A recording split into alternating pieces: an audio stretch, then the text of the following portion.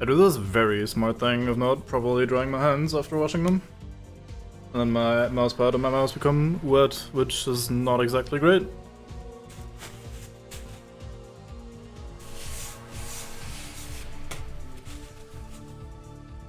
I always say this. I say this every stream. Oh, fuck. I was sitting here and I was active, I was doing things, I've been up for a while, like everything is great, I even slept properly, it's beautiful outside, the day is fantastic. I press start streaming, I'm like, alright, yeah, let's get this working, and then I briefly return from my AFK and start talking. It's time to yawn, I'll fucking go GN right now. Fuck you, buddy, I do what I want. Alright, we're here. I want to quickly point out, even though this thing wasn't here in the original, how fucking glorious this menu is, by the way, and how many loving, fantastic details are to be found in this. Okay. Oh my god. Yeah. Well, I'd probably shiver a little bit too if I was playing like a multiplayer thing that I was trying to focus on and try to perform in. But this is the OG menu. Look at all these details. Like, you mouse over the single player thing, you have this little battle strategy thingy happening with the little roster and the text identifying class 4 interceptors, blah blah. Not sure how visible that is on stream. And here you have a pretty good look at this fucking satellite, and if you go in here, and I didn't talk about this last time, but yeah, if you mouse over the Terrans, you can see here, alright, this is what a brain looks like, at least if you're a Terran Marine, and then here we have some details, a little genetic thingy for the Zerg, etc. Like, there's just a lot of good and fun stuff to be found in the details of this menu. Also, since I have you here, since you were mostly the man that got me to do this sort of thing, we have our first fucking meme. We wanna... Are you ready? I'll probably make this a channel reward for big 9 points, so you can dump all your points into it, but I haven't set that up yet. I only created the thing. Behold.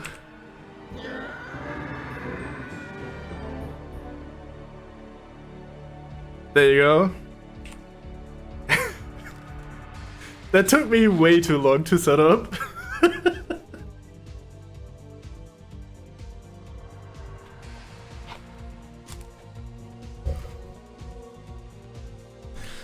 Alright.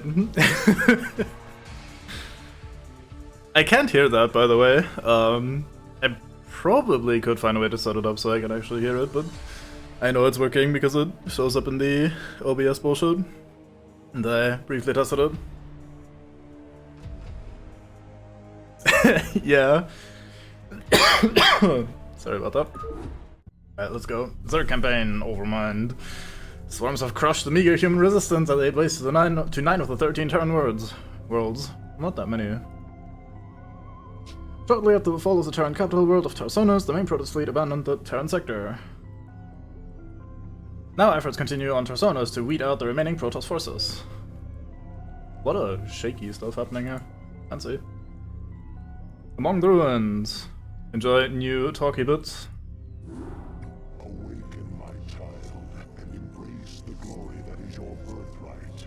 Know that I am the Overmind, the eternal will of the Swarm, and that you have been created to serve me. Behold that I shall set you amongst the greatest of my celebrants, that you might benefit from their wisdom and experience. Yet your purpose is unique. While they carry forth my will to the innumerable broods, you have but one charge entrusted to your care. For I have found a creature that may yet become the greatest of my agents. Even now, it resides within a protective chrysalis, awaiting its rebirth into the swarm. You must watch over the chrysalis and ensure that no harm comes to the creature within it. Go now, and keep safe my prize. Oh boy, we're babysitting. That's gonna be fun. Of course, when you play the fucking existential alien threat that devours everything, when we get to play him, we're babysitting. Oh well. We still got to bin a lot of mates. And we get our basic bitch tutorial of how fucking Zerg function, which isn't that complicated, but very different from Terrans, and that makes it very fun. The hatchery is the heart of any Zerg colony. It spontaneously generates larvae, which in turn are used to spawn your various warriors and minions. Now, create a drone and start gathering resources. Shut up. Using the select lava button on the hatchery can make it easier to select the lava. I disagree. It's often not true. Anyway, so we're Zerg. Zerg are interesting. I love Zerg. I'm a Zerg player at heart, I think. I ultimately played random in StarCraft 2 multiplayer, but For your minions. As your forces grow in number, you must hatch more overlords to control them. Create fucking strains. You must generate the various hive structures. The drones themselves mutate into these structures. Yet be careful. Never use your last drone to make a building. yeah, I won't. It's fine. I guess I shouldn't be raging at the man for providing the basic glitch tutorial for Baby's first Zerg mission. But yeah, I really like Zerg. I don't know why. As a kid, this really appealed to me. I thought everything about this was super cool. Like, oh, look at the fucking monstrous aliens, and everything is so, like, weird and disgusting. Like, oh boy, I get to play as the monstrous. That's so dope. I really like that. I've possibly grown out of that a little bit. I don't look at it as uncritically anymore, but hey, it's still fun. I really like Zerg. So, there's some very interesting differences here, but also some obvious similarities. So we still gather minerals as our basic bit resource. Order your drone to become a spawning pool. Shut the fuck up, Dagoth. I do the tutorializing here. Notice that structures can only implant themselves upon the creep. Right? You can make Nope. creep colonies to extend the creep, but only a hatchery can be built upon open ground. Alright, you done talking now? Can I attempt to function for a change? I guess I can. Alright, cool. So, we have some interesting differences though. First of all, we have to build on creep. Like Dieth just said, the only building that we can't, or we don't have to build on creep, is our main building here, the command center equivalent, which is the hatchery, which is where our units basically come from. That one we can build anywhere, so if I select the hatchery, I can just build that down here, as you can see, no biggie. Everything else that we want to build, we can only build on creep, so if we want to build a spawning pool, which is what we are required to make our first combat units, that can only exist on creep. Similarly, evolution chamber, which is where we get our upgrades, can only exist on creep. So we basically are a little bit more contained as to where we build our buildings as Zerg. If we build this building, the creep colony, it will increase the area that the creep extends to. So for example, the hatchery, generally speaking, has roughly this kind of area of creep around it, but up here you can see that it goes until this area, which is where the creep colony comes in. Creep colonies aren't terribly useful for that exact purpose, like generally you don't use them for that. They have another purpose that we can't really do anything with yet. I guess I should build another hatchery. Let me pop that sucker bird down right here. It's not fantastic, but oh well.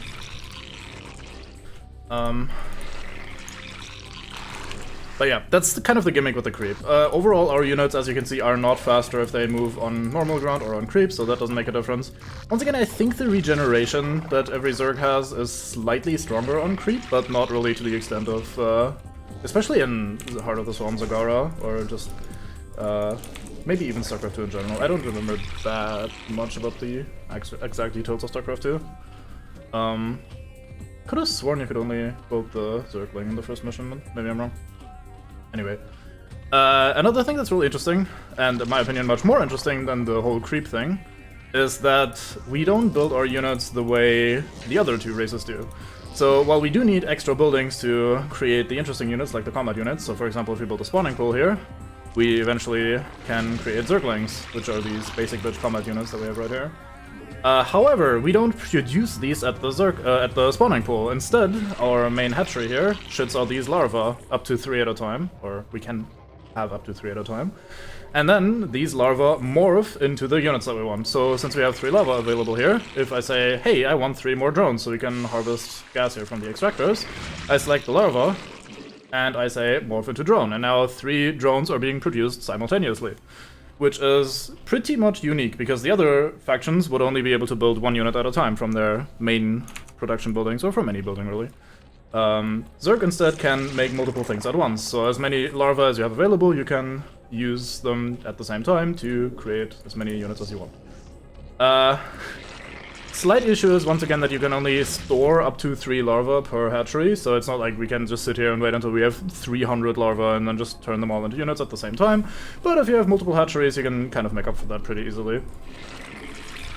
It also means that if you're a little bit slacking when it comes to being on top of your production, it doesn't really matter as long as you at some point use up your larvae. I too am a cerebrate of the Overmind. I have located a small band of Terrans who could threaten the chrysalis and the hive cluster. You must not allow them to leave here alive. That guy was all like... Fuck, I don't see if that's working. Because I had thingy on. Let's see. Wait, what? Why is my hotkey not working? Oh, do I need to set a thing in OBS? Give me a second, let me check something. I wanted to fuck around and show off the meme thing again. I was gonna go like, oh yeah, that Marine, he was all like, and then I was gonna play the thing, but the thing isn't playing. Now I wonder why the thing isn't playing. I say yes. It should accept hotkeys even if other things are active.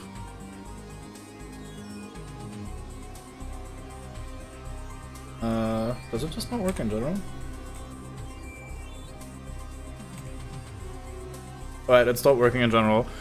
Fucking great. Shit. Oh well. I'll figure that out later. How did it break already? What did I do wrong? Why is it not working? Oh well, anyway.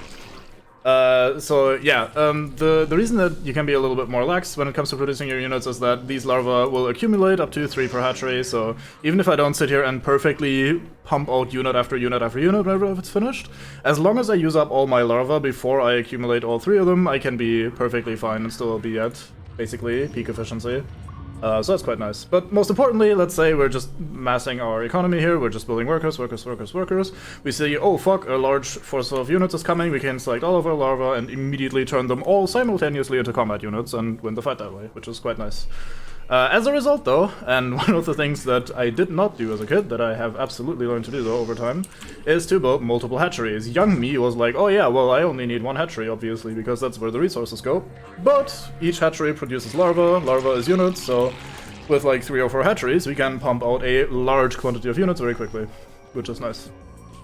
Another thing that's different, we don't build supply depots to increase our unit capacity, we spawn a unit called Overlords, which are these bastards here. Very noisy bastards. They're incredibly slow, but they fly and they detect invisible units. This is kind of an interesting dynamic because you can use them to scout, because they're flying. As you can see, their vision radius is also quite high. But at the same time, if they do get attacked, they're not going anywhere. And while they're fairly durable with 200 HP, they can't fight back at all. So if they get caught out, they might die. In turn, one of the strategies we can use against, or other people rather can use against Zerg, is to go for the Overlords and kill those, because then suddenly the Zerg player can't spawn any more units because they'll be at capacity, which is quite interesting. So that's why we're gonna be shitting out these Overlords instead of building supply depots. On one hand, that's quite nice because we're limited in building space, because we can only build on creep. On the other hand, Overlords are kind of not great. I personally tend to prefer building buildings to increase my capacity rather than units, but oh well.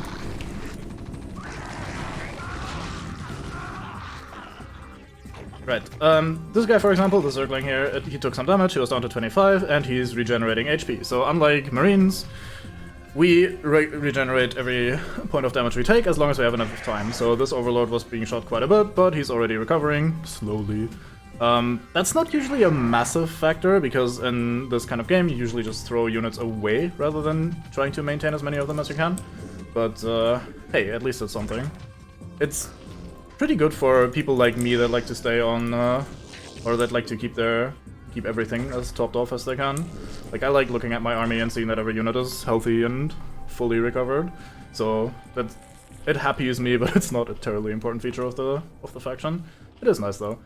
Another thing that's unique about the Zerg is that my units, or my workers rather, they don't build buildings, they morph into buildings. So if I tell my drone right here to build a Hydralisk den, what actually happens is that the drone sits here and turns into a Hydralisk den. So this worker that I said, hey, go and build this building for me, please, he is now completely fucking gone, or it is now completely fucking gone, and instead we have this building. We don't get the money back for the worker either, so you can burn through your drones pretty quickly, and especially early on, that is kind of a bit of a hindrance, because you want as many workers as you can, so you can harvest resources quickly, but then as you build your buildings, you use up your workers again and need to make more. It plays out slightly differently to the other races, which is fun. Zerg still need these extra buildings, though, even though all their units come from the hatcheries and from the larvae. They still need to build these other buildings, like the spawning pool and the hydralisk den, to allow themselves to build combat units, or advanced units in general. So, for example, we can't build our Zergling here, or basic bitch combat unit, if we don't have a spawning pool. But once the spawning pool is built, I can select immediately all of my larvae, if I wanted to, and turn all of them completely into Zerglings with a click of a button, which is quite nice. So, if you're a Terran and you're building a barracks, then the barracks will now have to slowly start pumping out Marines one at a time, whereas with Zerg, if I plop down a spawning pool and I have 6 larvae sitting around, I can immediately shit out 6 Zerglings right off the bat, which is very, very nice. One of the reasons the Zerg are known for their Zergling rush, I guess, is because you can just plop them out immediately rather than having to accumulate them one at a time. Generally speaking, the unit buildings also have upgrades. So, for example, the spawning pool had an upgrade that increased the speed of our Zerglings, which is nice. Their pathing is still awful, as you can tell. They bump into each other and they collide with terrain, etc. But they're a swarm unit. Individually, they're very, very weak. 35 HP is even less than Marines.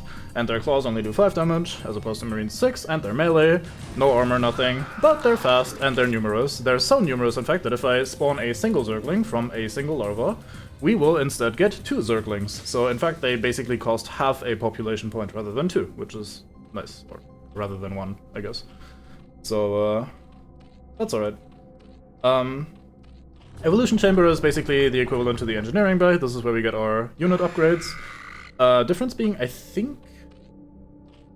Yeah, since there is no mechanical units in the Zerg arsenal, these upgrades affect all of your ground units, and then there's another building that later affects all of your air units, so there's no special upgrades for mechanical units, since it's all organic or flying, are the only 2 categories that units fall under. We could build a shit ton of Zerglings, funnily enough, because they only cost 50 minerals for 2 Zerglings. They cost half a capacity per Zergling, and thus we can just select all of our larvae and make a shit ton of Zerglings. I won't be doing that very much, because while that is fun, they're not actually as powerful as they are supposed to be, because the pathing and the terrain, etc. will just block them. Like, they'll be stumbling over each other, trying to get to places, and thus they can't really play out their numbers very well. We can still, like, kind of lure enemies into our lines and then just kill them like this. But generally speaking, you'll be losing a lot of Zerglings if you're using them as an attack unit. I like Zerglings, they're fun, but I don't think we'll be massing Zerglings as opposed to our massing Marines bullshit we did with the Terran campaign. One thing that's good about Zerglings is that they destroy buildings pretty quickly. This is only, like, what, 12 Zerglings or something like that attacking the building. It goes down quite fast because their DPS is pretty high. They're melee, so and they're flimsy, so but if they do get to sit there and just attack a bunch of stuff, then they can destroy things somewhat quickly. They can't attack air since they're melee units, but this is not a big deal. We're basically sending this group of Zerglings in to just do some damage, maybe scout out what the enemy is doing, and to an extent even free up our population capacity again. And in the meanwhile, I just selected all my larvae that we had, so 9 of them, and said, hey, let's just build some Hydralisks, because Hydralisks are fun. So Hydralisks are the second combat unit. Oh. One thing that's a little bit awkward about having to make Overlords is that they share the same waypoint that your other units will share. So I just made a bunch of Hydralisks and some Overlords, and the Overlords sat in the same pile as the Hydralisks, because obviously they would. I just told all the units to go to that location, so the game doesn't really differentiate, and that's kind of awkward. Hydralisks are the first real combat unit, or proper combat unit that the Zerg get to play with, and I think they're my favorite unit in the game. I'm not sure. One thing I thought about when, I'm probably gonna talk about that when there's nothing else to talk about, but something about the new graphics makes them maybe look a little bit worse to me, but yeah, anyway. There are basic bitch ranged units. They kind of flap open and then spit acid at the opponents, probably inspired by Aliens' Acid Blood, or by the Alien franchises. xenomorphs having acid blood. And that's quite nice.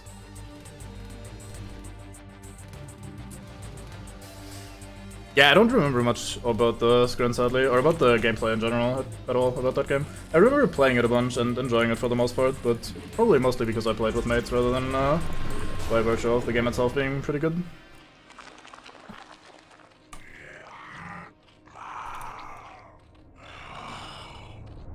That's alright, good to know. Yeah, you can kind of tell what exactly they look like a little bit better in the remaster, especially in the portrait. The old graphics, as much as I like them, don't really give you the full exact picture that you get scientifically accurate, fucking analyzed like that. Anyway, let's go back to this. So I'll be using Hydralisks a lot. They have two upgrades here. One increases their movement speed, the other increases their range, both of which are very, very good things.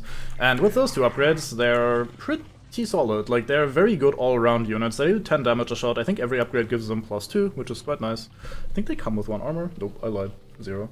But yeah, kind of like how Marines are good because ranged units and they just fuck everyone in masses. Hydras are much more expensive compared to Marines, given that they cost 75 instead of 50, and they also cost 25 gas, but you can still shit them out pretty effectively, and especially since Zerg are pretty good at spreading out across the map and getting as many resources as they can. So that makes me, or that allows us to basically spam Hydralisks like nobody's business. We've already got like 24 sitting here and making another 9, so we're already getting to critical mass pretty quickly. I really like Hydralisks. I like the way they shoot acid at people, and I think we're going to be using them a lot over the campaign. There's some other units we'll be using, but Hydralisks are basically the stable go-to for me.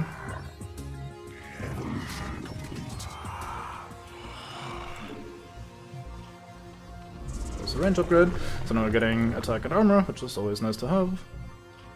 This is already running out. Alright, let's just get these guys in here.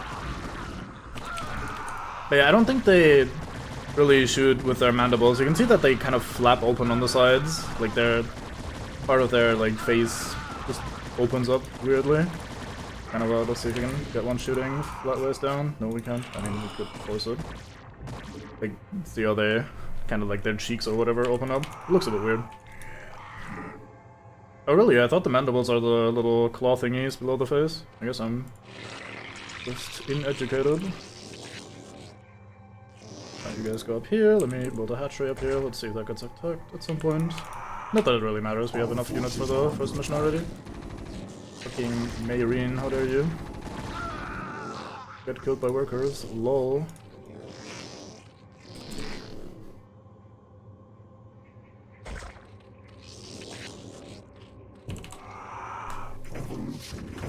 Alright, there's our upgrades, with that we should be pretty easily able to go in and eat some mates. Just attack more of them in, and the rest should sort itself.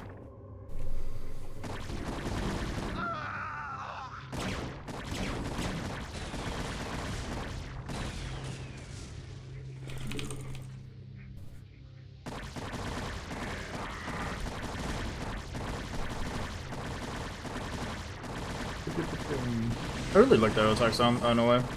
Sounds satisfying to me.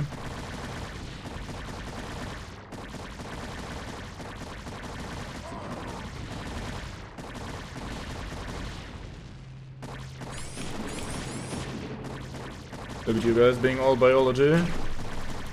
Here I am, just a noob. But yeah, one thing we haven't talked about yet that's interesting about Zerg, we kind of briefly touched on that when we were playing Terran, is that Zerg have a research here that you can get pretty early on if you wanted to, and that is called Burrow, which allows you to, you guessed it, burrow into the ground and hide yourself. You can't attack... are you okay, Mr. Drone? You can't attack while you're burrowed, but at the same time, if the enemy doesn't have any detector units, they can't see you either, and since you regenerate HP, you can kind of use that to, let's say, sort of retreat if things are going bad.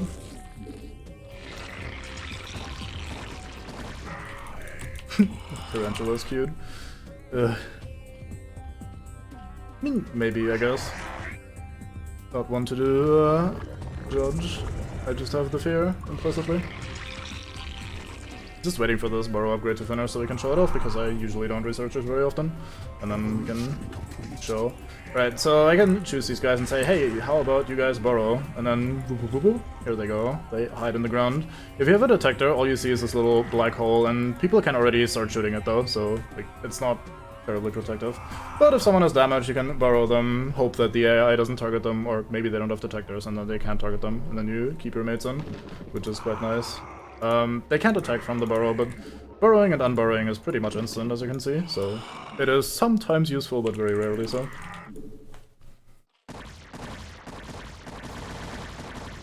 Yeah, you can do little ambushes like that.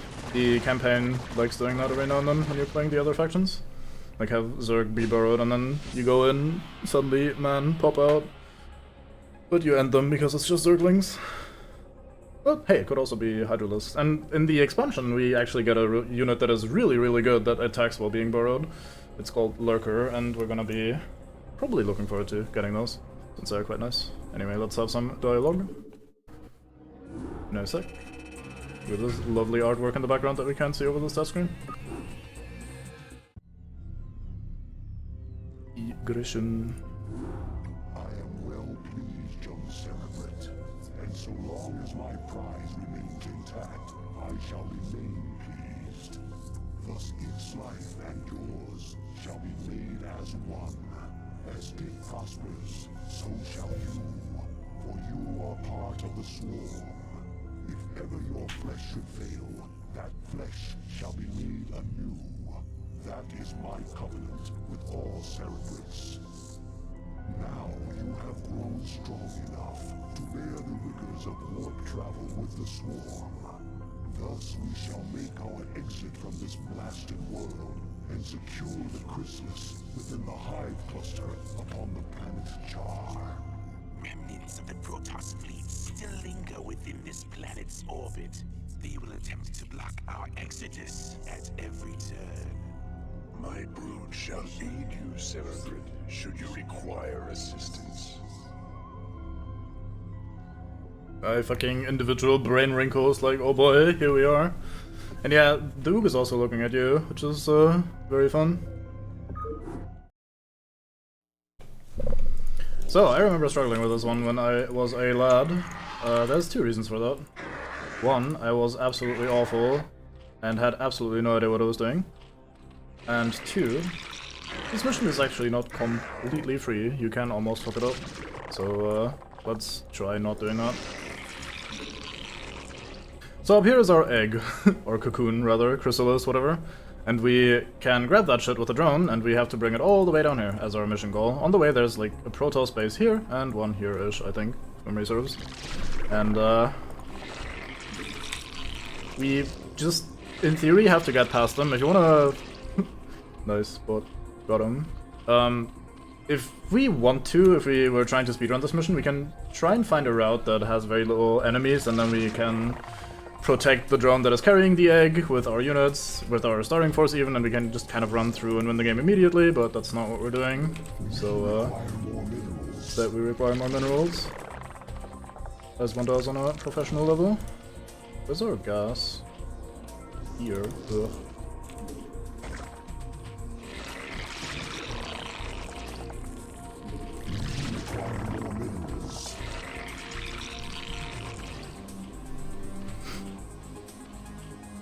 It should make omelette out of talking oatmeal necessarily.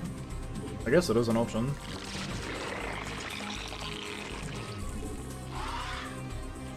Right, so we have a new... Oh. Wait on, how dare you? Protoss Zealot comes in being a shitter.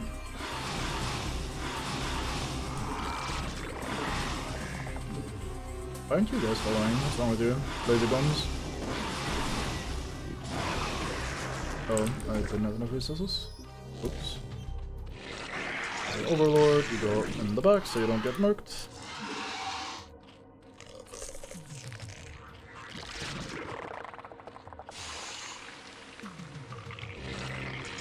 Guess we'll just make more drones as always. You can never have enough drones. I guess eventually you run out of resources. So, we have a new unit, it's the Mutalisk. It is the only? No, not quite. It's the only real combat unit that is airborne that the Zerg have, and it is glorious. It's really strong. It's pretty fast. Like, this thing, for a normal ass unit, is pretty good. It's kind of obnoxious in the sounds it makes. The attack itself isn't terribly strong, it's only 9 damage, but it bounces between targets. So if there are multiple targets, it's like a little chain lightning effect, and it will bounce between them and deal damage, which is very fine. More importantly though, again, like we talked about in the Terran campaign, flying units basically don't take up any space, so we can stack them on top of each other. And what people like to do, and it is really strong, is to just get a whole shit ton of Mutalisks. Because once you have enough of them, and they, like, let's say you have 24 of them, and they all choose to attack the same target while they're being stacked like this, they can effectively one-shot just about any single unit. And since they're very fast, you can just go in, attack a guy, and then fuck off again, and go in, attack a guy, and then fuck off again, and so on and so forth. And that is kind of tedious, because you have to maintain control the entire time. In direct combat, they're pretty weak, so you have to keep controlling them, otherwise they'll just die to a lot of things. But if you do put in the effort to control them, they're very powerful, and especially when it comes to harassing the enemy base itself, they're pretty difficult to deal with. There are some tricks though, but yeah, I probably won't be able to deal with it. Look how perfectly they're overlapping. It's beautiful. Like they're mating. Not sure why I'm getting all these drones, but here we are, getting drones. I like drones. They make lovely noises. That's the turret, isn't it? Yeah. Fucking leave. Maybe you go in the back so you don't immediately die. Now, if things get a little bit troublesome...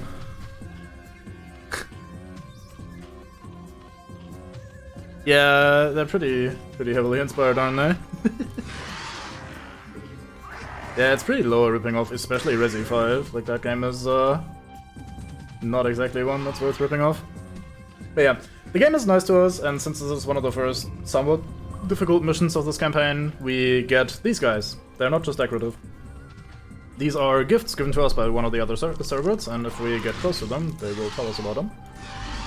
My minions as you will, Cerebrate. They will serve you unquestioningly. Go now, and bring swift wrath to all who would oppose the swarm. So basically, the man just gave us 6 hero units of Hydralisks, which are twice as strong, I think. Yeah, 20 damage, 2 armor by default, 160 health. They come with the range and speed upgrades by default, and they are very swole. We won't ever be seeing them again, sadly. But hey, they're very nice to have, and with these we should be pretty safe for the early game. I don't think anyone is going to be able to attack us with that. Honestly, they're so strong that we can probably start taking out the first fortified positions here without worrying too much, but let's not push our luck. I like assing up everything. Speaking of which, let's get some research going. Probably want another one of those. Is it E? No, is it V? It's right. I mean, honestly, it's kind of on Capcom to let them oogle the design document from that far in the future. Like, if you let that happen, that's kind of on you, so...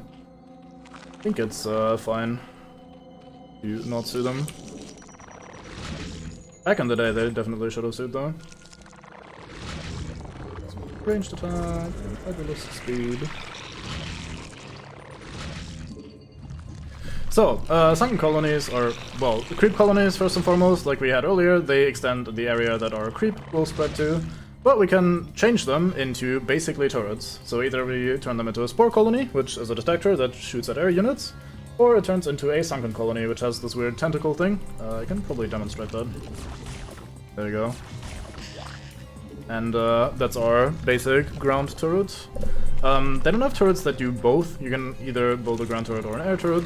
I don't think we'll use many of those because it's kind of annoying. Once again, drones have to turn into a building. It's not like they build a building, so every time I want to build one of these, it's going to be me making a drone, the drone going there, turning into a creep colony, then me upgrading the creep colony into a turret. That is kind of a tedious process, so we're probably not going to be doing that very often.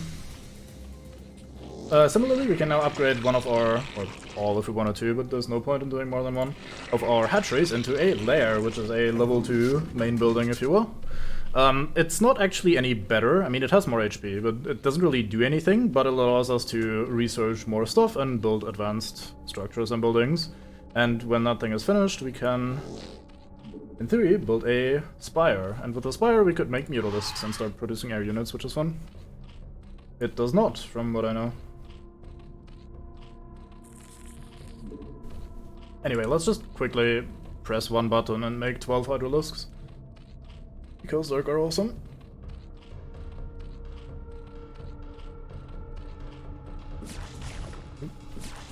Men arrive.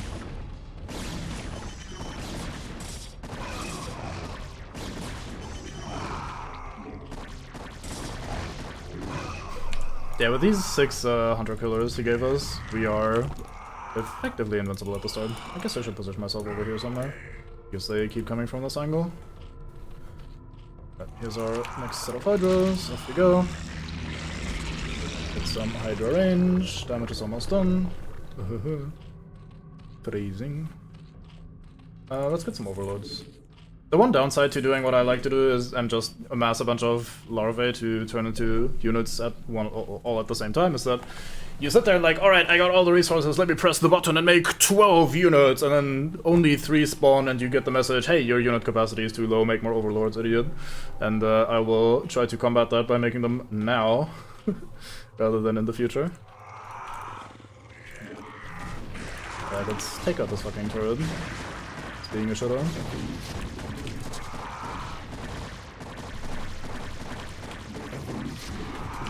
There we go. Off into the corner with you.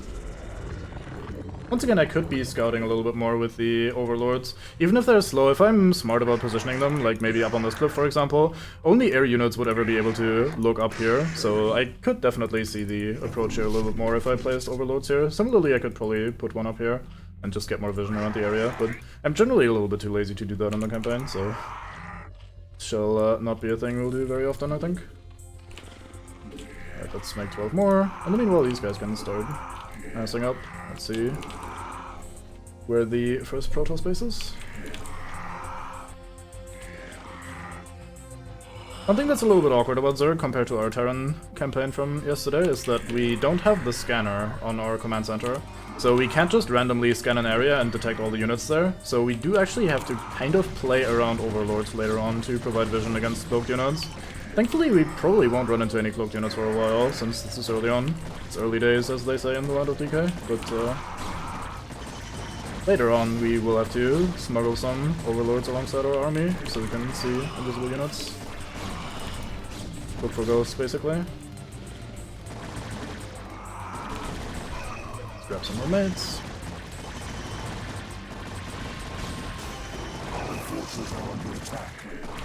Alright, Geo. Probably going to die in the old mech warrior, I assume. Our forces are under attack. So one thing I also appreciate about Zerg is that, unlike Terran, where even if we have a bunch of production buildings, we still need to go click the building, press the button, click building, press button, click building, press button. Zerg doesn't have that problem, because if you have a bunch of hatcheries like this all on one screen, I can just click a larva while holding control, and it will auto-select all larvae on screen, and thus I don't have to like spam click or be actually accurate or precise about what I'm doing. You can just click one thing and then click what they're supposed to move into, and they'll sort itself. Yeah. I don't know why it's not working anymore. I don't know what I fucked up. Let's manually do it then, just for you.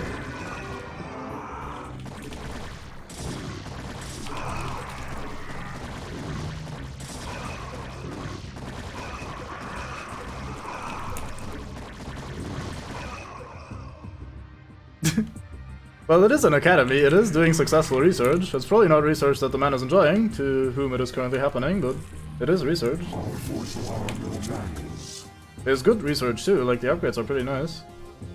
Let's not bother with that little nook that seems pretty awful.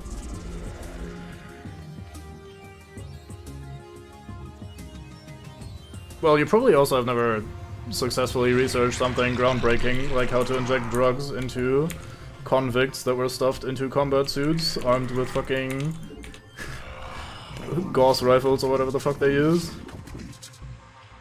that are only controlled by a little chip in their brain that prevents them from being relentlessly violent. So I think the circumstances are slightly different.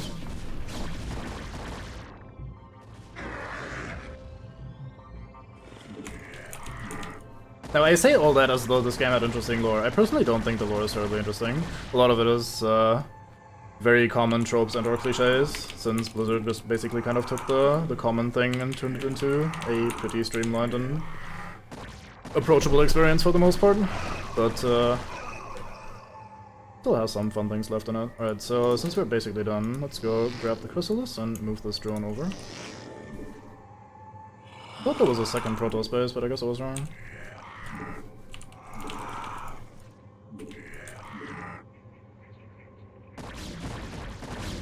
Oh no, we found a single man. How shall we function?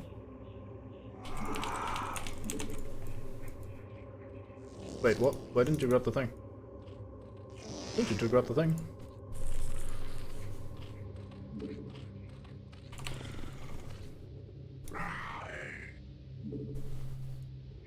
Well, normally we can't do that yet, but starting from the next mission we can probably start researching some technology in the lair, which will in turn make our overlords a lot faster and have higher field of view and have higher, or rather have the capacity to transport units, so kind of like dropships will. And in that case we can start scouting much more easily with overlords. Like once you have the speed upgrade, they actually fly at a decent pace, and then you can just go and just have a look around, see what you missed. So, maybe grab the thing. There we go. Good on you, Mr. Drone. Or Mrs. Drone. Who am I to know? Actually, we have Mutalists. Let's go with these. This one goes here, one goes there. Look at this pathing, just struggling to get these Hydras off the platform. Like, absolutely struggling. Oh wow, we found a base. Alright, boys. Go feed. So now I've created a terrible, terrible scenario for the poor Zerg. The drone is trying to go uphill and the units are trying to go downhill, and this is almost more entertaining to watch than the actual combat. Yeah, combat is already boring. Let's look at this. Charade and see who wins. Alright, seems like the Hydras have successfully bullied the poor drone away from its mission target. Which is very ironic because this is the most important thing to the Zerg right now. Yeah, I'm not mocking that as in like, oh yeah, you guys sucked at pathing, lol. Quite on the contrary, I think overall the game's pathing is perfectly fine. For the time, it was definitely up to par, if not above par. But it's just one of those things that's really difficult to deal with, especially in the more tighter packed corridor-like missions. Like this one is still fairly open for the most part, but we've had this no-build mission in the Terran campaign, where there were like these tight little ramps and stuff, and you have like, look at this fucking stairwell. Ask a group of units to path up and down the stairwell when going from here to here, and it will just fucking shut itself relentlessly. It's pretty bad in some of those spaces. But yeah, we got him. Guess it's time to finish the mission. Prepare yourself, Cerebrate. Your first jump through warp space could be unsettling.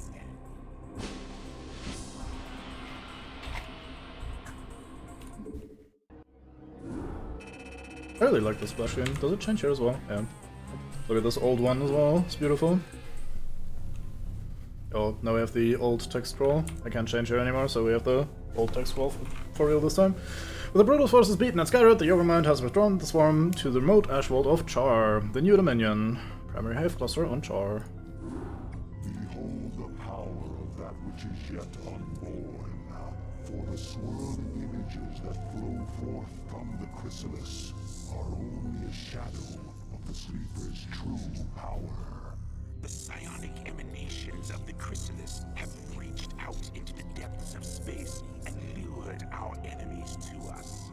Even now, we are aware of their plans.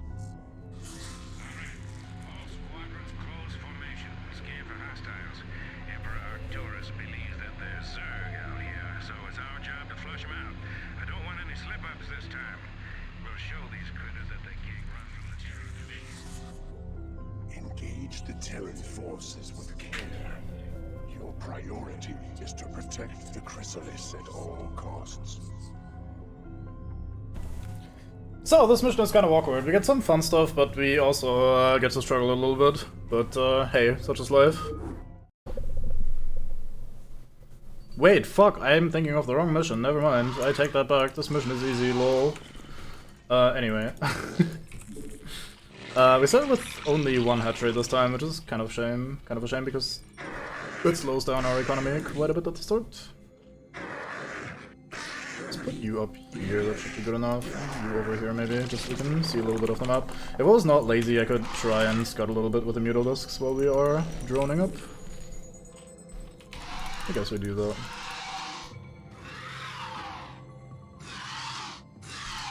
So these are critters, they're just hanging out on the map. Look at this beauty. He's adorable, he's a good boy. Anyway, we can of course kill them, because why not, but let's not do that. That is a group of marines. He just stimmed, so that's like a quarter of their HP completely gone just for a little drive-by.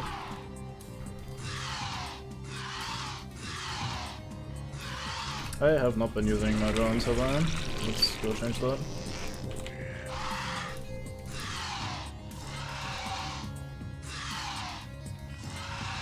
So there's a bunch of extra resources here guarded by a bunch of Zerg, yes, marines. That shouldn't be something we'll ignore for the long run. We'll definitely grab those. Gas once again is pretty far away. I don't think we can fit a hatchery here. We'll see.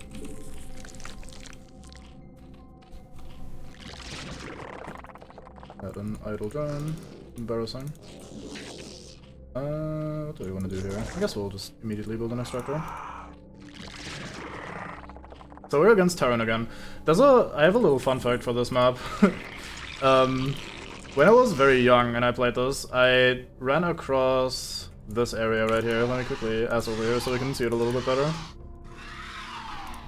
Basically over terrain that looked like this, and even on the old graphics, you can tell, okay, that's probably pretty hot terrain, like, we should probably not be walking over that, right? So, as I was moving my very small force over that, it started dying and exploding, and I was like, holy shit, I'm getting killed by the lava. Let me make sure to path around this bullshit rather than into the actual hot places. Turns out, all there was like 1 or 2 siege tanks sitting on a ridge up here and shooting my troops, and I just didn't see the shooting animation. I was just blind and oblivious, and I was just like, yep, this is the lava killing me, purely the lava, no Terran forces here at all that are currently shooting my army. So for a embarrassingly long time, I thought walking across this terrain would hurt ground units. It does not. Let's see, can I fit a hatch right here? I cannot. I mean, I could move the Hydra then, I guess. Nah, I'll just build more drones, that's fine. I should still build a second hatchery though, let's see.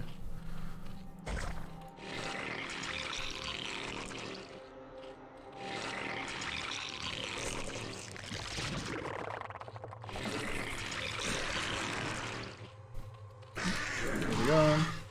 Look at us scouting with the Overlord and the actual Tangoff. We got the entire strike force. Top to bottom, no man left alive. I don't want to do that just yet, I need my minerals. Kind of want another hatchery. Fuck it, let's do that now. We don't have that many resource gatherers yet, so should still be droning up as much as I can. I looked over at the chat and I saw XBSC, and for a moment I forgot that it was Butspot posting that. I was wondering what the fuck you were trying to typo there, or how the fuck you managed to typo experience that hard.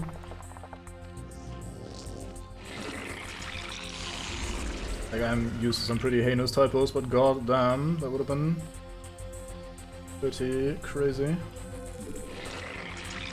Alright, that's enough on gas, so I can just focus on me middle for now. Guess we'll get Latic, why not?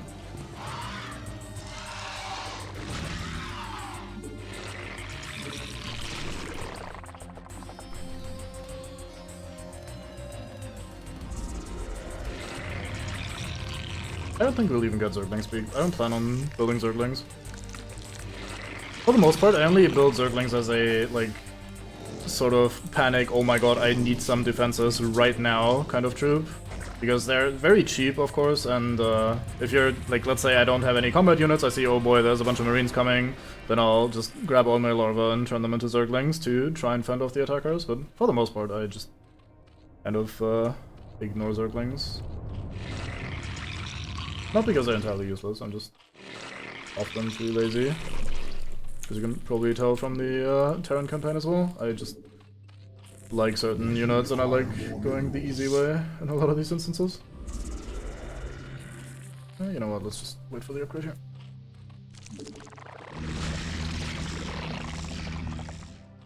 Alright, so now we have lair attack, and here are the upgrades for the overlords, which is very nice. We have increased sight range, increased movement speed, and the ability to transport units. I think I want the movement speed. These aren't, like, necessary upgrades, you don't need those in the majority of games. Sometimes if you want to use them to drop units across a ridge or something, or, like, into the enemy resource line, then it can be fun to do that. It's sometimes viable, but for the most part I just like getting the upgrades because it just, like, these are so slow and painful to maneuver. If they're ever attacked, then they're just kinda dead. Alright, let's shit out some hydraulics.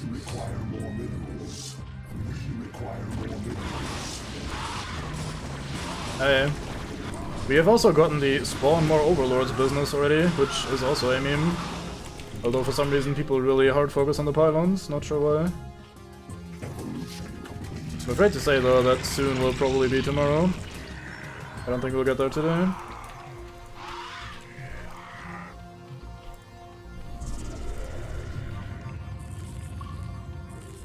Like, I'd be lucky if I managed to get, oops, what am I doing? I'd be lucky to get the entire campaign done once again in one stream. Like, I feel like I'm not sure I can keep up that pace.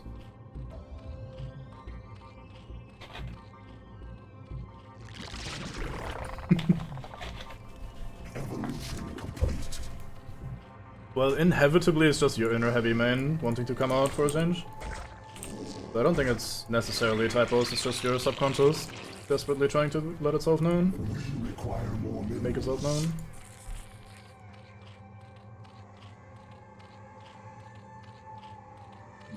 Require more minerals.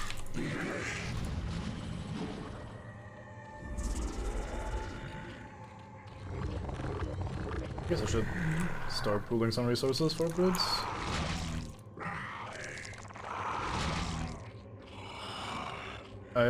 Especially when Botspot doesn't ask up. Someone has to say us, Artman isn't here, so it falls onto you to say it.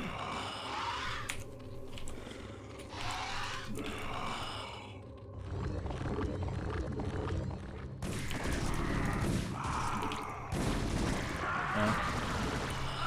Could've tried microing a little bit there, but fuck it. You'll just outnumber them as always.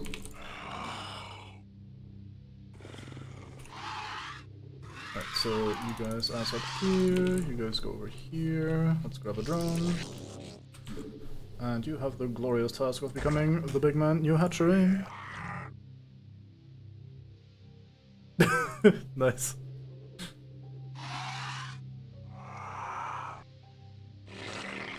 DK does get confused pretty easily.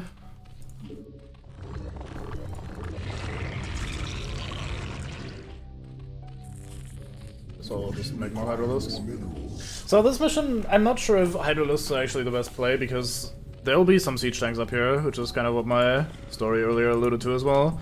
But siege tanks are pretty rough. I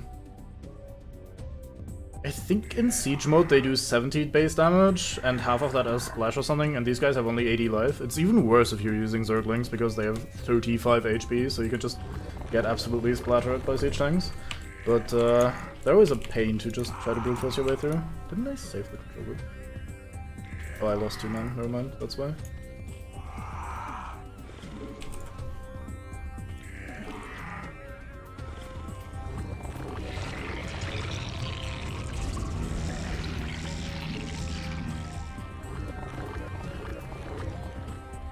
I'll load my overloads in a sec. Just do this.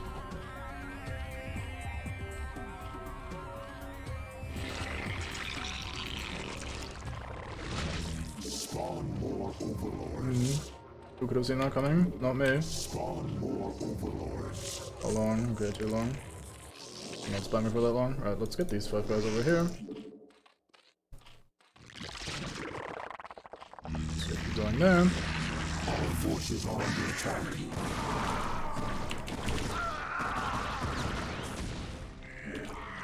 More overlords. Overlords are these flying unit control nodes. Here again, in a minute I can show it to you again. Because you probably are dying to hear more of that. That's not quite the same, but it's in the same vein. Nah, you were clearly serious. I know it. We require more minerals. Fucking 2 minerals, goddamn. Evolution complete.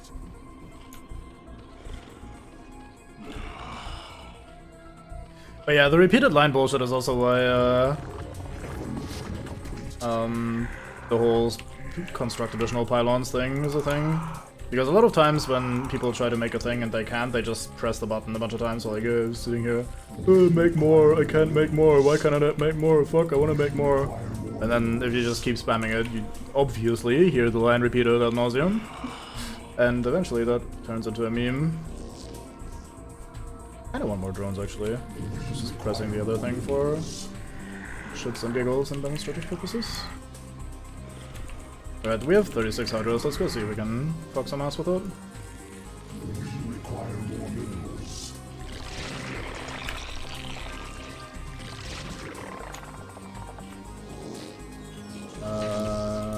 This will be something like this, split them half and half. I'm not using gas as much as I'm using minerals, so I'm not even gonna claim this gas for now.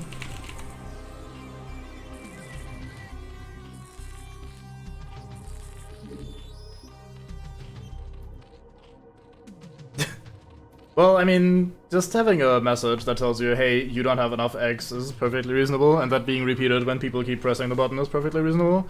I don't think this is a design issue in either direction, it's just that people love clicking buttons. It's also one of the reasons people, like, I don't understand why people make fun of that, but if you watch, like, people that play a lot of StarCraft, or, like, professional players or whatever, in the early game, when they're not doing anything, they're just gonna be sitting there like, okay, I press my lair, I'm pressing my units here, press my lair, press my units here, and people are like, oh yeah, they're spamming their actions so that their APM looks better, lol, which is fucking stupid, because it's not so much, hey, I need my APM number to look high so that everybody thinks I'm doing hard fast bullshit or whatever.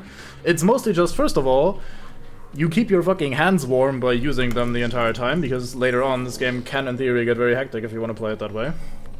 And most importantly, it's fun to do things. You're sitting there in front of the PC trying to play a video game because you want to do things. It's why people click buttons a lot, because it's fun pressing buttons or clicking buttons or whatever the fuck. Like, it's not... Oops, I totally wrong minute. Fuck it, goodbye lava. Anyway. It's not like, oh boy, I gotta look hard fast, but just like how I tend to absent-mindedly click through my buildings and thus repeatedly click on the academy and get the fucking screen every time. It's not because I want to pretend I'm like the fastest man alive or some bullshit, it's simply because clicking things and doing actions is fun. I enjoy pressing buttons when I play the video game. Like right here, I was walking through lava and I got shot by this siege tank up there, and my fucking very dumb child mind was like, oh boy. I'm getting fucking destroyed by the lava, obviously. Oh fuck, there's some air units. Just when I didn't need them. Alright, we got them. Wait, did I get them? I did, okay. Let's pull you guys back. Get some more hydros. Damn, look at this fortification. I'm probably not making it with this push, huh? That is a very large quantity of tanks. Holy cow.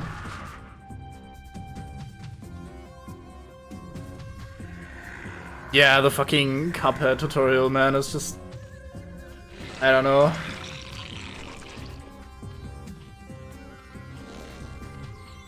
I'm not one to be mean to people very much, but holy fuck, that guy needs to not have that job anymore. Or needed to not have that job to begin with, maybe. Like, fucking Christ.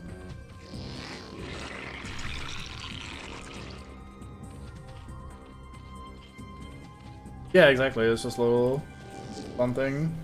And it's fun to press reload even if you realize, hey, reload doesn't actually do anything because you're full. What? Did you just think you were hard blocked because a man was standing in your way? You ostless drone, Jesus. Yeah, there's a few of those kind of comparisons, and I honestly think those are very fair comparisons. Like, fucking hell, dude.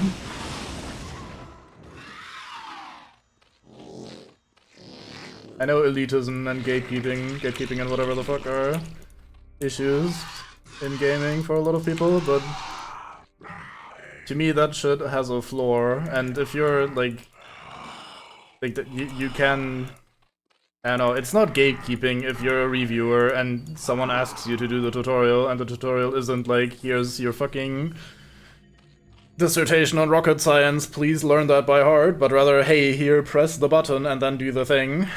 Then there's just basically no excusing that at all. Like, I don't know.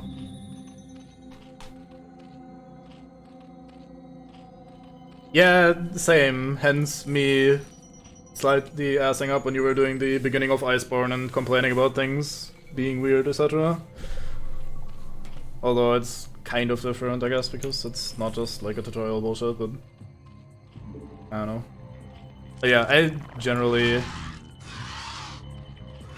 really dislike when people don't take it. I mean, even on a lesser level, it's not just like, oh yeah, you didn't play the tutorial or whatever, but even just like reading what the game offers you. Like if I, for example, I don't know what I'm doing, right? So I look at this and I say, okay, what does this button do? Let's see. I select my larva and then I got, okay, morph drone. Okay, what does this do? I click it, okay, it turns into a drone or whatever. Like I look at the tooltip, I read what the game presents to me as information, and then I make my decision based on that. That alone is a step that I think everybody should be taking. Like if the game offers you information, then you have no excuse if you're not using the information the game offers you. And in my opinion, that's different from saying, oh, you need to read the manual or whatever the fuck. Because yeah, the manual, maybe you need to, like, have a look through a proper, like, document or whatever. Then that's kind of effort. But, like, mousing over a tooltip, like, okay, how do I borrow my units? Why can't I borrow my units? I want to borrow I play Zerg, why can't I borrow my units? And it says, evolve at hatchery. You know, like, I could learn that right here. Like, whoa, look, I evolved at the hatchery. Where's my hatchery? Oh, evolve burrow. There we go, here it is. Like, stuff like that, I think. There's absolutely no excuse. Yeah, I know, I wasn't saying that as like, oh, you're a fucking idiot or whatever, just pointing out that I tend to react the same way, or also tend to be annoyed when people don't take advantage of that. Especially when they then later, when confronted with the information, don't accept, oh shit, yeah, I should have probably noticed that, but rather go, no, I double down on this. I should have been able to do this, or this game is not teaching me this shit, well, or whatever.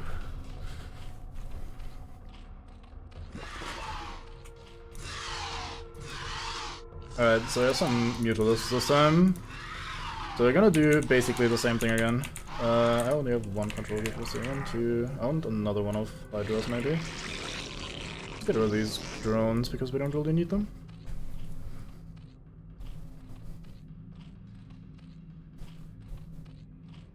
I don't know. I think this is gonna sound very dumb maybe, but I don't know, but I think being an idiot is less about the thing you do, but the attitude you have.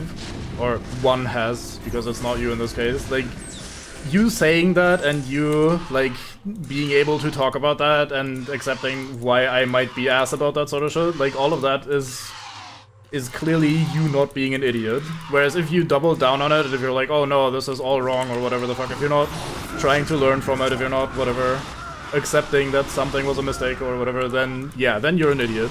But I haven't noticed you doing that, so I don't think you're an idiot. So I think it's, like, being an idiot is less a, oh, I fucked something up, or I don't know a thing, but rather your attitude. And I don't think that most mates are that way, thankfully. Actually kind of running low on resources here, that's interesting. I guess I should have just gone Mutalisks immediately.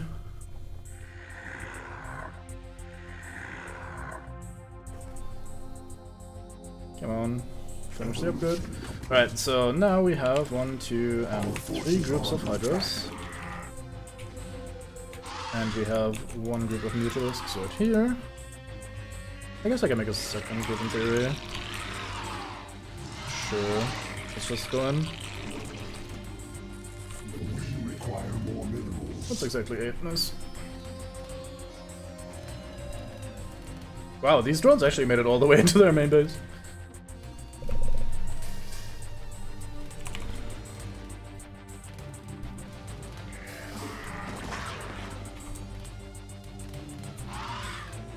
Well, what comments on elitism? Sorry, I probably forgot about half the conversation again while it was happening. Oh.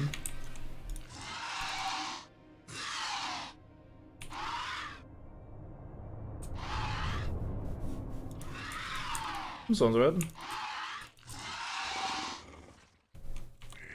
Right, this is actually our final push, so I guess we should save on us just to make sure.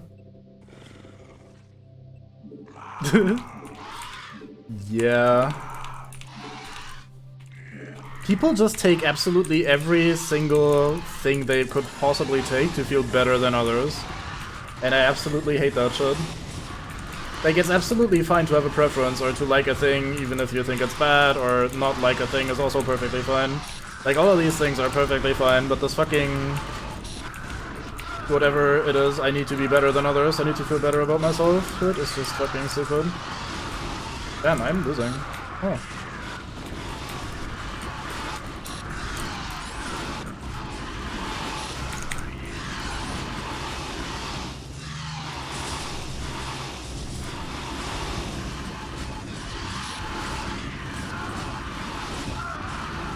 Oh. That is a really hard position then. Like a really well fortified one. Alright, let's reload and actually play properly on. Alright.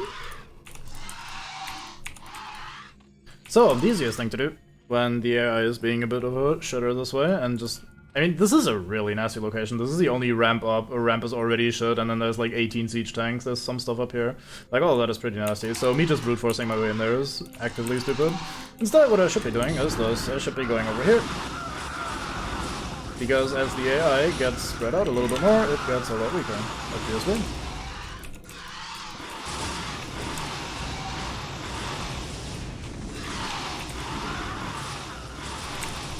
Oh, run, run. I want that guy to die. He was on literally 1 HP.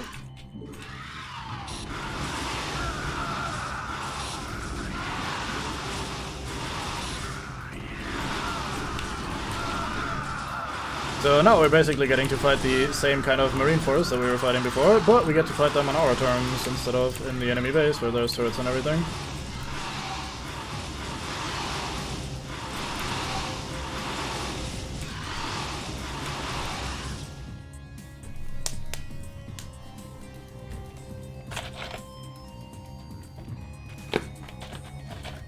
I mean, maybe. I think it's less the market being...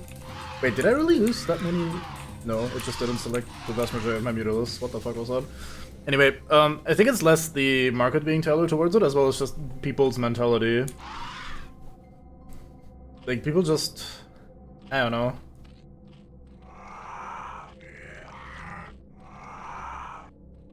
Like, I don't know how the market would make people be more elitist about that sort of shit.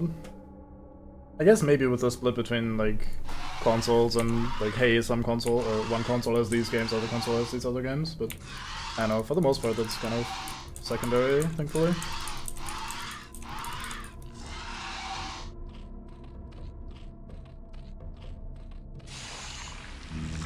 I think the part where the elitism annoys me the most is that you can't have a proper discussion about places where difficulty or challenges or to an extent getting good or whatever the fuck matters without it devolving into bullshit. And I think that's less a gaming thing and more a people thing. Like, I was watching a video essay today about a like Christian movie bullshit, like, oh yeah, look, here's the kind of propaganda talk they use and blah blah whatever. And the video was trying very hard to be neutral, and they elaborated things that were good and things that were bad and whatever. It was a really interesting discussion for the most part, but still, even though the video is not like clickbaity, the video is not over the top, oh my god, check this out, blah blah, whatever the fuck, people in the comments were just fucking killing each other. Like, you still get a fucking mass amount of people that just come in there and try to be degenerates about it. So you can't talk about a topic like that, because it will always invite the idiots, right? It's the same with politics. And people say, oh, you can't talk about politics because then the idiots come. But I think we've reached the point where that just extends to absolutely every single topic. Like, you can't talk about a game maybe asking something difficult of the player without people going like, oh, that's fucking gatekeeping, oh, and then you say, oh no, it's not gatekeeping. Here, look, if you think about it differently, and if you say, hey, look, I'm trying to improve and I try to get better and whatever the fuck, oh, you're just an elitist asshole, herp, and whatever the fuck. And that sort of shit is stupid, because it's not just one side doing that, because then from the other side comes like, oh, shut the fuck up, you're just a noob, lol, get good, blah, whatever. And that sort of shit just drives me up the wall, because you can't have a normal, proper talk about that where you acknowledge both sides of the issue and understand each other. If both sides just have these fucking clowns that go in and talk bullshit, people basically aren't talking with each other to come to a conclusion, they talk to each other to figure out who's better and who's right or whatever the fuck. I don't know why I'm saving again, anyway. Can I maybe, let's see. If I can get these guys past the siege tank hill. Gonna be difficult-ish. Maybe not. Because if I can attack from up here, that's a lot better than this fucking cliffside bullshit. Oh, we got shot a bit.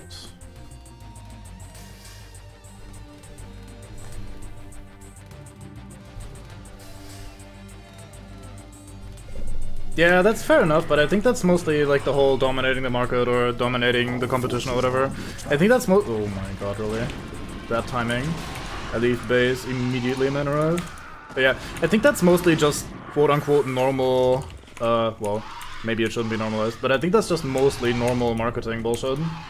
I don't think it's necessarily like, oh yeah, if you buy this, then you need to feel better or you get to feel better than other people. I think it's mostly like, hey, look, we're the best, and just about every company will always say we're the best, because nobody would buy their bullshit if they weren't. I don't know.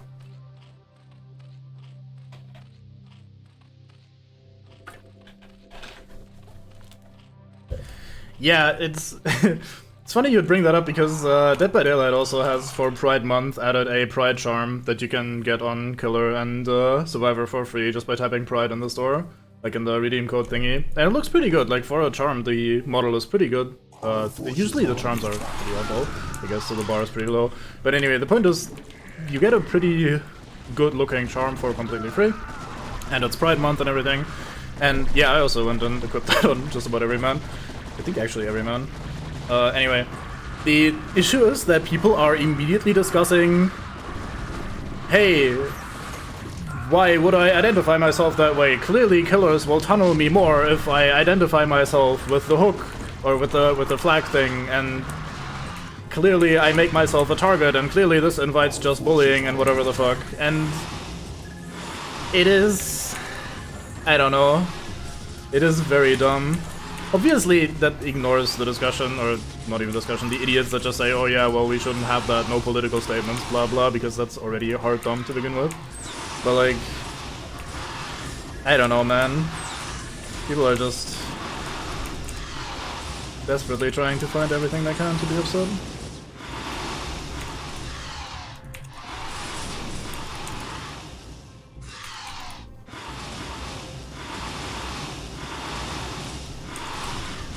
People saying like, oh yeah, I get tunneled for wearing the Pride charm are on one hand a little bit delusional, although I'm sure it also happens.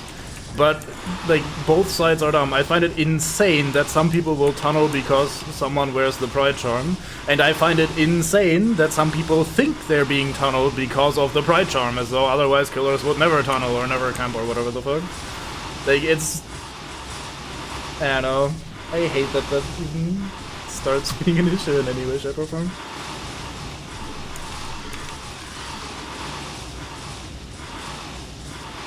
I didn't think about it looking weird on the color side. I mean, I guess the charms are just mostly like, hey, look, here's me, little icons, or like mostly about just kind of expressing yourself in some way, shape, or form. Like going, hey, look, here's how I design my bullshit, because otherwise on color you don't have that many options. I guess the same kind of options you have on whatever. I don't know. Charms in general are a weird system. Hold, Cerebrate. Do not pursue them. Cerebrate, you must stay and relocate the chrysalis to a more secure location. Dagoth shall deal with the remaining Terran forces. They just lost before losing their headquarters. I was intentionally destroying the supply depots first because we were ranting and shit, but hey, here we go. They lost before losing their main structure. That's kind of unique. Yeah, post-game chat is probably gonna enlighten that more. But I don't know, people are just... Maybe I'm just looking at it from my perspective, but I find it very unlikely that people would go out of their way to say, oh look, I'm just gonna throw this game because this guy has a pride charm. Because that would so easily be turned on its head. What about someone equipping that shit because, haha, now I get ton out more and get fuck killer because I'm actually good at the game or whatever. Like, it's so stupid. I don't know. But yeah, I think about the hook thingy is more people trying to express themselves rather than, hey, I put the pride charm on my hook because I take pride in killing pride people or whatever. I don't know. That seems like reading too much into it for me, but I guess from my perspective it's also pretty easy to underestimate how that is. I don't know.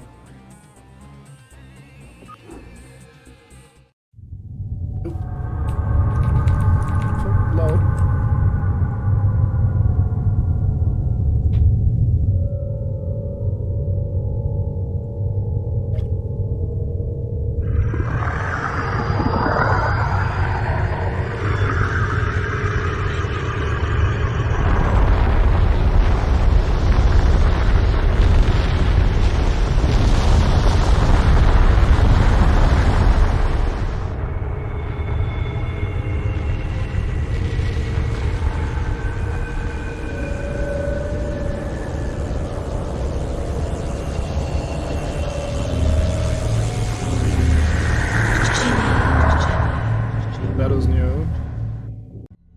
That was not part of the cutscene previously, I'm pretty sure. At least I don't remember it existing. Cerebrate, be warned. While Dagoth is occupied with the forces of the Dominion, the emanations of the chrysalis have called even more of our enemies to Char. These too shall be eradicated by your hand, Cerebrate. For you grow more cunning with each passing battle. Indeed, you are a testament to my will and the fury of the Swarm. Yet first must you stay your wrath and watch over the chrysalis a while longer. For the very hour of the Sleeper's rebirth is at hand, and soon my greatest creation shall be loosed. I'm really looking forward to seeing what they did with the model of the sleeper, I guess, of their model when they finally hatch. Because that model always looked like shit to me, and they have a pretty solid interest in making that model look good for modern purposes, so I'm curious to see what they did. Yeah, they like hanging out. I mean, that's kind of an interesting thing to think about, because they have this weird, let's say, society, where there's like one guy, which is the overmind, it's the eyeball thing, that controls everyone, but at the same time, they're not, like, they're never infighting. There's no like, oh boy, we have political interest to start fighting each other or whatever the fuck. It's like, yeah, we have our purposes, we function as a collective, and we sort each other out, basically. Which is, I don't know. It's not terribly interesting because there's no drama, there's no interest there, but at the same time it's kind of fun that they have some sort of... Like, even that there's enough in there to have these kind of dialogues happening is interesting, but this will soon change anyway when we get a quote-unquote real character to interact with. Anyway, this mission is interesting. Unlike the last one. I thought this was the previous one. Anyway. You go here, let me grab you guys as well. You go over here. All right. All crews stay frosty. velocity and keep your eyes peeled for our target. Remember, not only are we up against the Zerg here, but our old pal General Duke may be creeping around too. Let's hope this trip wasn't a big mistake. So, after our first missions were basically still tutorial land, like, we got one faction to fight, and the last mission was kind of a pretty fortified position, but... now we get something interesting going on as a mission again. We're kind of on an island here in the middle of the lava. And we have another island here in the corner, which is where the blue faction lives, and we have another corner, down here I think, where the white faction lives, and they're kind of fighting each other, and they're also fighting us, and they can only reach our island via drop pods. And we can intercept them if we want to, or we can just kind of camp the corners where they're unloading. And, yeah, that makes the mission a little bit more dynamic and interesting, rather than just, hey, here's your opponent, go fight him.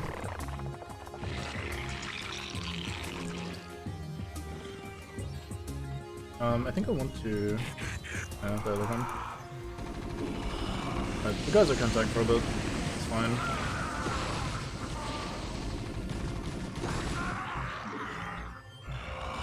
So let's quickly explore the rest of our island so we can kind of see what we have to work with.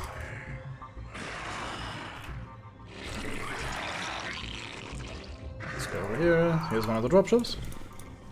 Now we get a new unit here, which is fun. The unit itself isn't anything too special, but hey, here it is. It's the Zerg Queen. We can now build them, and we can build their respective building to unlock more research for them, and more little tricks and thingies they can do. Queens are interesting because they are support casters, if you will, kind of like the Science Vessel. And they have some abilities, most of which suck. They're kind of not great units, but alas, we make do. Let's see, how many... yeah, I'll need an overload soon. Anyway, so they have Parasite, which is a cool ability, although not a terribly useful one, especially not a multiplayer. So if we look at this dropship, if I use Parasite on it, we get a lovely sound effect, and now we have vision from this dropship. This now has a Parasite on board, and that dropship will now provide us vision, in addition to providing the enemy vision. And that's pretty fun, because it will scout for us, basically. Like, this dropship will now reveal, okay, here's the other half of blue faction. I think there's another faction here, though. I remember there being two. Anyway, why are my troops so split out? Mates, please. So, with that we can, in theory, pass, or give every passing dropship a Parasite, and eventually we will be scouting the entire map for absolutely free, which is fun. It's not incredible, but it's fun. Then we have, Infest Terran Command Center, which we can do on a command center that is basically dead. It's what we talked about when we were playing Terran as well, and then we can build infested Terrans in there, which are kind of like suicide bombers. They sound a lot more fun than they are, and we're probably not going to be using that. But as you can see, you can watch the dropship go do its thing. We can see, oh, it picked up something. Still going, there's another dropship incoming. Let me build this and grab another queen, and go parasite that one as well.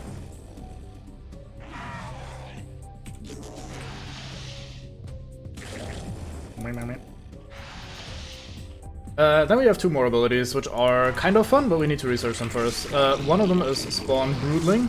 We shoot at a mechanical target, it immediately explodes and lets out two little, not quite Zerglings, like two little critters that fight the opponent for a limited duration before they expire or get killed. And then the final ability that we don't have is Ensnare, which is basically the green goop bullshit we saw when we were playing Terran. It kind of just slows down the all the enemies in the targeted area. I don't think I'm fast enough to catch up before getting marked here. Oh, you also lost target anyway? Never mind. Just gonna be hanging out here. One thing that's fun about queens is that they have a pretty good vision radius already, like by themselves, and they also fly very fast, so you can already use them to scout a bit and stuff. So like if we can be cheeky, put a parasite on there, put a parasite on here. I think we had that one already. Oh well, doesn't really matter. I'm just doing that for fun. Also, once this cocoon finally opens up, the map will get bigger, which is kind of interesting. But right now we're in the top left corner. I think we get more to the left of the map as well. Unless I talk absolute shit and this mission got changed a lot for Remastered. Holy fuck, that is a lot of mates. Let me fall back a little bit here. We have two sunken colonies here, so I want to fight in that area if I start getting overwhelmed. I actually have to make an eye show a lot. That was kind of a hard fight. Hold on. I guess it's not help that I'm sitting here dawdling, talking about bullshit, rather than building units, but hey. Yeah, we don't even have a spawning pool yet, let's change that. But hey, our egg is almost hatched, and then we have some stuff happening, which is fun. You do not have a parasite yet, do you? But 8 didn't get there in time. But Goliath will have to live on this island for a bit, because I can't really prevent it.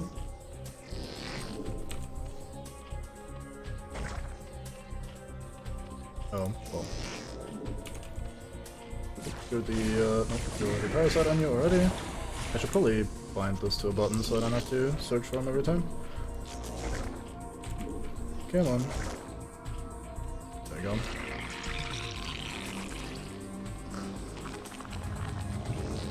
One in a second.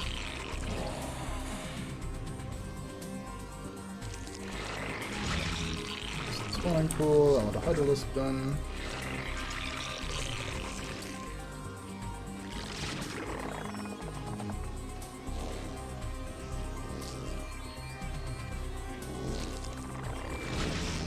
Just built another creep colony here just to have another little turret. Turn it into a sunken in a bit. Kind of low on resources. The chrysalis is opening. Do not allow any Terrans near it. Yes, we got it.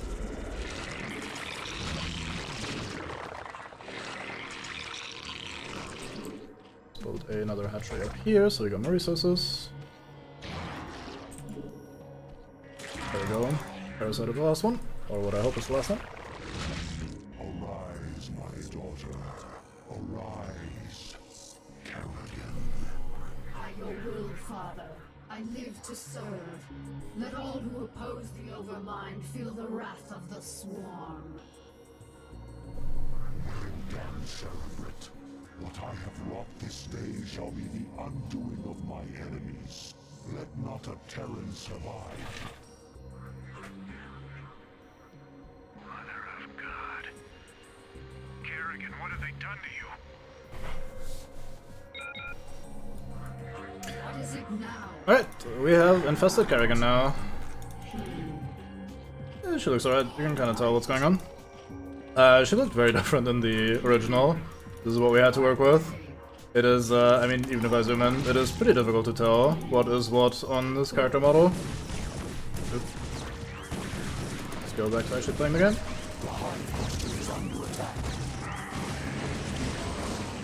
So, we have our hero unit, which is Sarah Kerrigan, from returning back from the Terran campaign.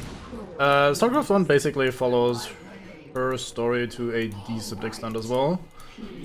She's gonna be much more prominent in the expansion and especially in the second game, but already a well-known character, I guess. One of the more well-known ones of the StarCraft universe, I assume. Even for mates that don't play StarCraft. And we have been hatching her basically from the chrysalis. I could have sworn this map opened up to the left. I guess I'm an idiot. Weird. Let's get some more drones. Also build some hydralisks so we stop getting absolutely fucked by everything.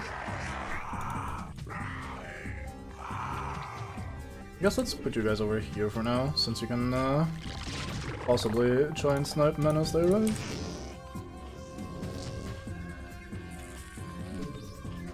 Let's build an overlord. Some more drones. Yes, Cerebrate. So one of the advantages of tracking the dropships via parasites is that you can kind of intercept them when they arrive. So if I was to pay a lot of attention to the map, I could kind of see whenever they approach the island that we're on, and then try to intercept them by positioning my hydras where they're gonna land. They're gonna mostly be landing over here. I think this is what they're using as a staging area so far. So by hanging out here, we can kind of intercept them before they can do anything. Dropships themselves are somewhat flimsy, so if I slow down here. I love when they just drop an individual unit here and then just fuck off again. They're gonna do it again, aren't they? Yeah. Because this guy will always die to the sunken colony without much trouble. I guess he got one hit off, which is kinda mean. But yeah, we can kind of try to intercept the dropships before they land, or before they drop their units, and life is gonna be a lot easier. Not quite sure yet how we win this mission. We could try going Mutalisks. I think we're gonna run out of gas though. Yeah, this already doesn't have too much left in it. Guess we could go over here and grab ourselves another Gaius. Let's build 2 spires then. So the reason I'm making 2 spires is that I can research both air upgrades at the same time with 2 spires. It's kind of not really worth it because these missions are generally long enough that I have time to research them one at a time, but I don't know, I like having to just dumping my resources all at once. Let's build some overlords.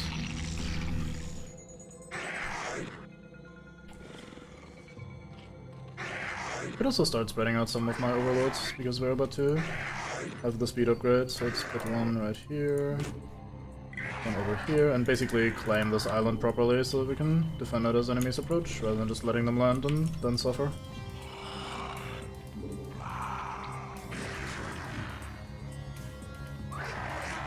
So we'll put one here, one here. Speed upgrade is almost done, so it should protect them well enough. Spire's almost done. I guess one of the advantages of going air would be that we can protect both of our bases with the same force. Because if we just have Mutalisks, then we can fly here, defend them, fly over here, defend once again, and so on and so forth. Air upgrades. Yeah, we're pretty low on gas. One base Mutalisk is kind of shitty. Oh. So we're researching the transportation thingy for the overlords, and then we can pop a drone in there, fly over here, get ourselves a second base, and start functioning properly. This lower island is pretty shit. I'm probably gonna be able to get that down pretty quickly. Right, we haven't even looked at Kerrigan properly yet. So, since she was a ghost, she has an interesting mix of characters. Like, she's psionically big man strong, and the Overmind kind of evolved her further, so she's like big hard creature now, at least in theory. In practice her abilities aren't that great, but hey. So she has 400 HP, which is a lot. She also hits for 50 damage, however her attack animation is god-awful. Like, the damage is applied at the very end of this weird swing. And while, yeah, 50 damage is nice, 50 damage if the swing actually basically never ever connects is pretty bad. Like, that's sadly not any damage really, because people just fuck off. And thus, as a result, she's kind of difficult to use in combat. She has some good abilities though. She can cloak, like Ghost Scan, so she can run around invisible and hit people very hard. That allows her to actually get her melee attack off, which is nice. She has Ensnare from the Queens, so we can use that to, like, ensnare this dropship, so we can get it killed now. Ta-da! Fancy. And she has a really good ability that we're probably not going to be using very much, because sadly we don't have a good way of dumping energy on her, and that is Consume. Consume is a Zerg ability and allows you to eat any Zerg unit and get mana depending on the creature's health. So if we eat a Zergling, we get a tiny amount of mana. If we eat like a Hydralisk, we get a decent amount of mana. And that way you can restore— oh boy, what the fuck's going on here? And that way we can restore our energy on Kerrigan quite quickly. Sadly, she doesn't really have a good way of dumping energy. Like, she doesn't have an offensive spell or anything to dump energy into. It's mostly for her cloak. The cloak itself isn't great because it only allows her to run around and melee attack very slowly, so we don't really have a good reason to use Consume yet, but in theory Consume is a pretty strong ability, and probably the best caster ability one can have, because restoring energy is otherwise a game of simply sitting there and waiting for things to happen. Which is exactly as fun as it sounds. So, she's kind of so-so. Not exactly awful, but not great either. Let these two queens so we don't have anything to do with. I guess. No, I can't. Research the bigger vision radius for overlords. Upgrades from our 1 gas, which is absolutely enough, of course, clearly. We're not struggling at all. Got the mutas, clear the expansion. I don't know why I'm taking 2, let's just take 1, I guess. In you go. So one thing you can do with the critters is you can use the Queen's Parasite ability on the critters, which means that the critters thus provide you vision without the enemy noticing, because, I mean, they're just critters, why would they give you vision, right? So if you were playing multiplayer, there's a good chance that people would just, if they have the time and ability to, they would just destroy the critters around, because they at best get in the way and otherwise don't do anything. I guess I have room for another here, but I don't really want to put another hatchery here. I guess I'll just eventually put the extra drones that we have on there. Don't really need many more drones. I guess we can make 3 already and put them over there to get gas as soon as possible.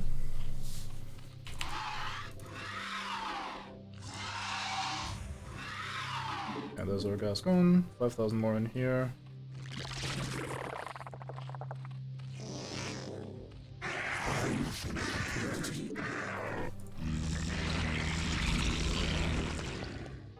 Look at this fucking view range from the Overlord with the vision upgrade. God damn, man sees everything.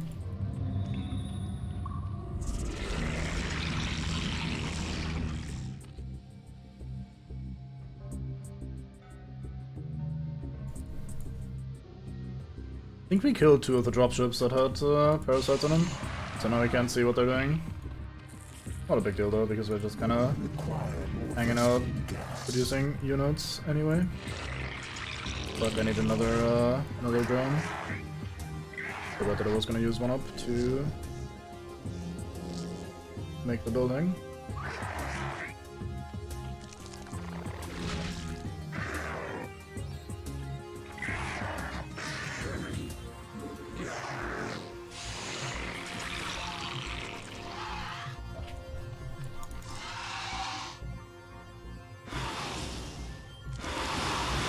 The one thing that's interesting about the AI is that as soon as the dropships takes damage, the AI desperately tries to get to the nearest ground location and unload its units. Because if a dropship gets destroyed, any unit that is still loaded inside of it will immediately die. Like, they just kind of disappear. And thus the AI desperately wants to unload its units whenever you start shooting the dropship. Which is kind of what was happening there. But will probably continue to happen here. Okay, so now we start getting a little bit more gas. Still gonna be a pain in the ass. Maybe I should switch to Hydras and just ferry them over. One of the issues with Hydralisks, though, is that they are 2-size units, so if we put one in an Overlord, we can see that it takes 2 slots, so we can only load 4 into an Overlord. Which makes ferrying them over quite annoying. How many numbers are we left with? 14. It's not great, but we'll make do.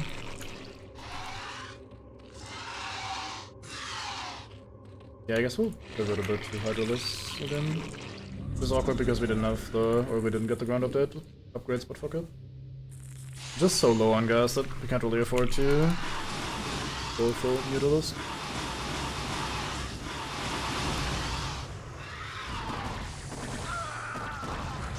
Well, as long as we're keeping down their dropship count, they also can't really attack very much.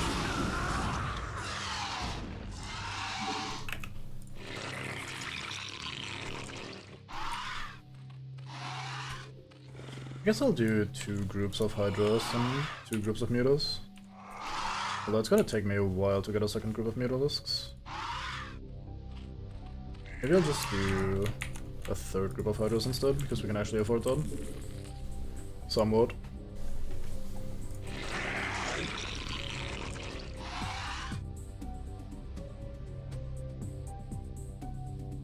What is it now?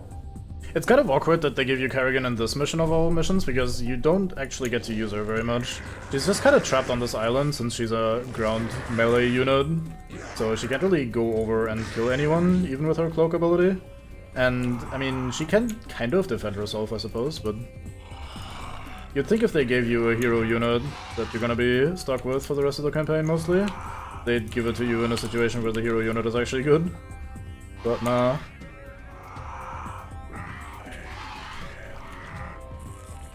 Alright, so this should be another set of 12.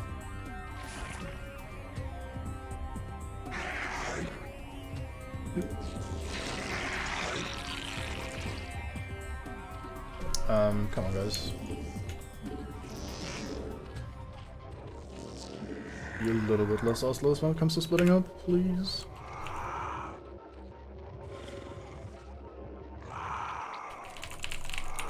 So I think what we're doing is we're gonna... Do we destroy the bottom base? Sure, let's go destroy the bottom base.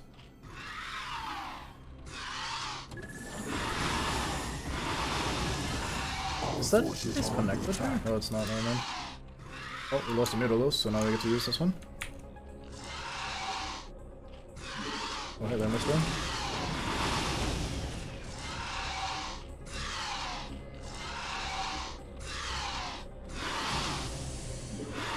Hey, we got an SUV, nice. Yoink. Wondering what the best location to drop my units on would be. Look at this sneaky ass Goliath I dropped over here. Trying to hide behind the rocks. Hide B. Make some overlords. Just so we have that done.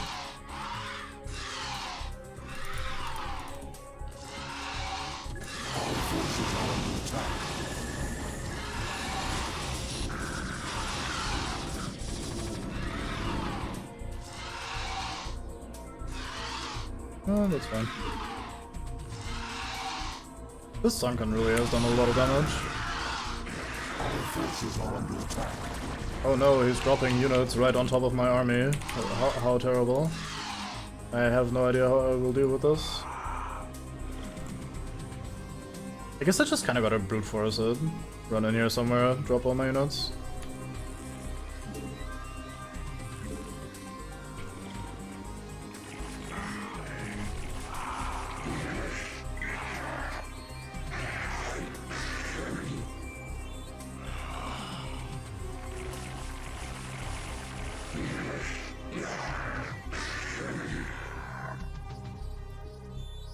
I need some more overlords. Let's take these.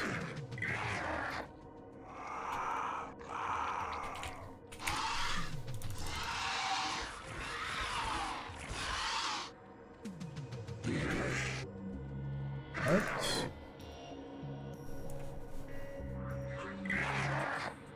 I think I will do... Oh, I'll just do this. Bring this boy as well.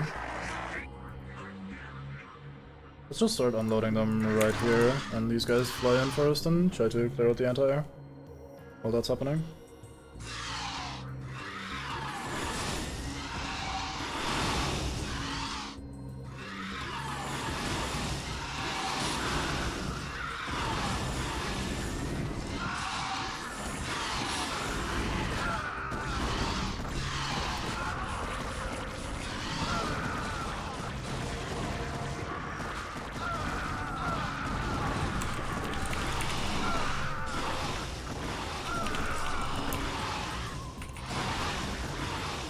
There we go. That was kind of difficult.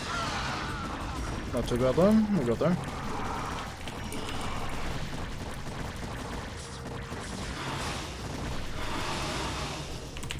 We have successfully landed on the opposing rectum.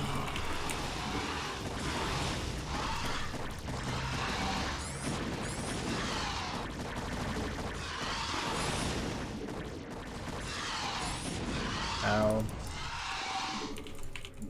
So this is once again kind of a funnel for for my hydralisks. Oh, I don't have a overlord here. Let's get on quickly.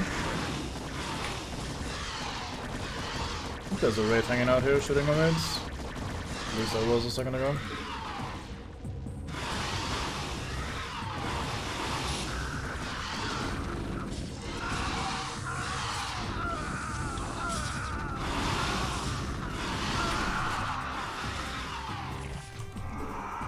Oh, this is a...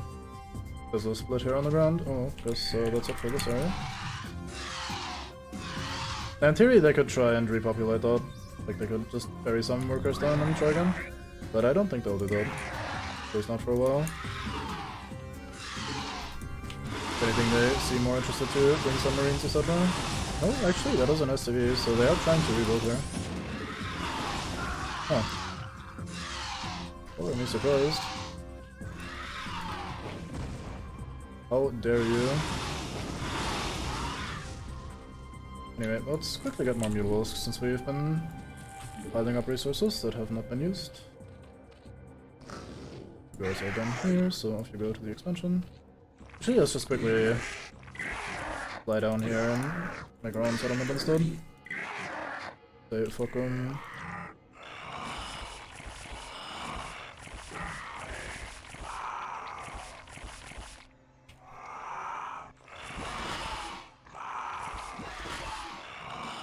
Gotta get these loaded up somehow. Okay.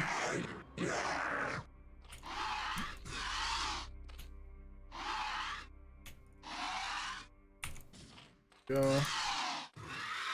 Local man eventually manages to press the red buttons. Another fucking wraith. Our forces are under attack. Can only say it fucking. Go. Why are you up here? Oh, you're getting hit by a wraith. Damn, he's really sending out these wraiths to be annoying now. How dare you? Being annoying is my job. Our forces are under attack. Wait, mispositioned boat. What I did.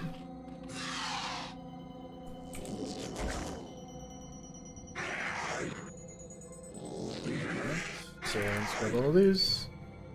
Let's see. I think I just bum rush this turret and then start dropping my hydros again. It worked alright last time.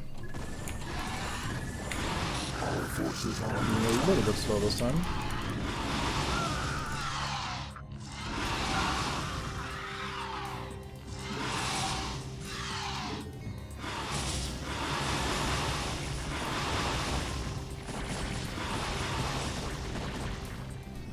If I put a spore colony here, that thing would just destroy all the mates approaching. Oh well. The hive cluster is under attack. I know. How will I deal with this? I wonder. Oh, they're all dead, never mind.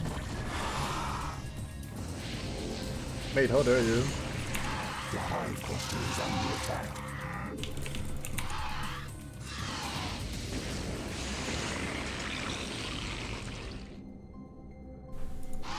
Our forces are under attack.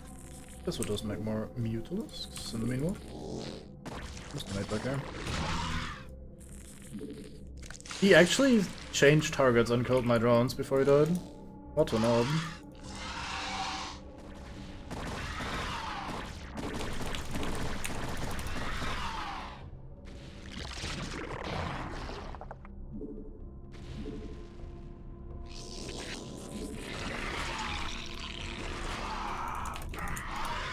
Right, one more area to conquer.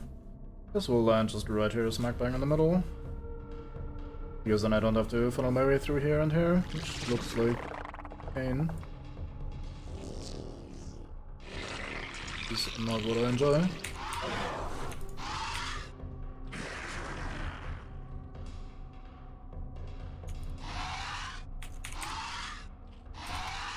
Alright, so for this. I guess you guys over here. 1, 2, 3, 1, 2, 3, 1, 2, 3. Get them all at this.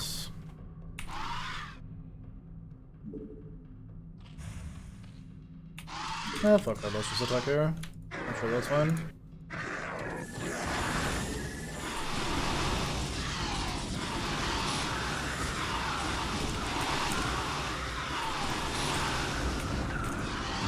Forces are under attack.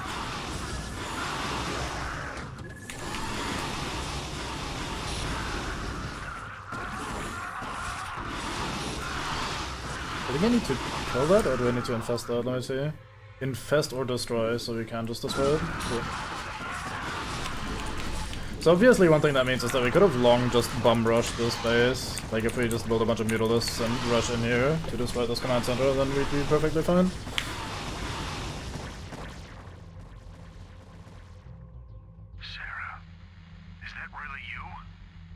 To an extent. I'm far more than I once was, Jim. You shouldn't have come here. But the dreams. I dreamed you were still alive, that somehow you were calling to me. I was.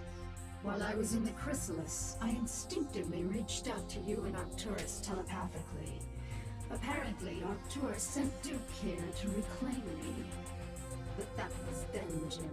I'm one of the Zerg now, and I like what I am. You can't imagine how this feels. So, what? Are you gonna kill me now, darling? It is certainly within my power, but you're not a threat to me, Jim. Be smart, leave here now, and never seek to confront the Zerg again. Doesn't look like I have much choice.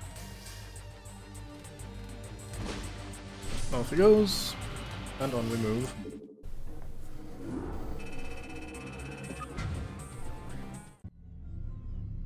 Kerrigan, the newest and most powerful agent of the Overmind, has arisen from her embryonic chrysalis, but her formidable powers are still not fully functional. It's an interesting artwork. Huh. Kerrigan must now seek to unravel the ghost conditioning that keeps her powers in check. Once done, she will lead the Overmind's minions to complete domination over the unsuspecting Protoss. Sure, let's do that. Right, the Amerigo. Amerigo? Huh.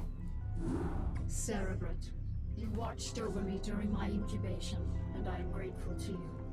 It is my wish that you continue your vigil, so that I might strengthen my powers to better aid the Swarm. I have been unable to access the totality of my latent powers, and as such, I would like to infiltrate a Terran science vessel and uncover the secrets of their abandoned ghost projects. If I can learn more about their mental conditioning, I can undo the damage their tinkering scientists have done to my mind. Though you be the favored servant of the Overmind, you would do well to remember that you are just a servant. You know of our grand mission, Kerrigan. Would you put your personal whims before the will of the Overmind? Do not cross me, Zaz. I will do as I see fit, and not you or any other Cerebrate shall stand in my way. Let her go, Zaz. The greatness of her spirit has been left to her, that the swarms might benefit from her fierce example. Fear not her designs, for she is bound to me as intimately as any Cerebrate. Truly no Zerg can stray from my will, for all that you are lies wholly within me. Kerrigan is free to do as she desires. By your will, Overmind. Cerebrate, you must see that she comes to no harm. Well, she'll probably come to some harm, but I guess she'll come out alive. Regeneration being what it is for the Zerg and all. Right, we have another no-build mission. Cerebrate, take these, the deadliest of my minions. They shall aid you in your search. 6 Zerglings, that's your deadliest minions. God damn. Pathetic. I talk shit. We get the Hunter colors again. Here they are. Thought we never saw them again. Here they are. Whoop. So, no build mission. This one is kind of interesting because you actually have to consider some things. Entry detected. I think this turns into a weapon, isn't it? There you go. Smack. So one of the advantages that Zerg have over Terrans is that they regenerate, so we can just go in, take damage, and we'll be fine if we just wait for a little while. But we also have Kerrigan who can cloak, so she can walk in and do things like that, which is nice.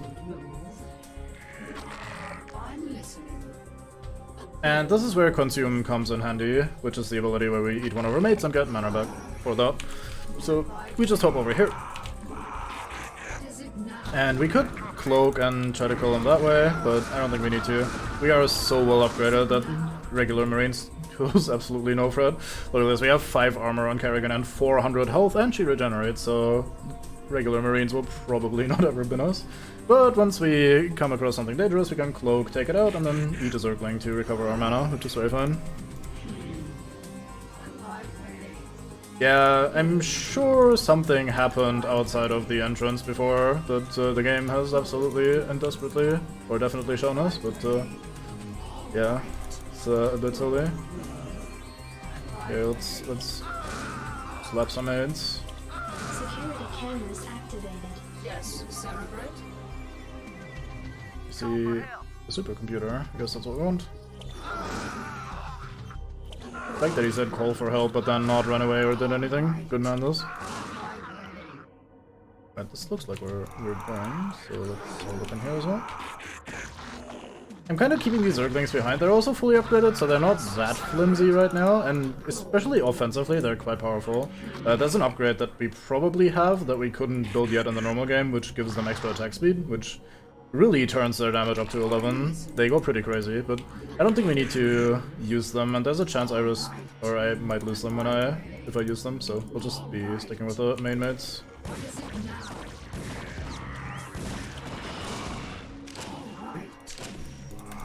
All this bullshit. So we cloak. I think Ensnare reveals cloaked units, I'm not entirely sure. I seem to remember something like that, but unsure if true. And a 1, and a 1, and a 1. Okay, need only 2 slaps for these, that's nice. Given my atrocious attack animation. Nope, I need 3 slaps. Yes. Right, I can't math, what is obvious? So yeah, Cloaked Queen of Blades walks up, slaps a hand on your butt, and after she does that a few times, you become dead.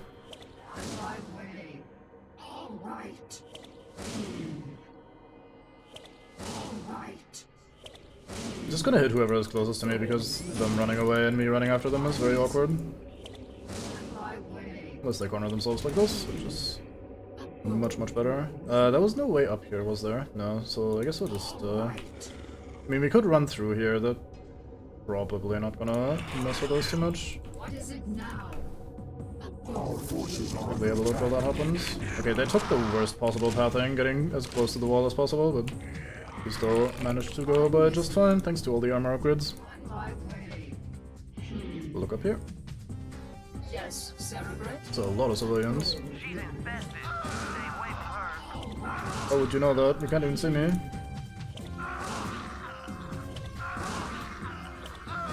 I'm not even sure why I'm killing all these guys, but here we are.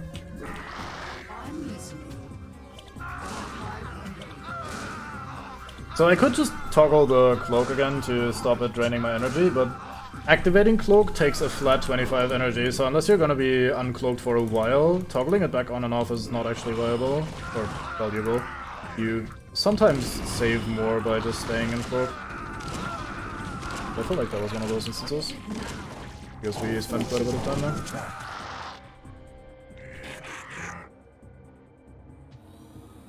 Yes, Cerebrate. Whole lot of nothing, cool. Let's have a look with one of the Zerglings, see what's up. Fucking nothing is up, nice. I'm listening.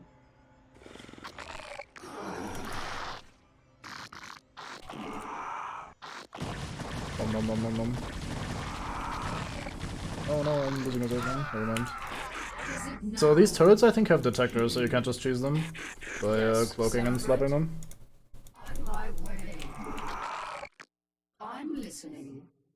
A bold move.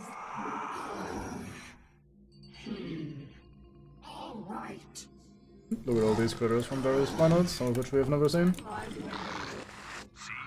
They ain't so tough. These critters bleed just like anybody else. Stop shooting my lings.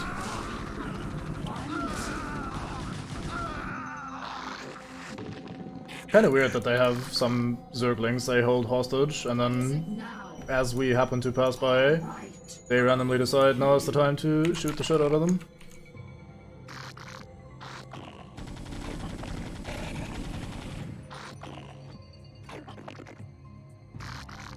Funnily enough, they actually released the other neutral critters as well. It's not just a plot thingy for my own mates, they actually let all the things go that were trapped in here. Even if they're, like, these are all passive. They're just fun little critters for the map. Out of the way. This is a weird panther mate. Let's have a look. It's around the corner here. Oh boy. Yeah, these have detectors, so we're gonna be a little bit more careful here. I think what we're gonna do is actually just fucking go in.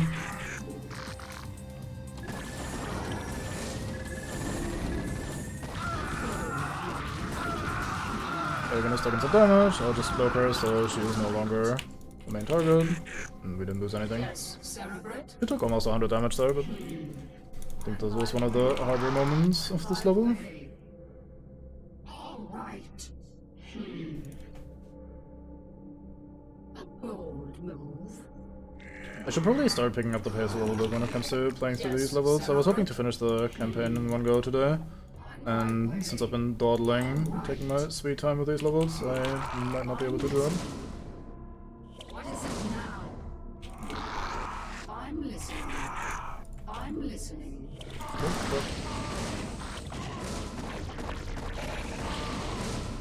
I'm listening. Yes, Cerebrate. A bold move.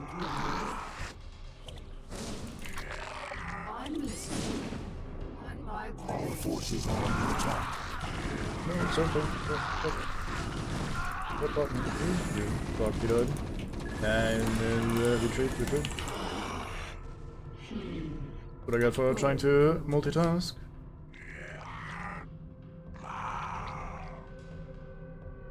Is you. What an awkward ass button. Unborrow is also you though, that's alright. Oh, I can't get over there, never mind. I was wondering why I wouldn't be pathing over there, but there's simply no way, so guess I have to tank that. A bold move.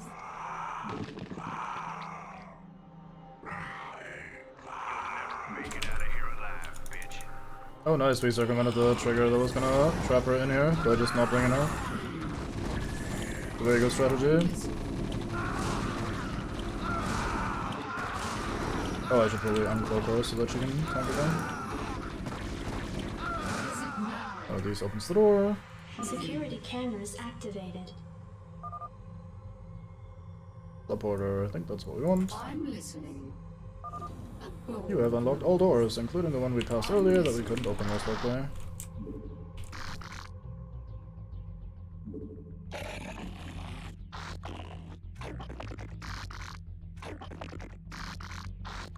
Very happy zergling noises. Oh boy, flamethrowers. No longer very happy zergling noises. But, I think we're pretty much done with the level, so not too bad if we lose a mate or two.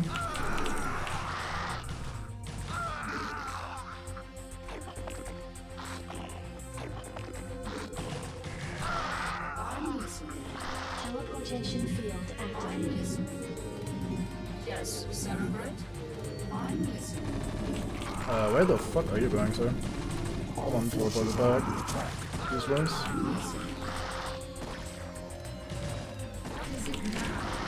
Use the mates we've been shot by before. Remember their bullets still in my body.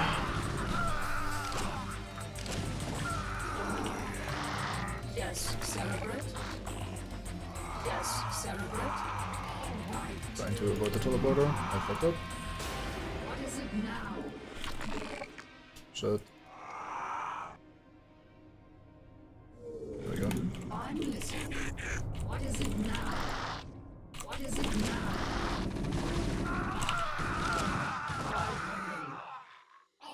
I just pressed F1 to center my camera on my hero, even though that's not a thing. Yes, Cerebrate. Played too much other bullshit. Such a thing might exist.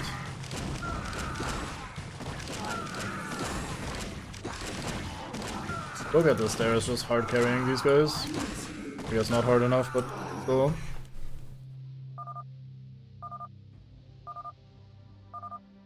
Cerebrate, I have located the records I sought. We have everything we need here.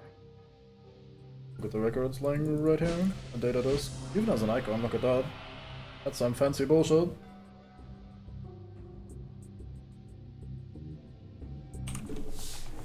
Off we go. Truly unlocked side powers now, I think. Oh, video. I think this is a good one. Yeah, this is a good one.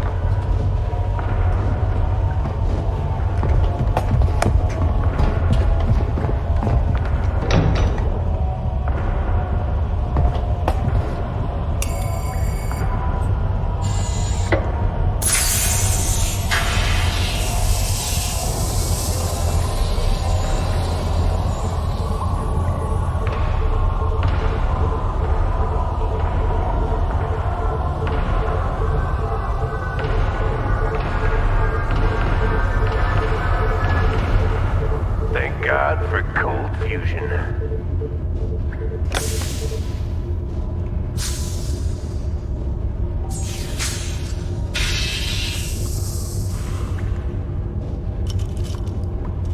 Hey, are we really gonna blow this place? Only if we see a Zerg. Yeah, I got your Zerg right here.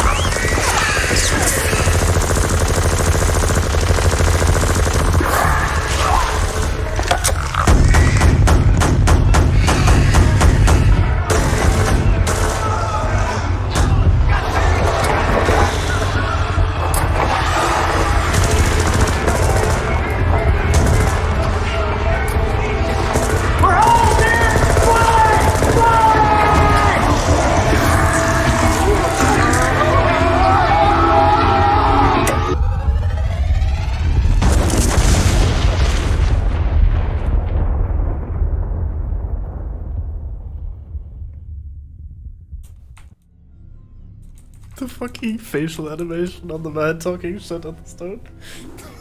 Feel that, Cerebrate? The Protoss are here, on Char. They have been for some time, hiding.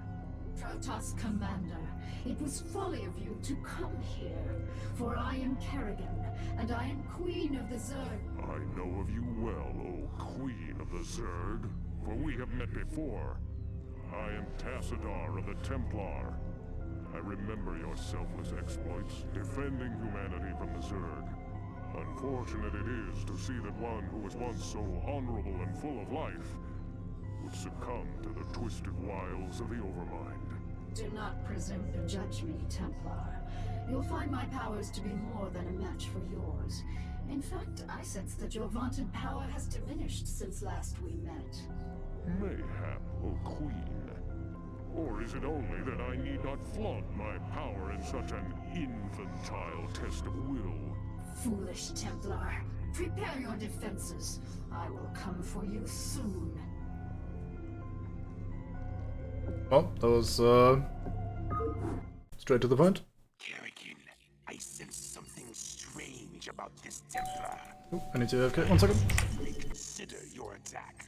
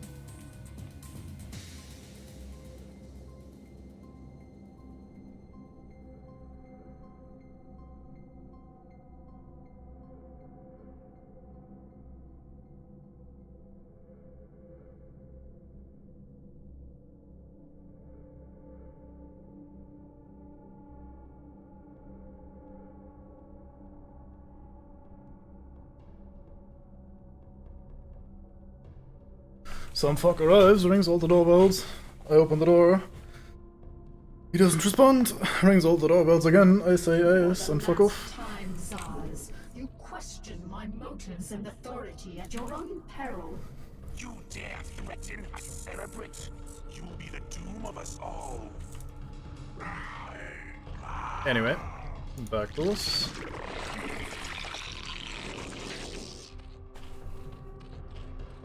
Like how not too long ago we were talking about how the Zerg are kind of interesting, how they just work together and have everybody's best interest in mind, etc. And here comes Kerrigan just being a bitch. Oh well. Well, since she has now unlocked her latent psychic abilities, she now has Psystorm, Psionic Storm, which is very fine, so we can do this. And in this area, everybody takes damage over time. And that is a pretty powerful ability. Like, we were only in that for a brief moment, we already took 40 damage. So that is a very strong spell, and we'll be hopefully using that a bit. And since she can get her energy back by nibbling Zerglings, we can kind of maintain that and use it a lot. Require more minerals. Let's put one up here so we can gather gas more effectively. More efficiently, rather.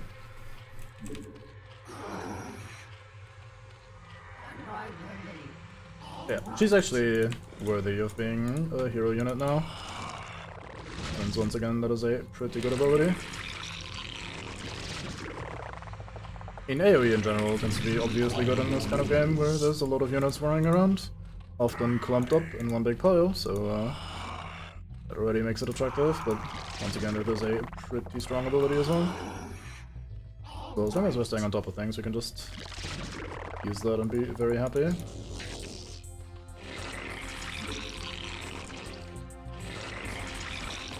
All forces are under attack.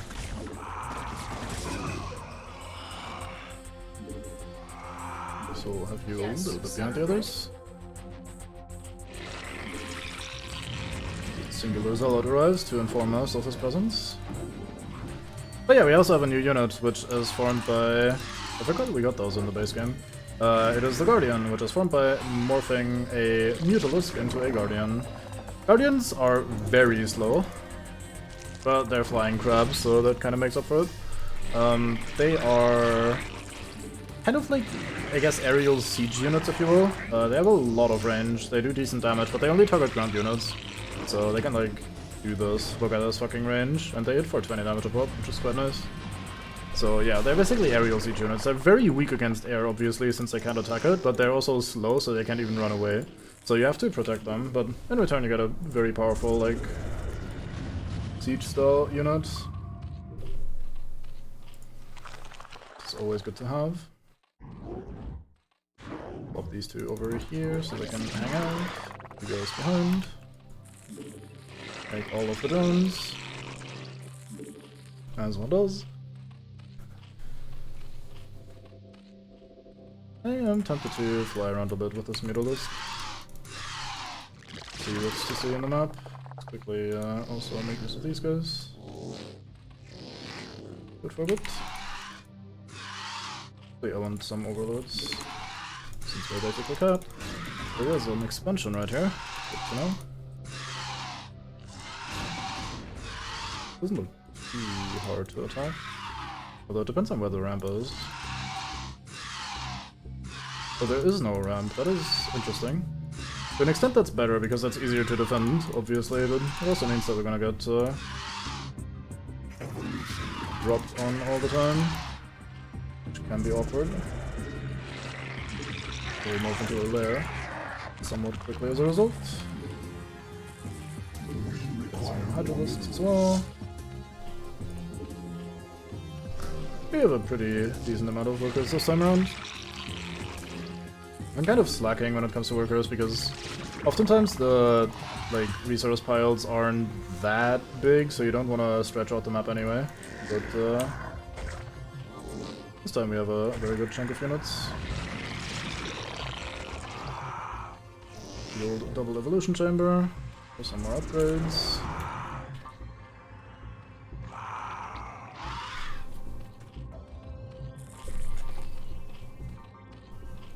Wonder how I should approach this.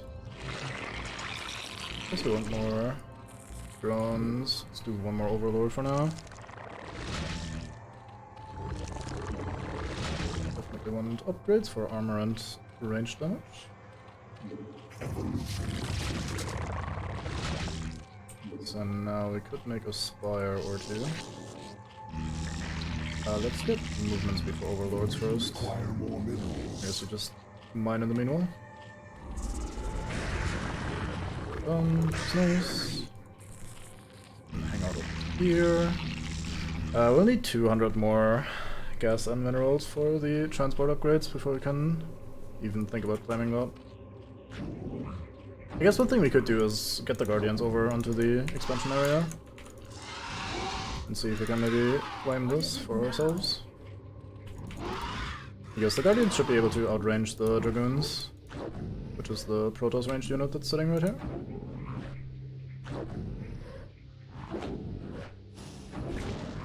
So one thing that's a bit awkward about Guardians, especially because of their like long range and the fact that you actually want to use them at maximum range, air units have momentum, so like even if they want to stop, they keep drifting for a bit. Like I press stop and you can see how they slide forwards a bit more. This is actually a bit of a detriment for Guardians specifically, because you often want to outrange things with these guys, because like I said, they're kind of like siege units. So you want to generally use them at maximum range, and sometimes even if they start attacking a man that is normally shorter range than they are, they will just naturally slide into range anyway, and thus completely negate their own advantage. Get our double range upgrades going. I'm not sure why I'm always being so greedy and getting like double upgrades and stuff, but oh well. It's hard to stop once you start. Just love getting all of the stuff. Here's their defensive drop.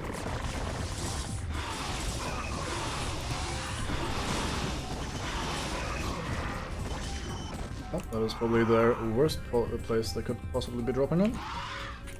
Let's see if they pulled anyone off of the expansion up here, that'd be nice. But I don't think they would be good. This is kind of hard-coded to be the area defense here, yeah.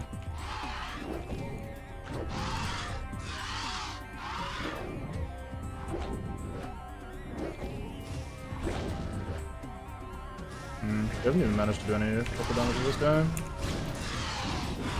Guess we'll hard promote. Should be fine, there's only one more guy here. Oh, did they pull the Dragoon? They did. Of course he targets the weakest man. None of that. Right, that was the transport stuff? No, it was not. Oh, it was this sort of stuff here. Out of gas. They get an overlord up and ready.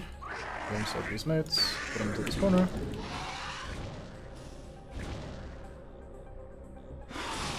So these zealots are melee units. They can't attack air at all, so we just kind of force them into a corner and wail on them until they finally give in. They're pretty sturdy. All of the Protoss units are, generally speaking, high cost, high stats.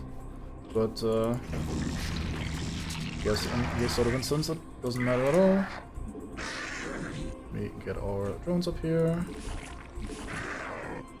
Load the rest on the side, so they're not in the way of our hatcheries.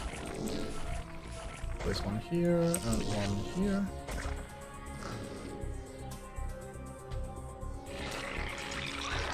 Sounds good. Two over here, let's quickly get an extractor going. The other three can air on the side. Enough extractors. I don't know why that's related, but let's get some more overlords. Just to have them in advance. Place one here for vision, and one... I guess two for vision is fine.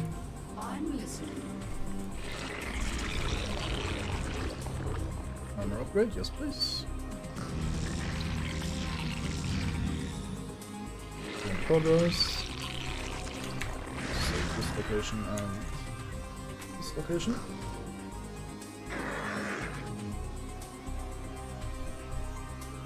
I wonder if they'll automatically update once the hatchery is finished. Excited to find out.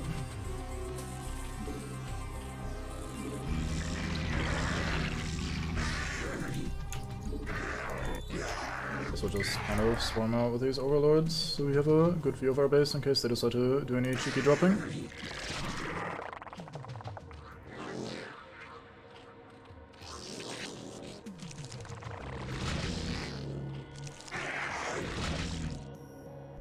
They automatically updated. Nice. I did legitimately not expect that. Alright, let's grab 4 more of you guys. You get to live over here now.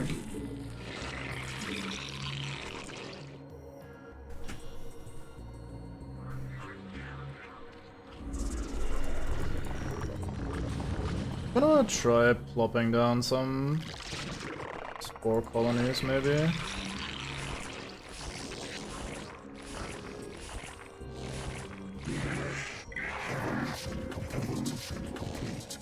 Very complete evolutions happening right here.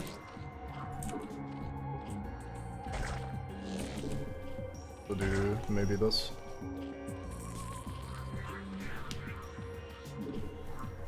Some more Mutalisks going.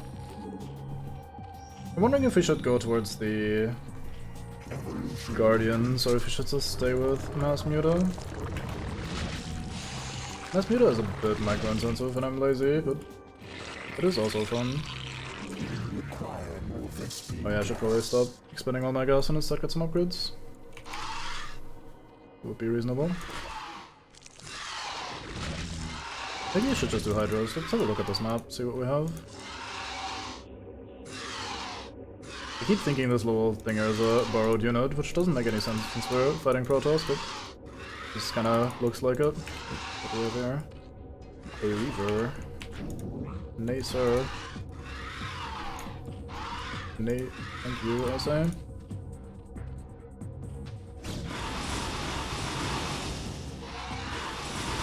Get that boy right on out of here.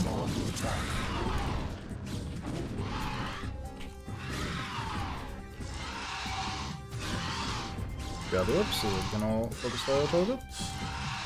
This man, for example.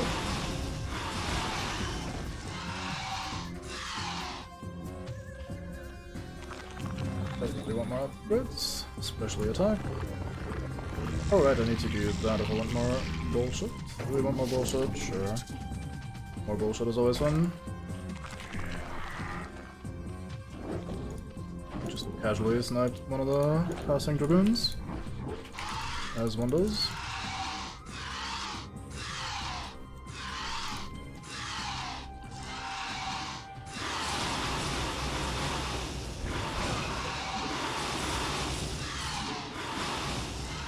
I really like that they just have random zealots running around who cannot attack air. Let me just go in and bother them a bit. They just run around like headless chickens, hoping not to die. So inevitably do anyway. I guess zealots are pretty okay with dying canonically, so suppose that makes sense. Not exactly the death that they'd be hoping for, but alas. Alright, we have the Queen's Nest done, so now I can get into the final level of our main building upgrade. Ooh, there's another base up here. I shall absolutely partake on that. Let's get you handed. Got an Overlord. This guy just waddles into range of my Guardians. Like, yep, I plan to die today. Oh, he's luring them quite well. Oh, that's fun. Go, fight you. Up in here. Let's get some more mutas going. I probably need more Overlords first. Let's start with them.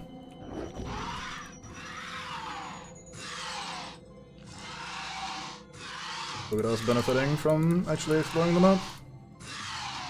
Incredible. Is that another unclaimed expansion? No, that is a protospace. Right.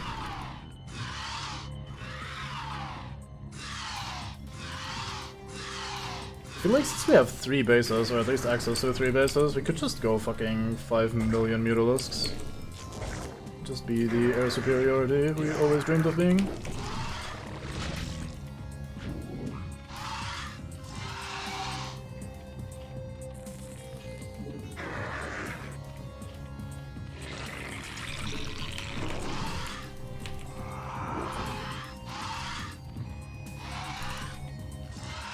Right, let's keep exploring. See if there's anything fun.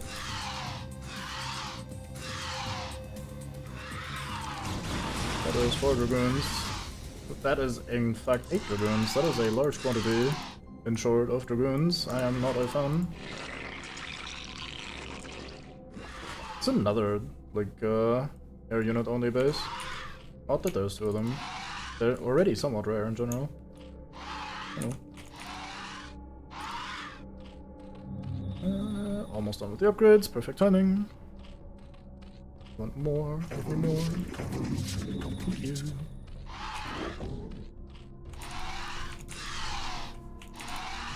Let's see if we can wreak some havoc.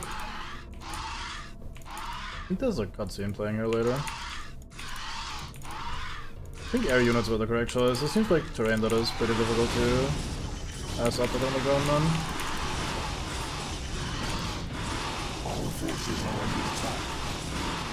No shit.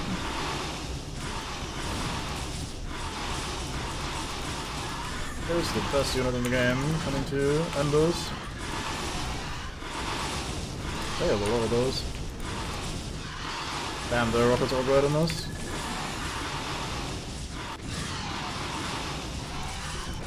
I'm kind of trying to brute force these guys down because they probably take longer to rebuild, etc. than I do, but they are quite numerous. Let's retreat for a bit. Very noisy combat. We're still struggling even though we're on 3 guys. And these haven't even been fully expanded yet. God damn.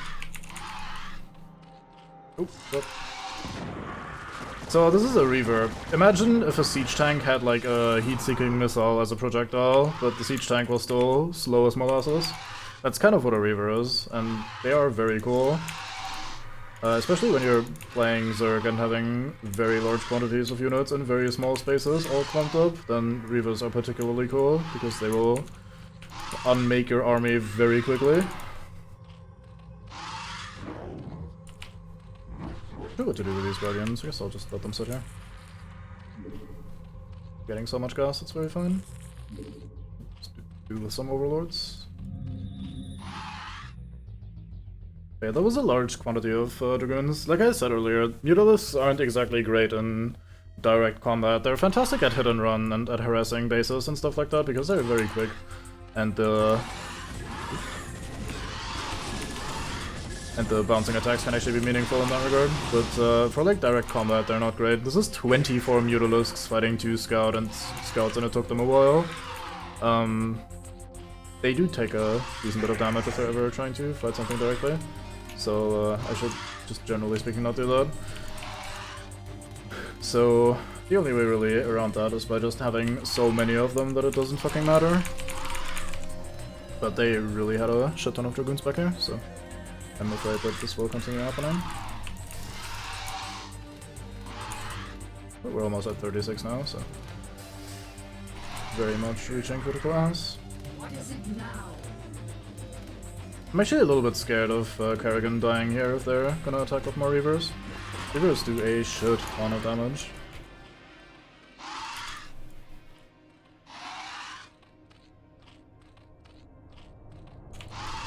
Guess we can look here together for now. Alright, now we're at 36. It should be able to end them in a bit more quickly. So we'll go.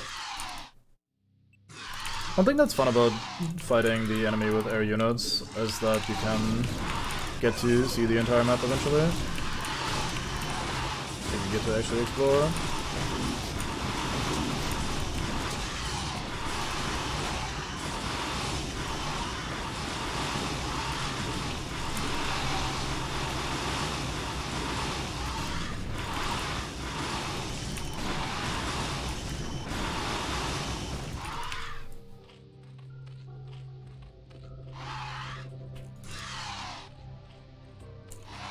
Forces are under attack.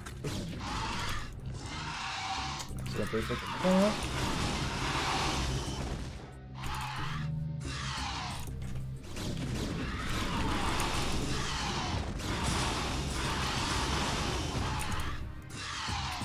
Right, so since we just destroyed a shit ton of dragoons, we should be busy rebuilding them. For now, anyway. Let's Let's get in here and try to cause some lasting damage.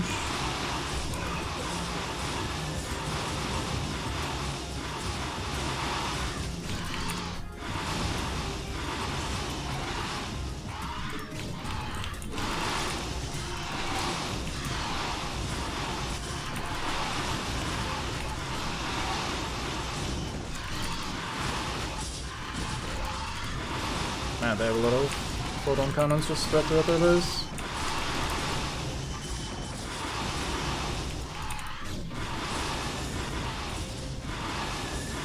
You know, I should probably grab these and these to make Mamutas with.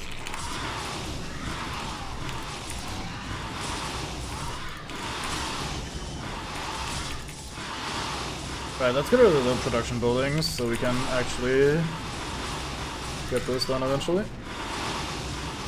He seems very incessant on making more maids.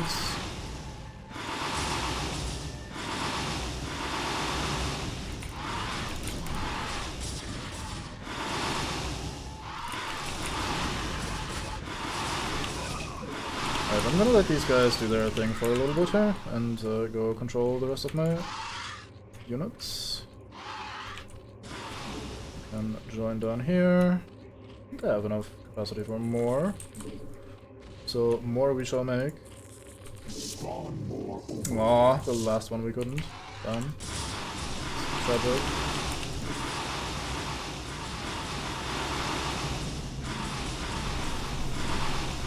Shouldn't this be... Yeah, okay. Just curious.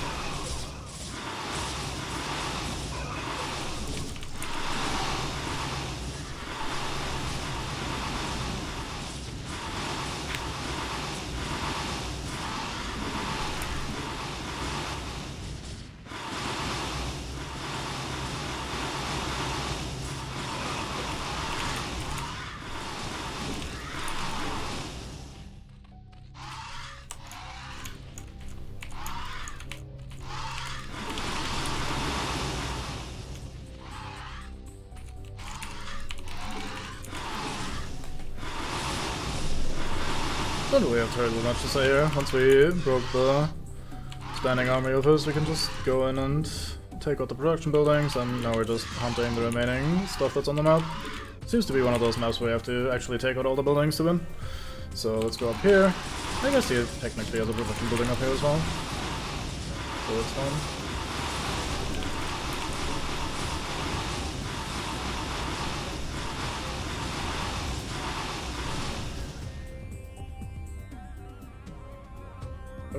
Still more.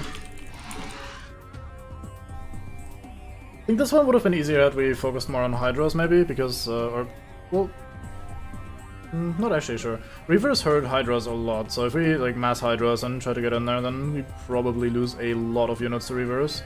But at the same time, it's not like we're gonna... necessarily fail an attack because of that, so what is actually my objective? Eliminate the Protoss and Trotos, so we do need to kill everything. Alright, time to hunt for the remaining Heidi man.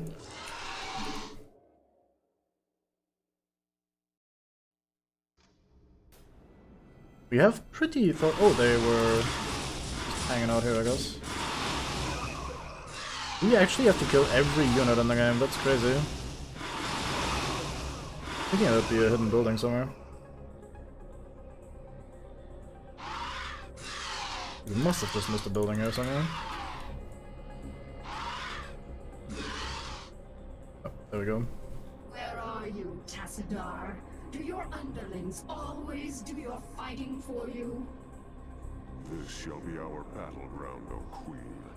Face me here, and I will defeat you myself. Bring Kerrigan to Tassadar's challenge alone. Sure, fucking let's go. In there. We are very high on hubris. This is going to go perfectly well.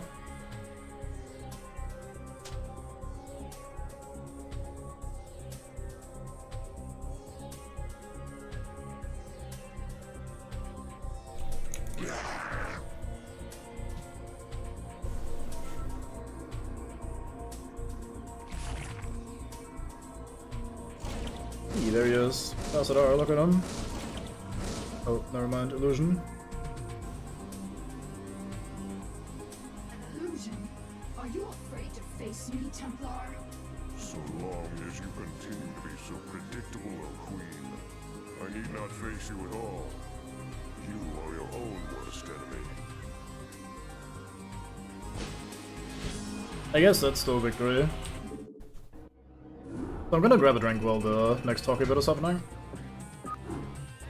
Be a cutscene shot there. Yeah, there we go. The culling primary hive cluster planetar 1 hour later. Insufferable Protoss coward. Tassadar cannot evade my wrath forever. I shall find him and cut it. Kerrigan, Zas is dead. Oh, it is a pity that Cerebrants cannot truly be killed. I expect that the Overmind will reincarnate him soon. No, he will not. The Protoss have devised some new attack. An attack powerful enough to nullify our reincarnation and give pause to the Overmind itself. So, Tassadar's plan was merely a diversion. I should not have underestimated him so. Without its master, Zas's brood has run amok, and even now threatens the Hive Cluster. Cerebrate, you must eradicate the rampaging brood and stem any further damage it might cause. I shall deal with the Protoss myself.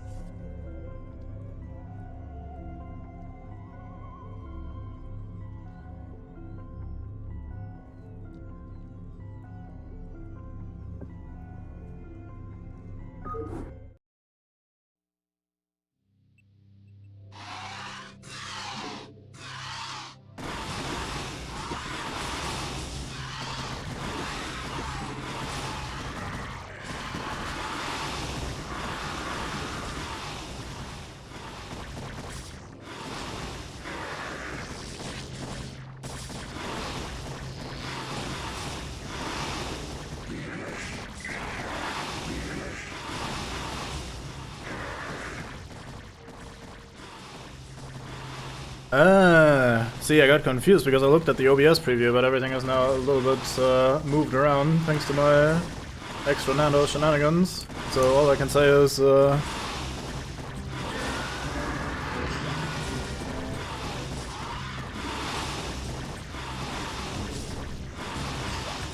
I didn't really have anything fancy to say either. Just talking about how Tassadar knows how to handle a moody-ass Kerrigan, or an overconfident Kerrigan, since he has handled many a fucking part of the swarm solo queue mate. Yeah, I mean, the soundbite can just say that much better than I can, so I'll just have to hold up. Fun thing is we can use the opposing team's creep here, so if we desperately wanted to, we could quickly start building some buildings here, but I don't plan to do that. Just gonna grab my gas. These guys ready to harvest some minerals.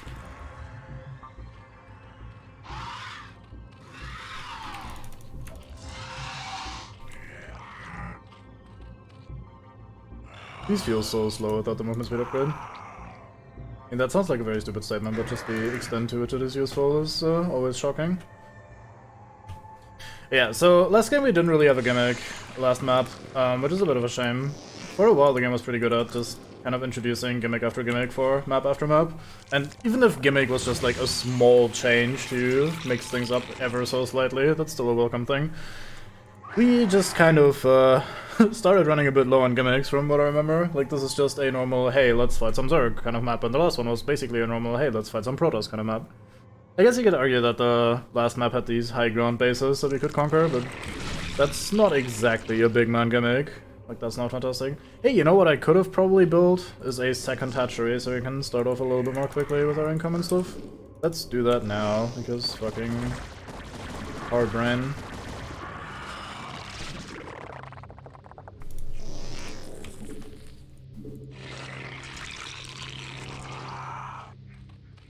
That being said, Tassadar's introduction is alright. He gets to mess around with Kerrigan a little bit already, showing off that he might be a bigger man in terms of brain than sheer power, and he will be very relevant soon. Looking forward to that.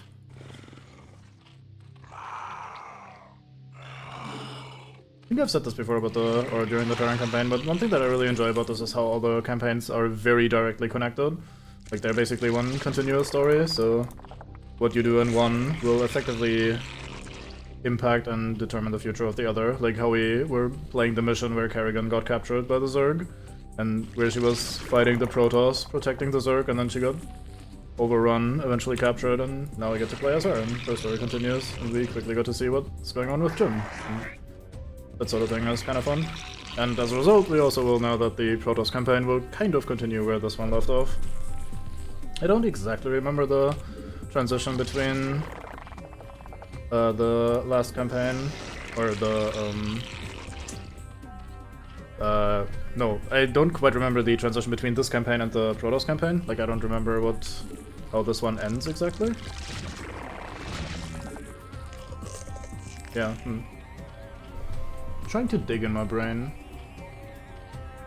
I can't find it. Anyway, but at least the events that are currently occurring will be relevant during the Protoss campaign. Like, we've heard that the Cerebrate, or the Cerebrates rather, from the Overmind will usually just be reincarnated, they're usually immortal, but apparently the Protoss have found a way to deal with it, and Tassadar was distracting us while taking out one of the Cerebrates, and that will be a relevant plot point for the Protoss campaign.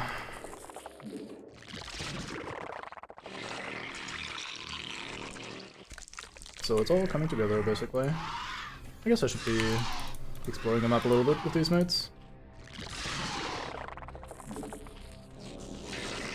There's 3 in gas, isn't it? Yeah.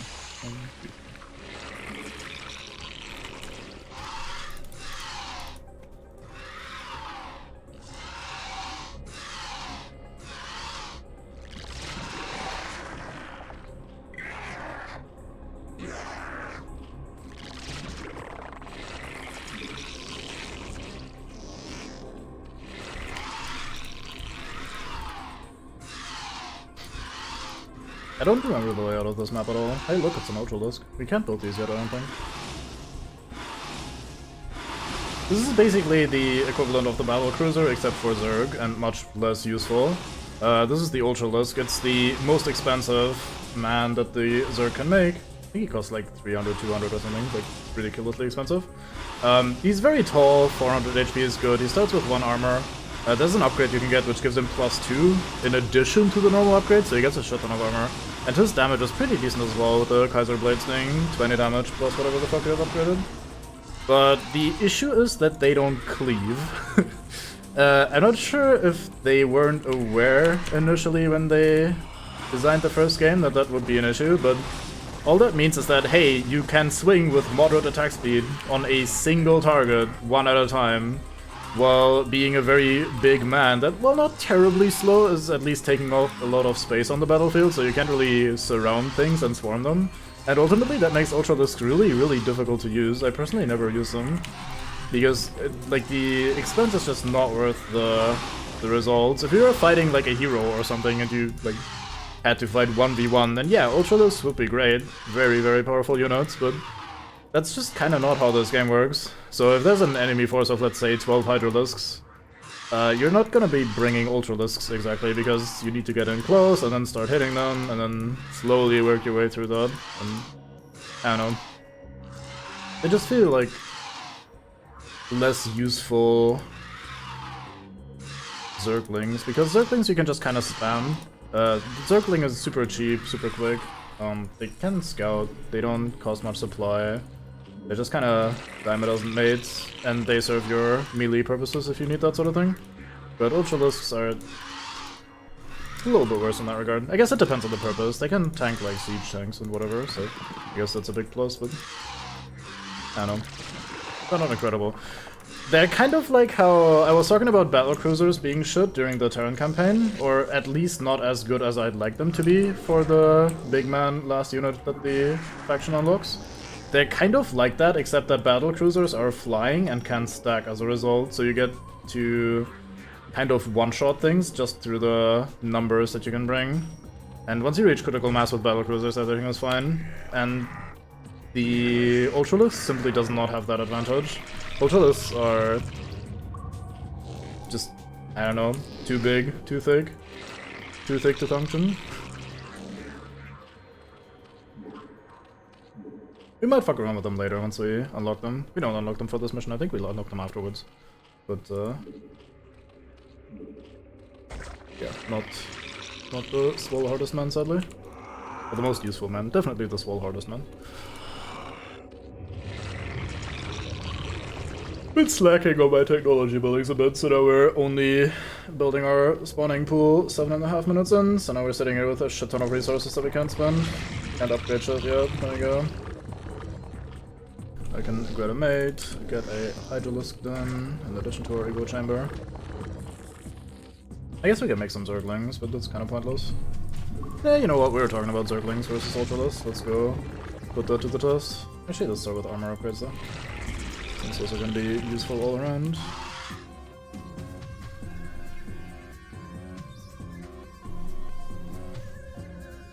I wonder if I could take on this base, if I do it correctly.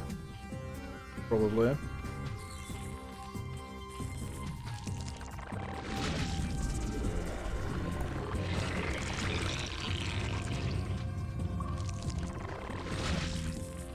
There's our third hatchery.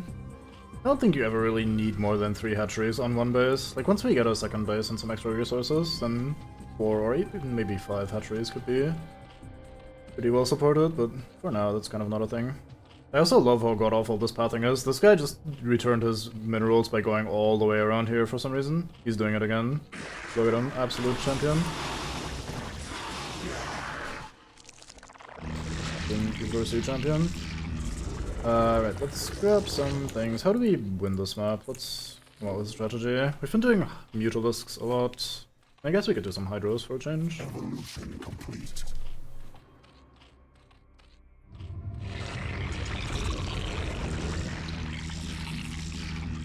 Let's get some Zerglings as well. I haven't been using them at all, basically. Change that up. I want a Spire. Where do we place that? Let's place it down here. Queen's Nest goes here. Evolution complete. Do we need anything else? I don't think so. So just keep you around. So you become this group now, you go here, and you become this group. Let's actually put you here. Let's get a second group of lings.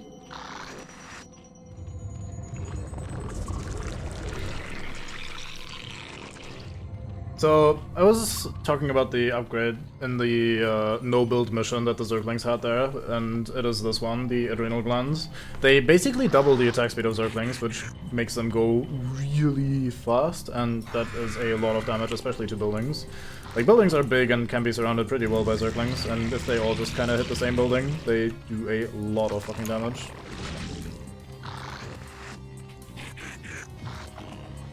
So with the speed upgrade and then later the attack speed upgrade, you can kind of bum rush a building and try to take it out before the opponent can really fight against them. Forces are under attack.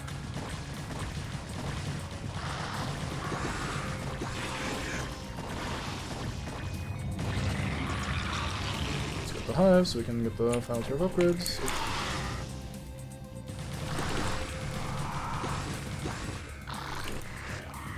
I guess we could just do a mixed ground army.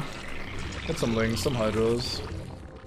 Actually, what people usually do is they use lings with mutalisks, because mutalisks are mostly held back by the gas cost, as we've been seeing in the last couple levels. But lings don't cost any gas, so you can just build Zerglings alongside your mutalisks to have a ground force while you harass or fuck around with the air force. That works out quite well. Much better, really, than Hydra and lings, because Hydras also take a lot of minerals, so you basically double dip on the same resource. Yeah, let's get in here. We should be able to take this, I think. So we can...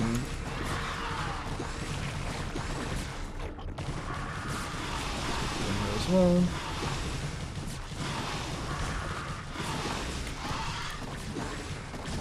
Oh, didn't actually break this yet.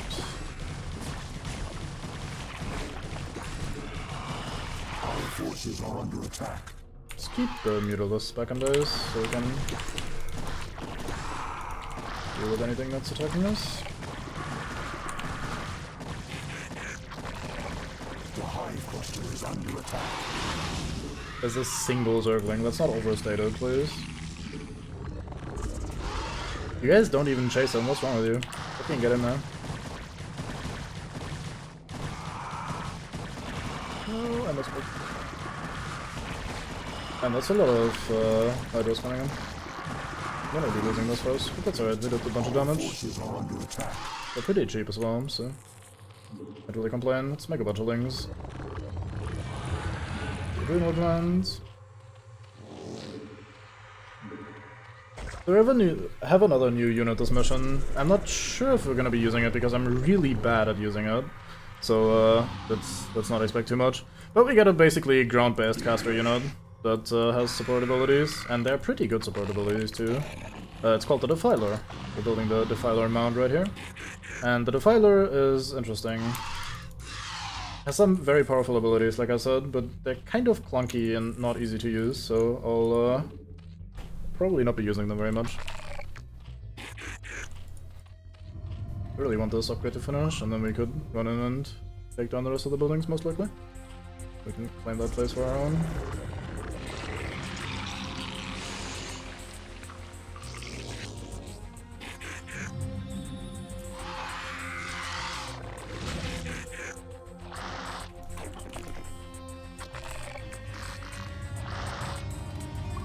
I kinda don't want to give them too much time to recover, but alas.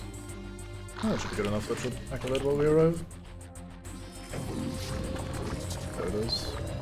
I do this as well.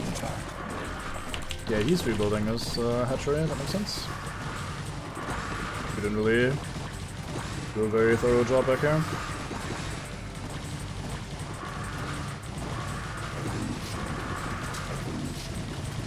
One thing they did really well in the second game is how Zerglings look, feel, and behave. They feel much more like a swarm kind of a unit, rather than just a unit that is small but cheap, so it always attacks in numbers. Like, the way they move, the way they attack in the second game, they just run around and very much act like some sort of hive-mind controlled swarm, which is very nice. Give me a big old appreciate. Right, let's get 1 or 2 Defilers going. They're very expensive on the gas. 150 a pop. Actually, most caster units are pretty expensive in gas. Yeah, they will become very nimble indeed in the second game. As of now, they're very hitty, like they go clonk, clonk, clonk, clonk, clonk, clonk. The other one, they kind of... We'll see. Once we get there, which is probably gonna be a while.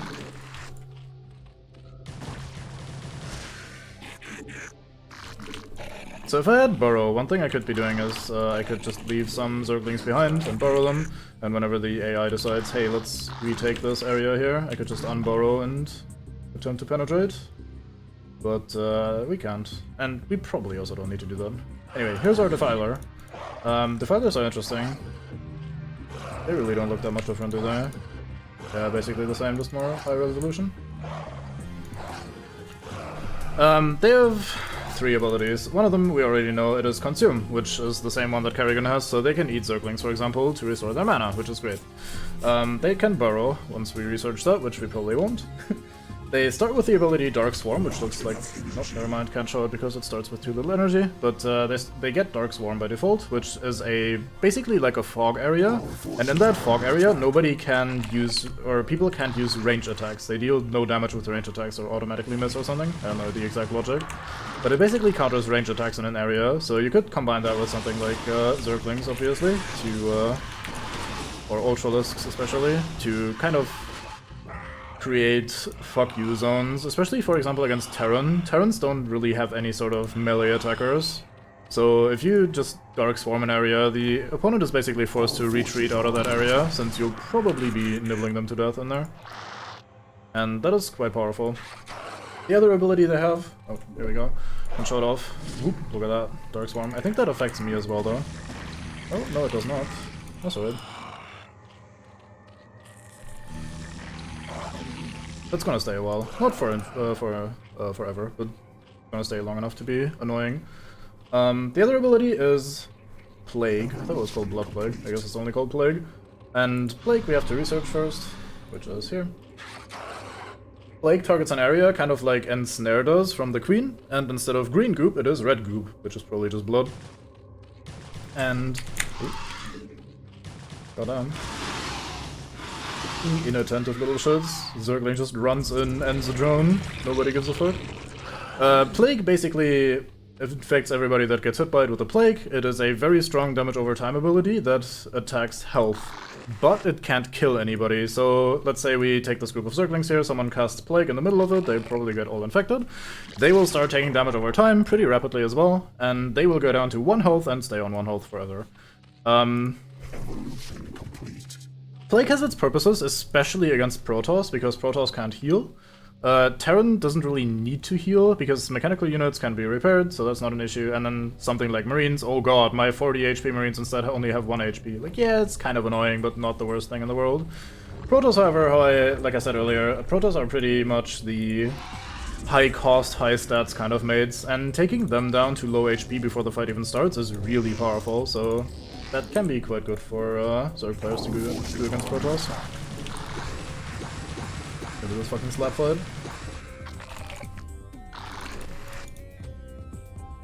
Seems pretty good at just drawing attention away from my main base, which is nice. Oh, never mind, they've been moving back over here. Oh yeah, one thing I forgot to mention is that the drones, like the basic workers, can also burrow if we research that. So we could be, like, if let's say we're working here and then the enemy attacks, we could just burrow and try to avoid being murdered that way. That's a decent way to preserve some of your workers if you get attacked. Sometimes anyway. Later on in the game, most people have detectors with them, so you can just hide and hope to wait things out. Wait for everything to blow over, but at the start of the game it works out alright. Let's not research more arrow time, it's kind of a waste of gas. Give you some consume. I guess if I plan to use these guys, I may as well research Burrow.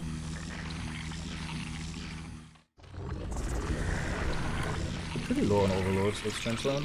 A bunch of minerals lying around, not doing anything.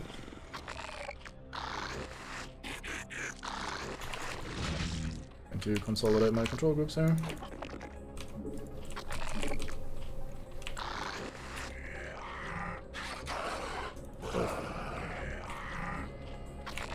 There we go.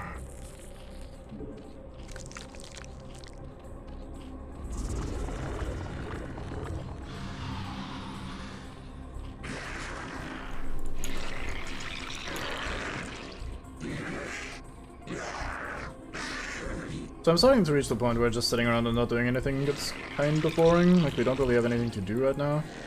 So I may as well... First of all, let's go and do this. Do one here, and one here. Get some of these workers going. Let's make some more of them. But yeah, I feel like we should be attacking in a bit.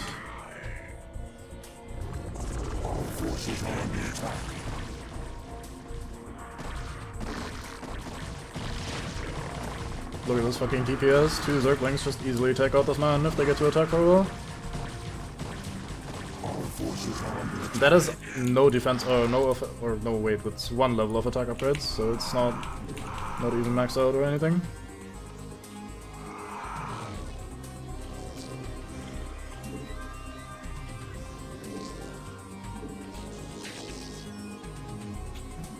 Oh, there we go. Command to ask us to control these units. I guess we can just make one of these here. Get you guys involved. Don't really have the right troop combination to make use of these guys, so let's just not do that for now. Let's see how well these few Hydralisks will last by themselves.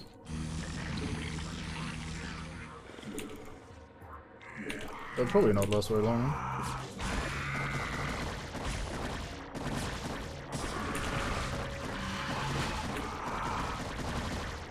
I feel like the Zerg AI, especially during this campaign, is pretty bad when it comes to being on the offense specifically, but to a lesser extent also on defense.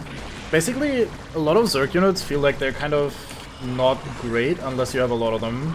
Like, Hydralisks are pretty good all-rounders, but one thing that makes them good is that they only cost 1 supply, so you can just kind of spam the shit out of them, and they have good range and decent stats, if you have enough. But the AI generally only attacks with pretty small groups of units at once, and it also kind of defends with, like, not great numbers either, so you basically fall into the situation where the AI just has a couple of units sitting around, and if that's like Terran tanks or something, or if that's like Protoss units, they're fairly burly by themselves, so it's not too bad to just have a smaller group of units sitting around not doing anything fancy. But for the Zerg, it doesn't really work that well, because having, like, let's say 3 Zerglings and 2 Hydralisks isn't really gonna be able to fight anything. So it always feels a little bit easy to attack Zerg, I feel. In this one anyway. And even on defense, like, there's basically not been a strong push at all game. Like, we just waltzed in there with, what? How much was that? 19, I think? Hydralisks? That's not a massive troop. Here we have some Ultralisks. Those are actually, when it comes to, like, low numbers and value per mate, those are pretty small, so that works out. And there they go. I guess once Ultralisks and Guardians, etc. are standing around, if there's enough of them, then they start making a difference, but for the most part, it's just kind of a swarm. I have a lot of guys faction, and the AI just generally tends to not have enough guys to make them threatening. Here's what these zombies. Our forces are under attack.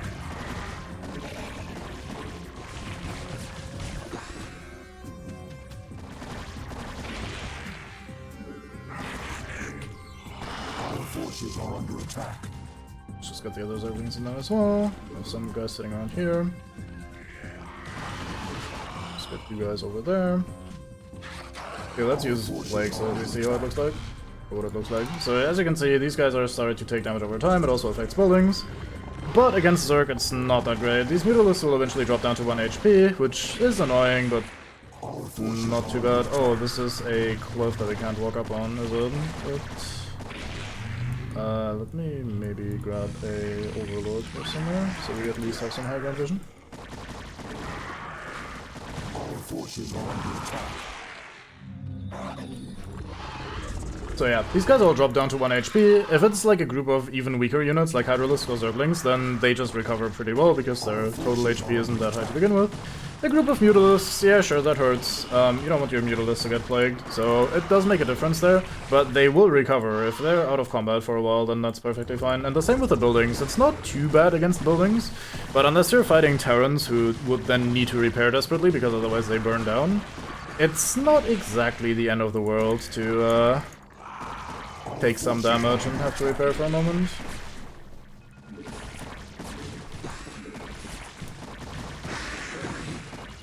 Okay, ferry some of these mates up. Our forces are under attack.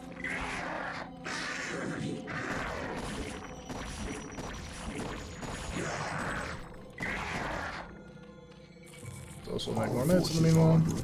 But let's just send them in, why not?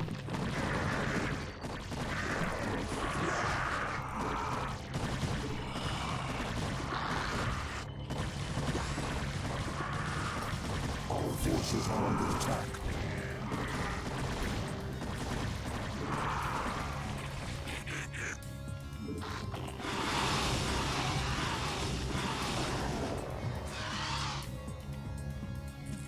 I like that we took this base and never did anything with it. It's very efficient. Yeah. We got rid of those static defenses, so that's alright. There's an Ultralisk. I hear him. Look at you. 2 kills, oh boy. That was money well spent. Like 500 resources in this man.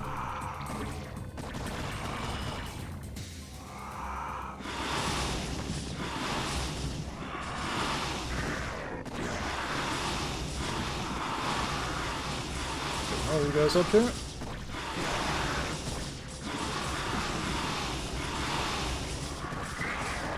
Some Zerglings too, just for some extra kill speed.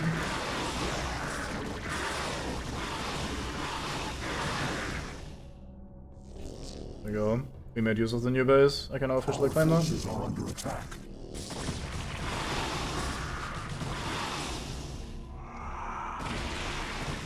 should be it. Let's quickly check this corner of the map as well.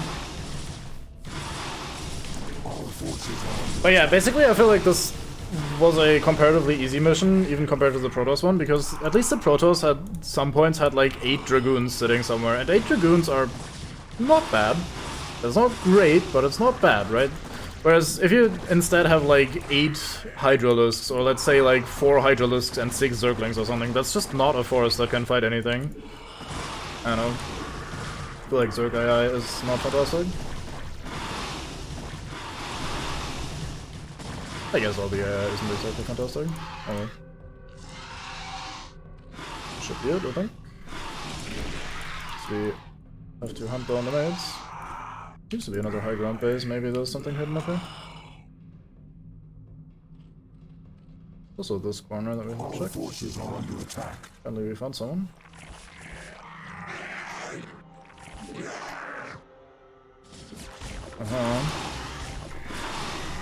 Any utilists around? So I got a bit lazy here when attacking and decided to just send my mates in rather than control grouping them and actually paying attention to what they're doing. And as a result we now have these scattered groups of mates everywhere that I now have to manually seek out on the minimap and then give orders to, rather than just having them on a control group. I'm actually losing this. Or, well, losing this little engagement here. I really should focus fire these. Oh well. They also attack from such an angle that only one can shoot at a time. I'm still losing this. Our forces are under attack. Fuck. Oops, those are not Mutalisks. Oh well. Come on, you can do it. I believe in you. I don't actually, but I'll say it. Being lost. There was another Ultralisk here, but this tiny group. There was 3 Lings and 4 Hydras. They absolutely annihilated the Ultralisk. Nice. Only costing me the Lings. This corner is clean. Let's go drop some mates. Actually, dropping those few mates won't actually do me any good. Need more Mutalisks, I suppose. These are when we can fly in and finish.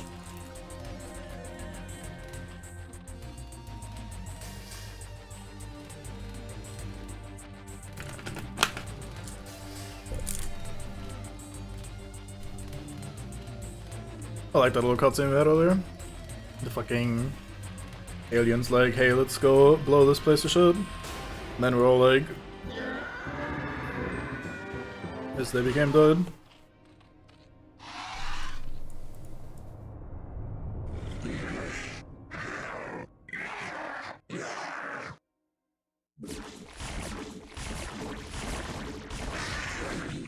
I feel like I chose the jankiest possible way to make this little animation thing.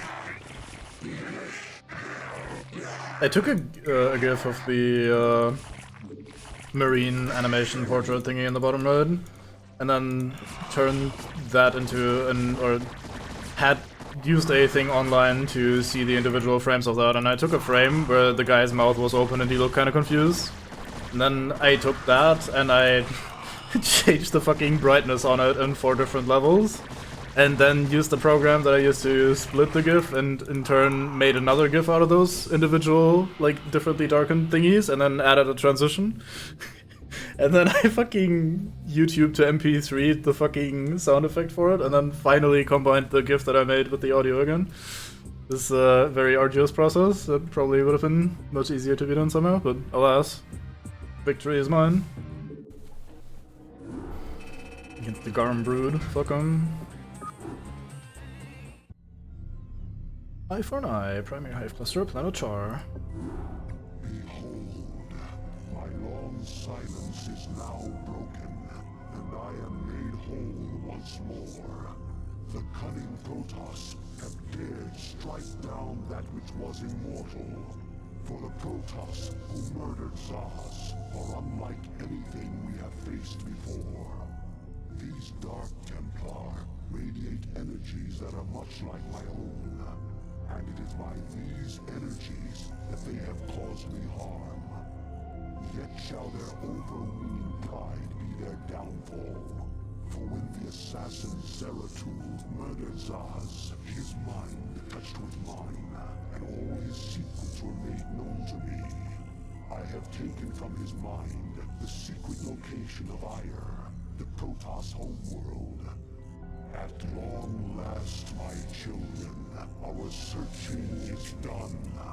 Soon we shall assault Ire directly. For now, we must ensure that the Dark Templar can cause no more harm. Cerebrate, you shall set a trap for our foes. Kerrigan will lead them to you.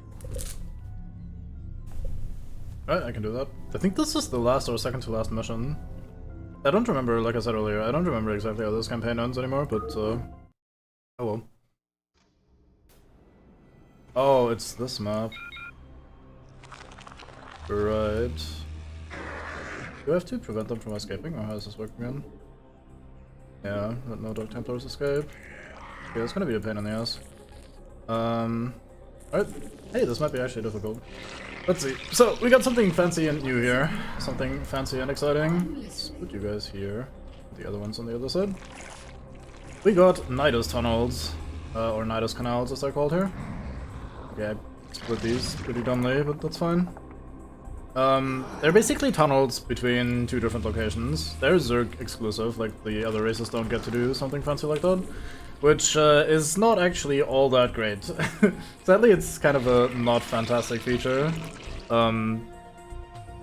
You like the units all only travel like one at a time, which is awkward, and overall just not as user friendly as one might like. Oh, actually, I need to use this up differently.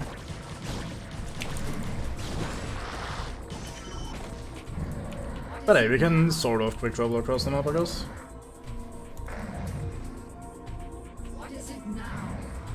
These guys need to go back in.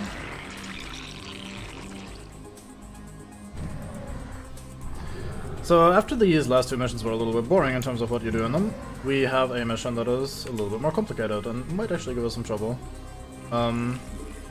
This one we have to defend basically 3 exits of the map and make sure that none of the Dark Templar, which are a new type of enemy, escape.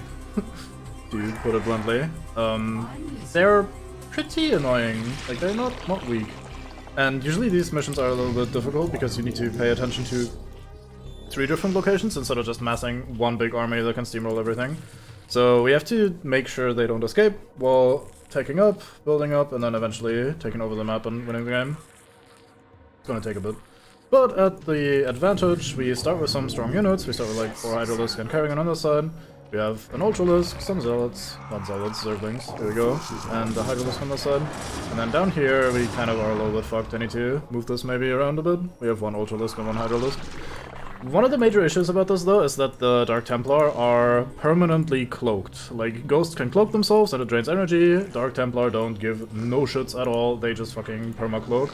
And that is a little bit annoying because that means we need to have Overlords nearby, and Overlords start out really slow, so that if they ever manage to sneak by, we will just basically never ever see them again. So that's kind of awkward. I'm overall not too worried because I don't remember this being difficult, but who knows, maybe I just purged it from my brain somehow. Another reason this is going to be a little bit ass is that I usually, as has been evidenced multiple times, I usually like to just eco up at the start, like get all of the economy going and not build any sort of units. I really don't think I can afford to do that in this level, because I need to start intercepting enemies as they pass by pretty quickly. Or at least need to be able to do that, in theory. Not sure how often we'll be doing that in practice, so far none of them have arrived. But that at least puts some pressure on me to not just sit here and eco up like a turd. So we'll see how that goes. There's also, I think, in total 2 Protoss bases that we need to deal with, so they not only send Dark Templar for us to intercept, but they actually send some little strike forces as well.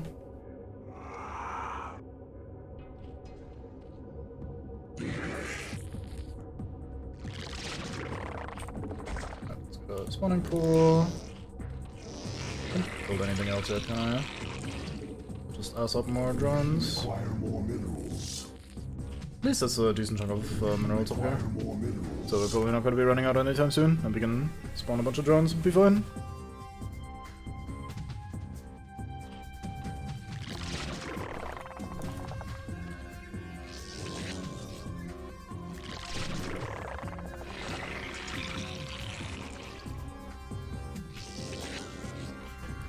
here we go. Spawning pool is soon to be done. I can start reinforcing the lower one here with some Zerglings.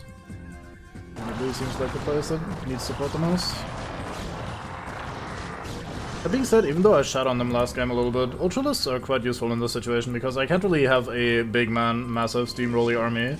So having just a few units, but they're in return more powerful units like the Ultralisks sitting on these exits is quite nice. Let's get some link speed going and make some links. Should probably also make some down here. You can just toss them down here as cannon fodder. Alright. Should probably use a set a rally point for this. I'll do the same on this side. Just have the units automatically gather down at the passage in case someone tries to sneak by. Let's get a Hydra layer. Or Hydra den. Hydra den. Is under attack. Sneaky foot. So that guy came from this side. I wonder if I should maybe put a sunken here or something to just distract them as I walk up.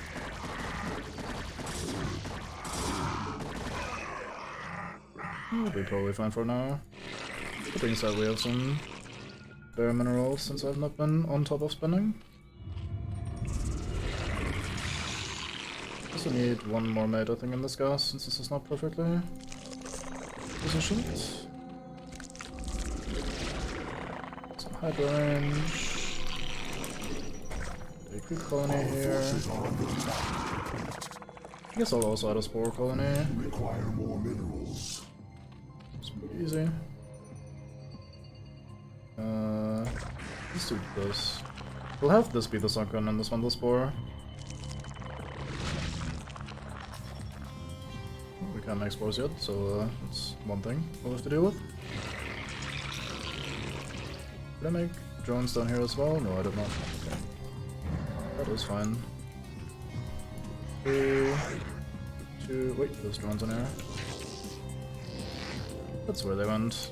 Thought I'd made somewhere. Your group 2 and your group 1 still. They haven't sent a single Templar yet, or at least they haven't announced it if they did. So it's a bit unnerving. Oops, that is the wrong building. That does not like that. Oh, that sounded like a Dark Templar death zone, so they have been sending them and just not alerting me to it. Makes sense. I am struggling to brain on what best to do. Guess I'll just continue buying upgrades and stuff. I'd really like to find an expansion somewhere. This looks like a place to find one. Let's send a drone out here to see if it survives. Let's just find out where the enemies actually are this way. Scouting the map would be pleasant in general. Yeah, I should have been doing meanwhile. More minerals.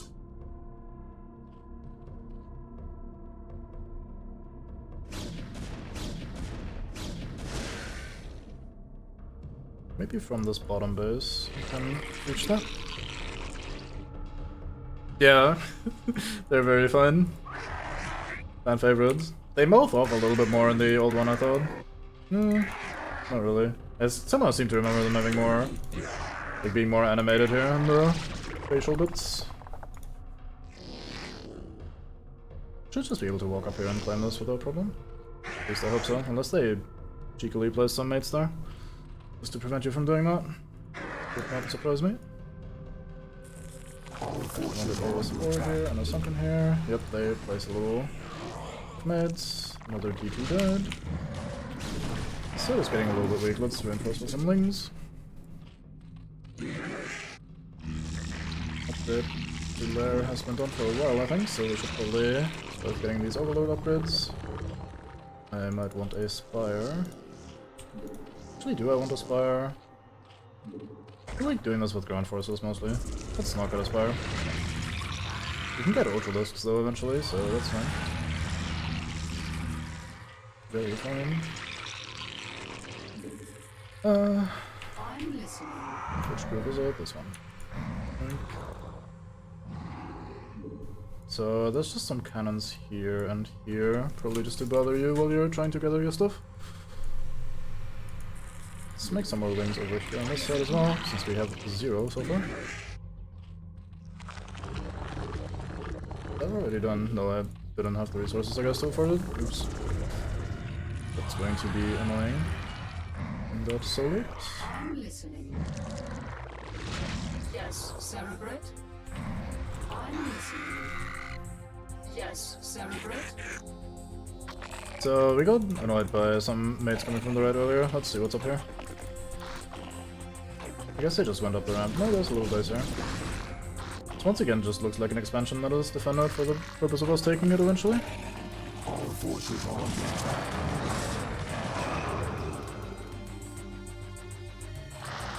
Zerglings really do make excellent cannon fodder.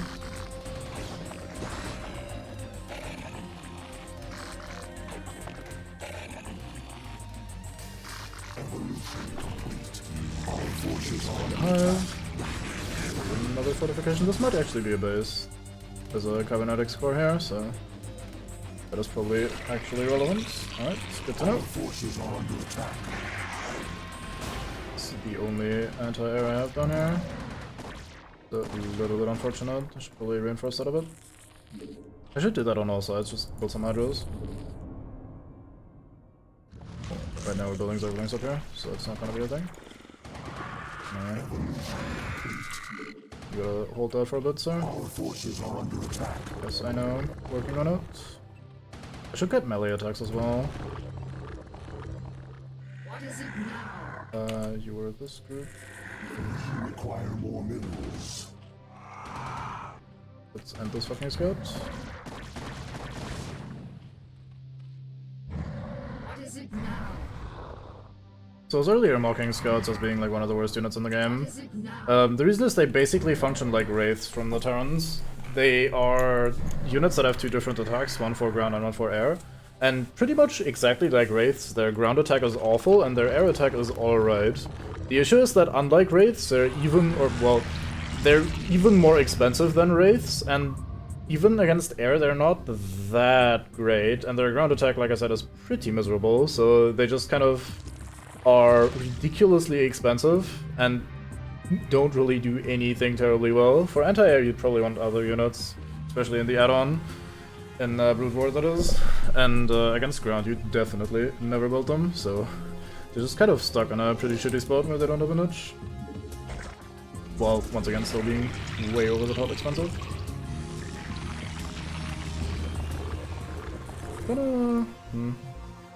I feel like going here and trying to take down this base.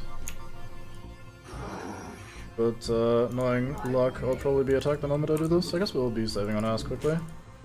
Just to make sure nothing goes horribly wrong. Forces are under attack.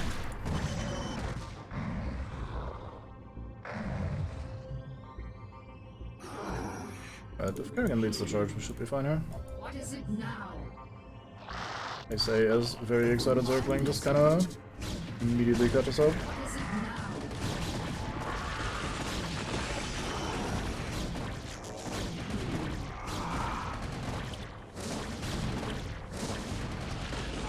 That hits air, doesn't it? Yeah, nice.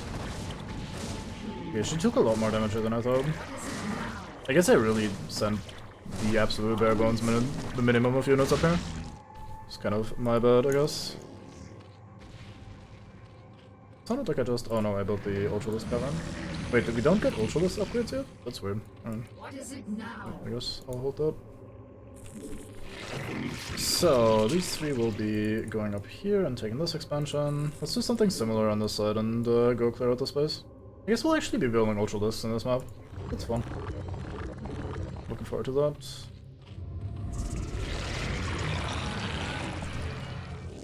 Don't you run away from me.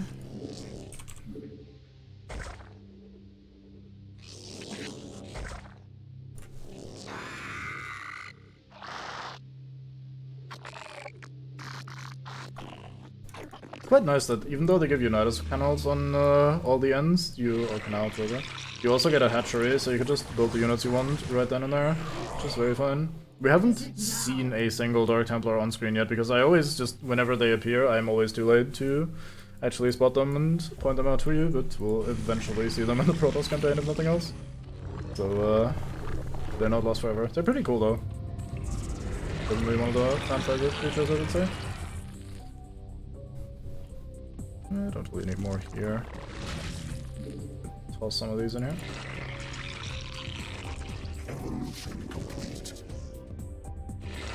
So normally I like to send the mates into the resource thingy already, so that once the hatchery is done, they can automatically start harvesting. I can't do that here because there is a path to... although actually this is probably the closest hatchery.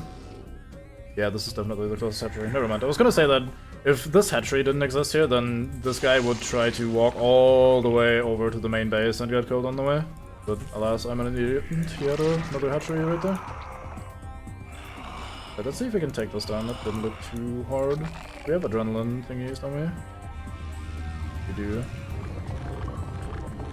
No melee upgrades. It's probably fine.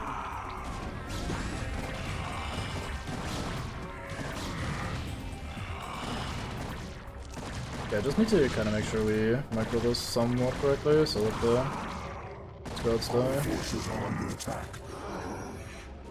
Yes, Cerebrate? Kerrigan is still pretty injured.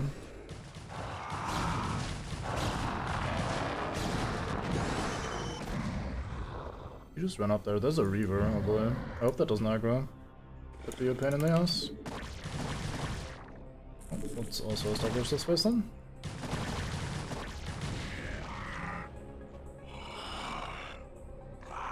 Ooh, we go from here. That is thankfully not the Reaver. Not looking forward to the Reaver attack.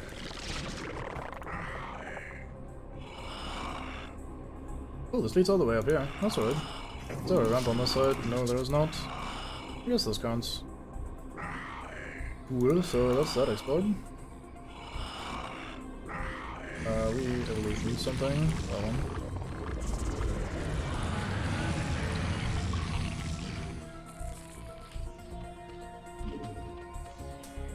You know what I absolutely totally did the entire time is get more workers on these expansions going. I totally was on top of that. Got it all done NP. Harvesting at maximum efficiency. Right, press the wrong button. Just wondering why I couldn't build an extractor. Put this over here. You guys can start gathering just the picks. You before you go to the rest of the pile. I think I had some more drones made. I sure had. Wondering why my resource income was so low, even though we were getting ready to build some expansions. Now on this many bases, we might be able to actually just build a shit ton of Ultralos the entire time. That would be fun.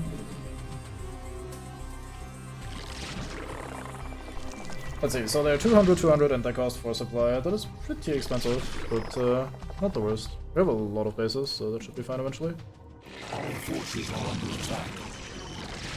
You guys really are split out a little bit too much for my liking.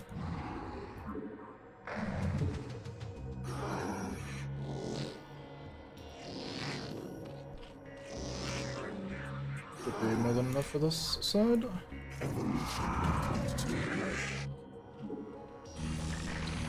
That one. To next level of melee attacks.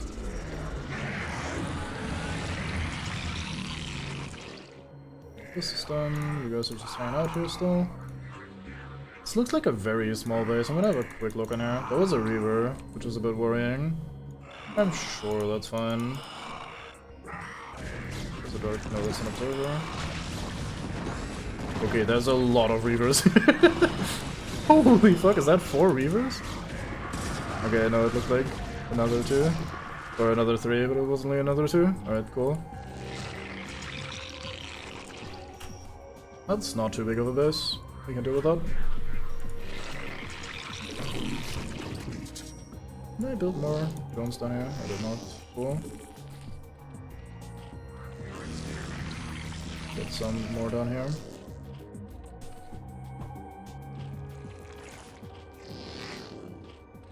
Alright, that should do me once these are hatched. Right, so now we're getting a large quantity of resources, which is always fun. Let's make more overlords so we can make more mates. Melee, or rather infantry armor upgrade. We about that. Let's reinforce this very slightly more. can also go back to setting this waypoint over here, or rally point. So that if we ever reinforce, they actually arrive where we need them. I like that I'm not gathering gas here, that's very smart of me. Like, impressively smart of me. Yeah, these kind of resource lines aren't exactly terribly well balanced out. I have a lot of workers up here and very few down here comparatively, but fuck it. Not a big deal, I don't think. Let's try pulling some of these away. Just like having all the overlords stuck on top of each other because you can't see shit. Right, let's just make some of these then.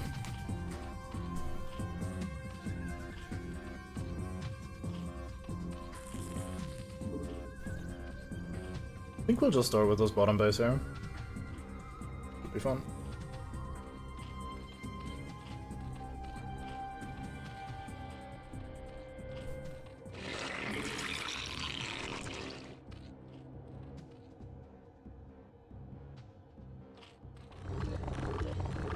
And the upgrade is about to be done as well.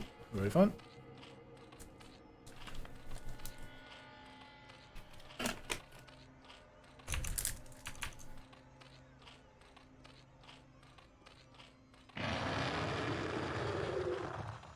Are very angry men. Let's get you down here. I'm honestly not entirely sure how these fit through a Nidus tunnel, but here they are, fitting. Look at these boys. Very fine crabs. Although they don't move flatways, so they're possibly not crabs. Who knows? They're very angry though. Don't look that much different in the old graphics either.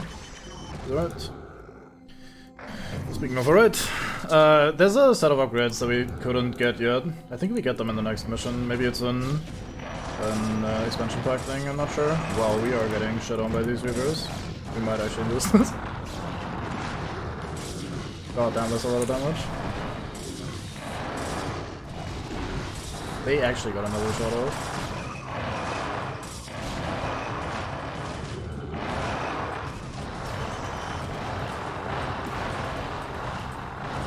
So given that that was basically all of the money's worth of units, like that was 2400 gas and minerals and a shit ton of supply. That didn't feel that impressive, did it? Like, I don't know. I was not impressed.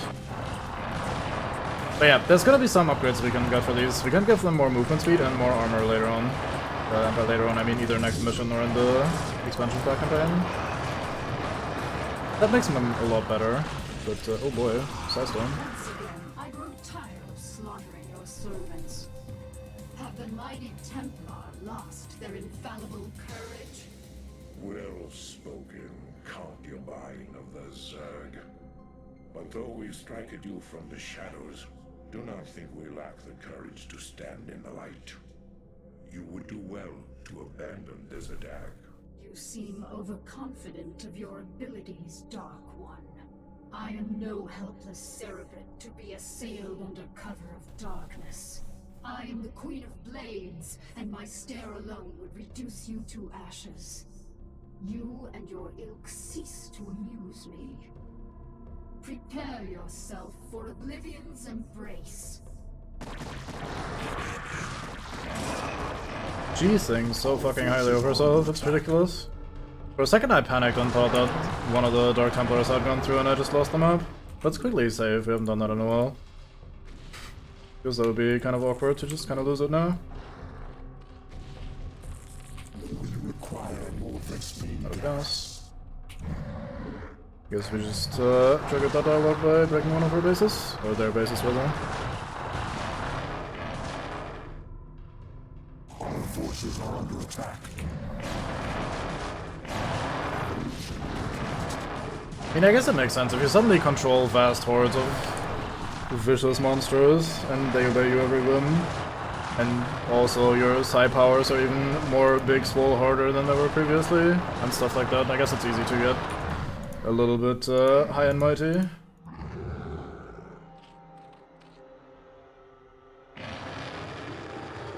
I suppose she's also interacting with, or not interacting, she's acting based on the will of the Overmind, so maybe that guy's also interested in some classic trash talk. Let the mates know that even though they managed to kill one of the unkillable ones, it was all not a big deal, and we got this.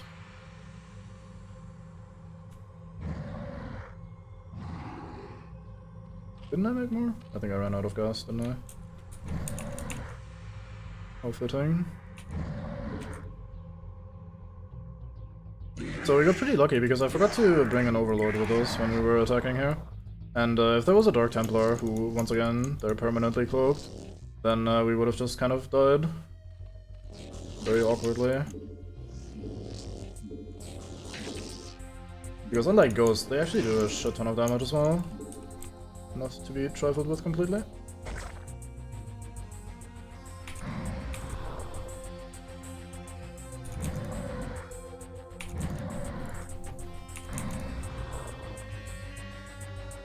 Oh. Also, one issue with Ultralisk is that if you're doing what I'm currently doing, which is like, hey, I'm gonna build a big man Ultralisk for us, then you can't attack air units, and that's always awkward. Just sitting there and enjoying the awkward pew-pews of a scout. I swear I clicked those. Why is that not working? I wonder if that's a remake issue.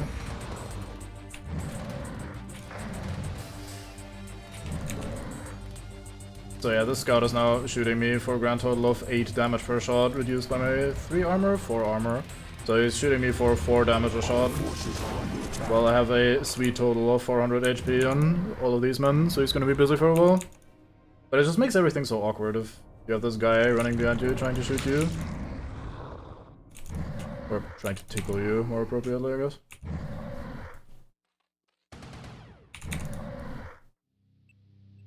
Why are you sneaking in here? What's wrong with you? Hey look, there's the blue faction. Have we?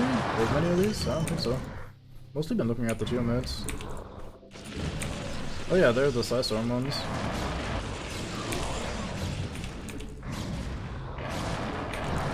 I was about to say I prefer Psystorms over— oh my god, the fucking Reavers. Please, cease. Don't end me, Frodo.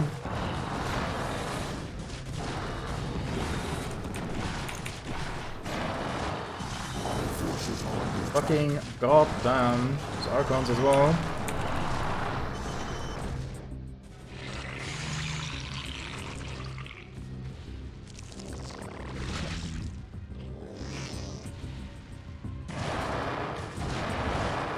I'd kinda written these guys off already, but they seem to be still doing barely alright for themselves.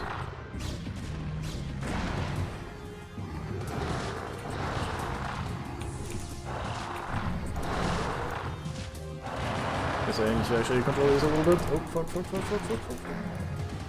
Where is that guy? Oh, over here where the cannon was. There he was. Okay, I need to kill this fucking robotics facility. Because the Reavers were absolutely ending my ass. That Zealot just took down an Ultralisk. He's a true hero. Hero of the people. I should probably make some units with all this money that I have and all these hatcheries that I have spread around. Let's make some Ultralisks for a change. I guess I'll just kill, or destroy rather, as many of these buildings as I can before my mates just inevitably die. Just so we can cause some somewhat lasting damage. Oh, there goes all our gas.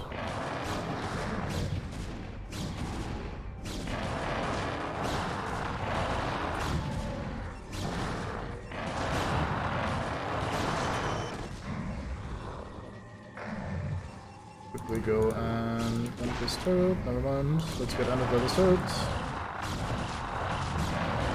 Hang in there, mate.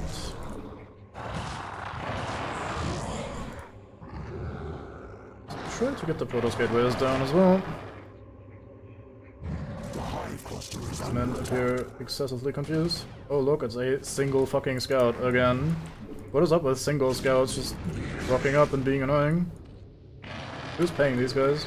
Our forces are under attack.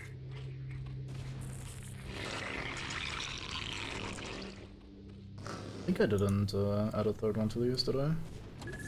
By Overlord. Alright, we got him. Sorted.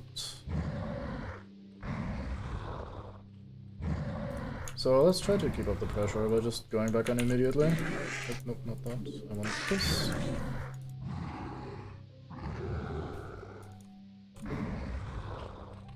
Yeah, I think the funnier thing about her is the fucking, oh yeah, I am the Queen of Blades thing that she just decided to call herself. Our forces are under attack. Like, she could be the Queen of Fangs or Queen of Claws or something fun like that. Nah, she's the Queen of Blades suddenly. By previously using a sniper rifle and now being kind of queen of a race of weird-ass beasts.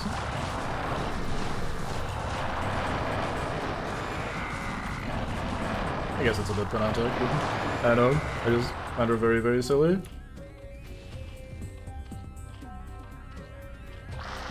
Finally, I learned to do it. Protoss, you shall know my wrath. Now you will know the fury of the Queen of Blades. Well, I guess I didn't need to fully clear out the map. Got the 2 main bases done. Okay, that's good enough for it. Let's see what is next, or if that was the last one. I think there's one more. Actually, pretty sure there's one more. Well, I mean, it's not like they're contesting the title or the role, really. They're just kind of enjoying doing their own thing. Like, they're just like serving the swarm, I guess. Fuck. Sound loud, sorry. I fix.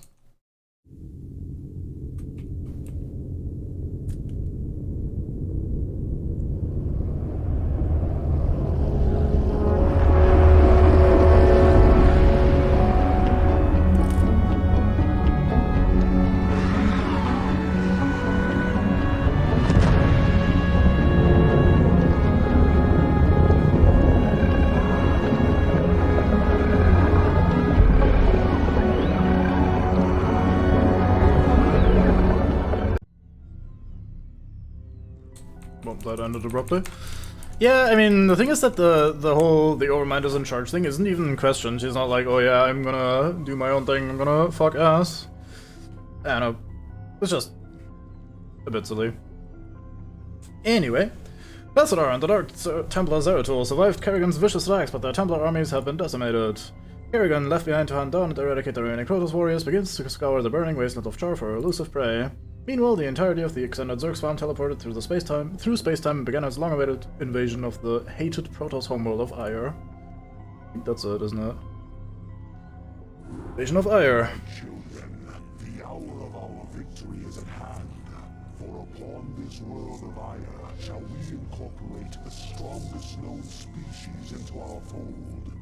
Then shall we be the greatest of creation's children.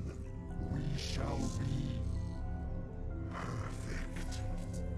Yet before I can be made manifest upon this world, the way must be prepared.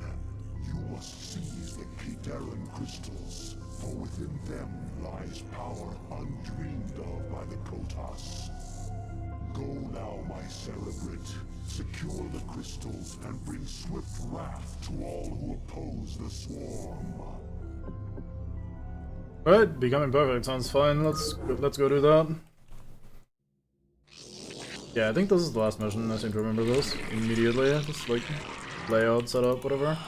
So this is where we need to bring the Kaidan crystal, and it is right here, or Caridian crystal, or whatever the fuck it's called. We're gonna be facing, I think, 2, maybe 3 Protoss factions, which is fun and games. Start out with basically nothing, which is a bit disappointing. Which left you the quite fast start we had on the last map. Kind of want to... There we go, build a second hatchery here. Actually, is that as close as it could be? There we go. Yeah, it was. Nice. I should not have done that. I had to go do that. There you go. Accidentally blocked the location.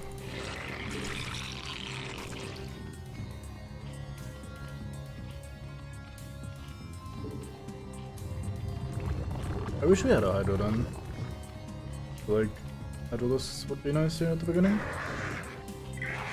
Didn't seem to be any ramps or walls or something to structure or defense around. Oh well. At least it's a decent chunk of minerals there. Decent chunk of gas as well.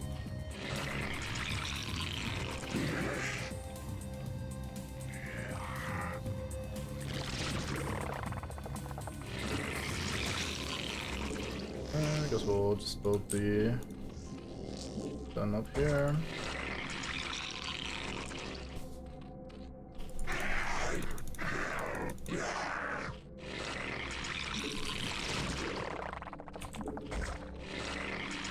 It's interesting that I don't really remember much about these last couple Zerg missions.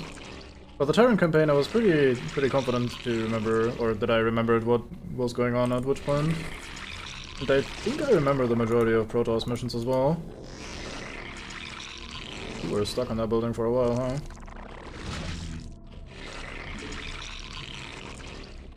Yeah, this end is kind of a slipping moment. I guess it is a bit generic. Like, hey, go fight the Protoss. Alright, now go fight Protoss. Hey, let's go fight the Protoss homeworld. It is functional, but nothing terribly specific. Also, this whole, hey, go here, grab the crystal and fuck off thing is a bit of a... like, it's not really a different kind of mission because of that. It's just, hey, after you've cleaned them up, you go and grab the thing. Or you can try to speedrun that and try to get the mate in and out as quickly as possible. In which case it will probably be more memorable. But alas. Let's get their attack already. Ranged upgrades. I guess Zergling speed is always fine to have. Hydralist speed as well. Goodbye all of my money.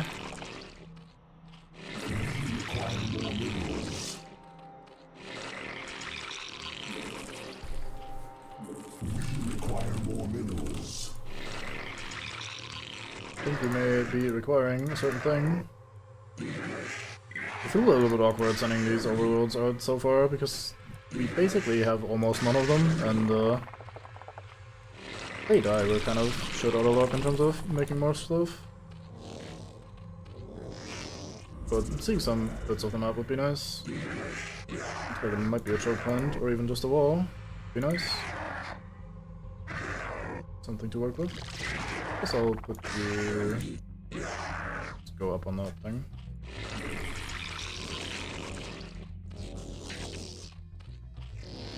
Let's get a second evo chamber. I have moved too far forward. We found the enemy. He did not die, I'm proud of him. Payload is making its way over.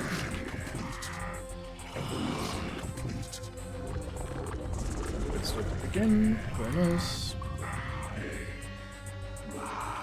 Did we just see the Zealot move over here? Oh, he's down here. Where the fuck are you going?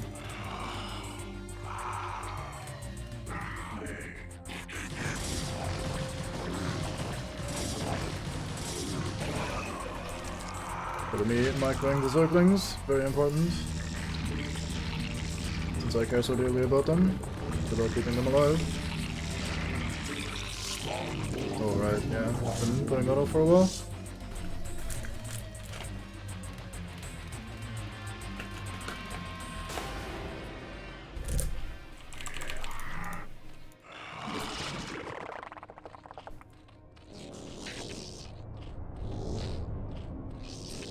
Alright, let's see, I want a Queen's Nest. Put that over here. You know what, let's just get you back home completely. We're working on overload speed, so it's right. Hey, did I just go in? Fully upgraded. Very nice, very nice. I think I'm gonna grab a Zergling and keep exploring the map a little bit more. I'd really like to find a place for a first expansion and get some more resources going. I do like me some expansions. Ow. Hands out for an explorer, gets shot in the ass by a photon cannon. That is a solid wall, interesting. So if we hold here, the only thing that can arrive is air units. That is good to know. Can I sneak by here? Probably not now.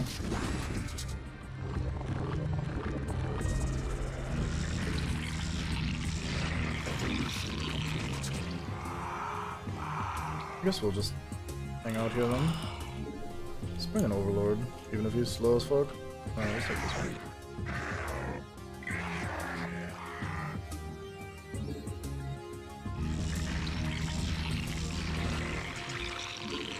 5 tags, so we can keep upgrading in a bit.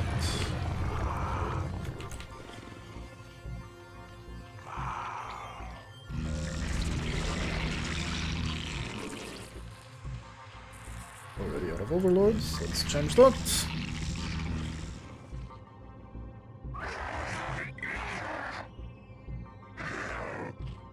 Try putting some Overlords in this southern bit here. We can see if somebody attempts to drop some bullshit.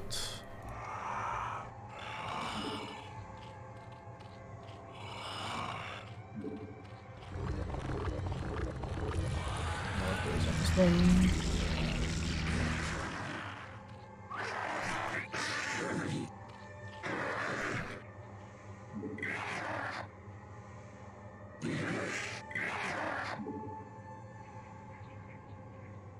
I wonder if we should drop onto this ridge at some point. Might be a good idea.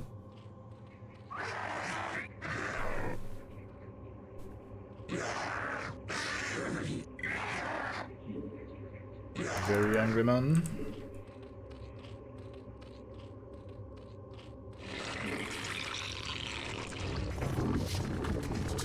Just armor upgrade.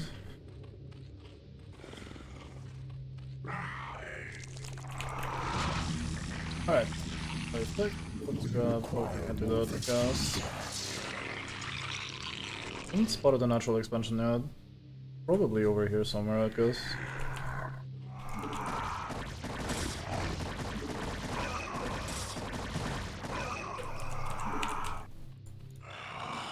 Being the most confused Hydralus, just walking around up there.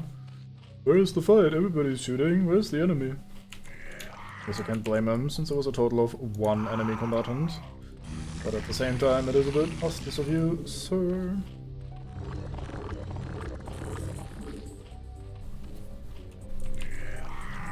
Alright, let's go take this down.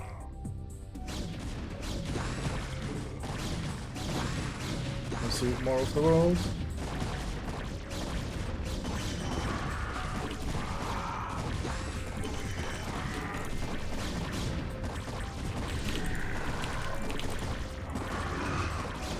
Forces are under attack.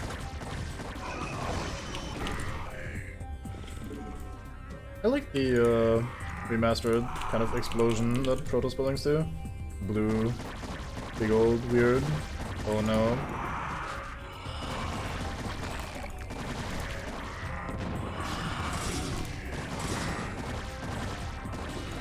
King Reavers. Alright, time to leave. Also, time to make more meds. Let's not misclick too many times, otherwise we're actually in trouble.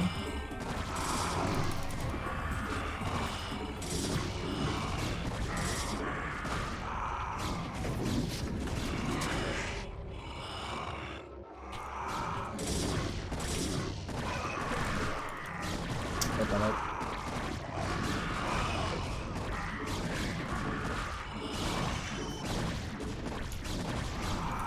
That is the entirety of their base defense though, so that's alright. I think we should be able to get in there and maybe get some damage. I think I need another hatchery. Ideally one on an expansion. Oh no.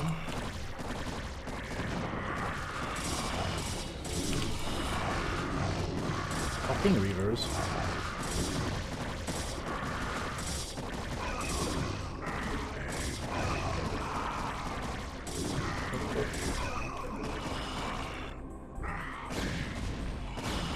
You know what, let's just stop engaging. Let's just take it easy for a moment. And while we're doing that, let's get some Zerglings. Because that's definitely part of taking it easy.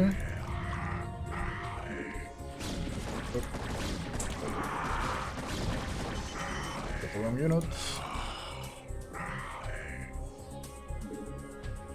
We're just gonna sit here for a moment and let everybody recover. Do we get a building? I don't think we do. Mostly just the cannon and a bunch of mates. Speaking of that though, let's have a look up here, since this is a split path from the bottom one. Maybe we'll find an expansion up here that will make me very happy.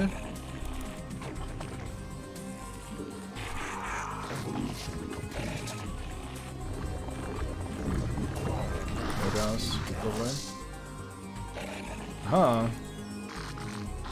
Okay, that's not beautiful, but we'll take it. This leads right back into the base as well. Alright, good to know. Go grab a drone. Our forces are under attack. Evolution complete. Get the attack speed now. Let's finish off missile attacks. Need 18 billion more gas, and then we can finish off first.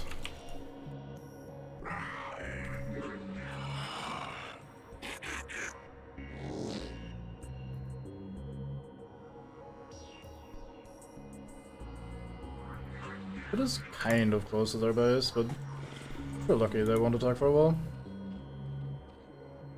I mean, I guess if they start attacking, I could just attack their base and then they'll either trade or retreat. Make some more units though, and forgo the upgrade for a while.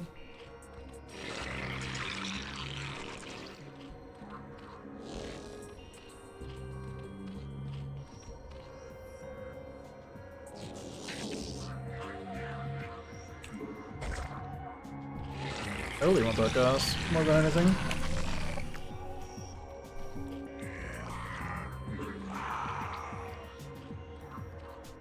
I like how just having a clump of units here alongside the trees is enough to really screw these guys up with their pathing. I mean, they're getting there, but taking their sweet ass time.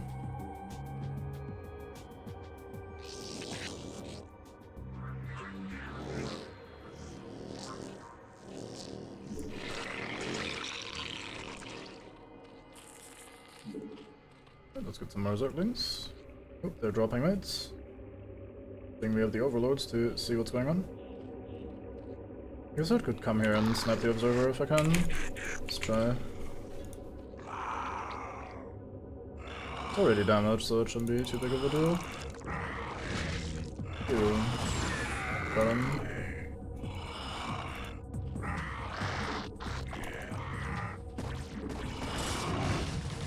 What are you doing, sir?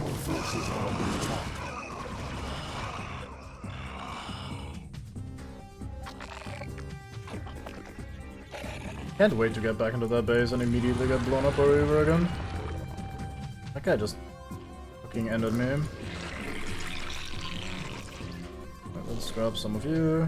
I actually haven't gotten that much saturation done here in terms of how many drones are working, but alas, it's mostly about the gas anyway. I guess we go with the transport sucks.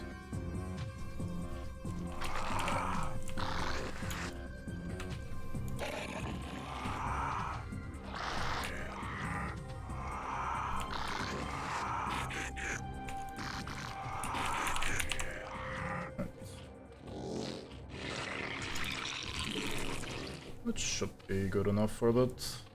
Once again, not terribly efficient, but it'll do. Also done upgrading soon, so it's gonna reduce the impact on our blink stack for a bit. Let's see if we can make the new Ultralist upgrades already. Actually, we have very few drones on this side now, don't we?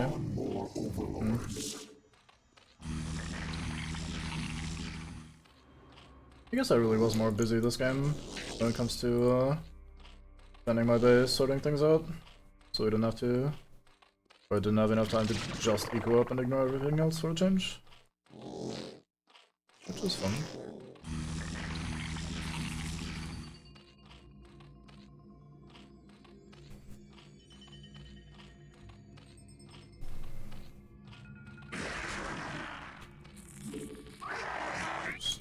Send all of them.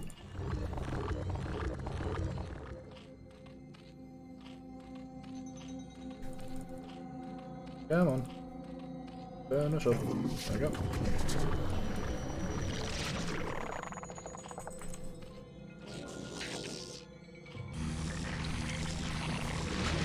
Yeah, these upgrades don't exist yet, so they're Brute War exclusive, I guess. That's rough. That makes Ultralisk a lot worse as a unit. I guess we'll just be, Just Hydra is so weak against Reavers though. But I guess everything is weak against Reavers because that's already the one that was fucking with us with the Ultralisk as well. In the last mission. Yeah, we'll just have to tough it out. I guess I could go Queen and try to do this bullshit. Let's see. Let's be a little bit fancy, I suppose. Also, if we send the Lings first, especially if we just spread them out a little bit, that could be fine. Tempted to send a little force up here, see what we can cause in terms of damage. I guess we can just take these 6 Lings and see what's going on. Some Hydras as well.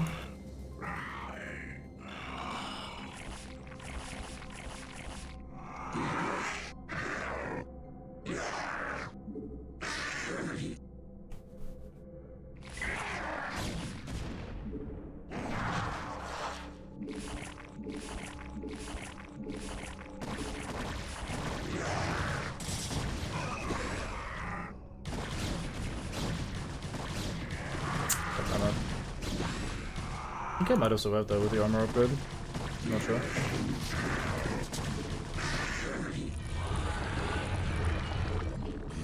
An upgrade. You know what? Let's get another queen. Queen. Alright. We'll go back up here, and then this group can see if it can do some damage up here. Looks like this is really just kind of an anti-air ridge. There's just some zealots and some turrets on here.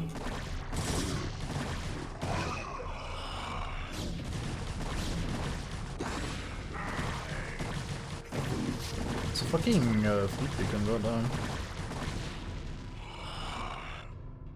The yellow faction, we haven't even fought them yet. Guess we'll take out your fleet beacon. So if they have a fleet beacon, I might need to rely a bit more on my Hydras. Leave my Ultralisk units behind.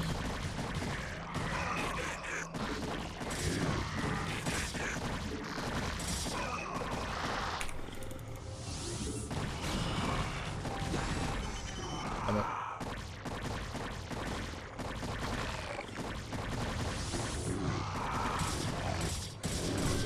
We got one of the shadows. They're not fully upgraded yet, good sign. It's a good sign. I mismicroed. Yeah. There goes that troop. Another attack close.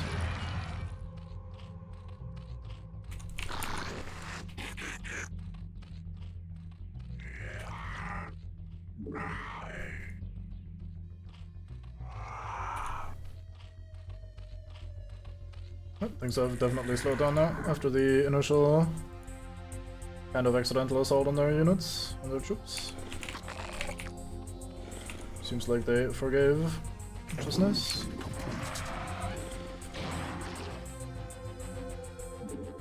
Can I have a look up here? See if they are rebuilding or just fucking around.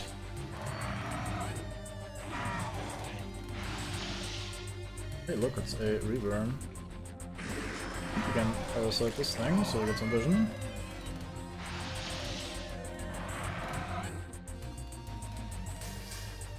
There's another shuttle here. I don't think I can afford to get that deeper. It's gonna end me. I think 2 more queens. Always nice to have them pre-made so they start gathering their mana before you need them.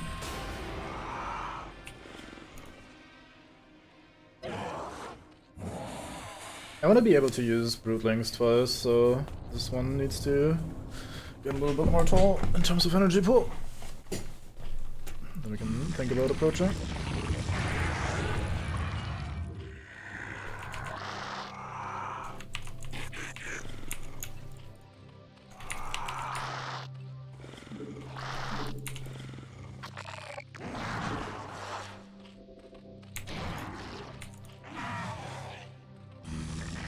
Let's research the burrow. I've already been like a few occasions where I've liked using it, so I already kind of regret not having it. go change that. I think if we break down the space, we'll get another pile of resources together. We didn't finish the fleet beacon, which is kind of ass. I mean, I doubt they'd toss a lot of carriers our way, but who knows? Somebody probably knows. It's not either.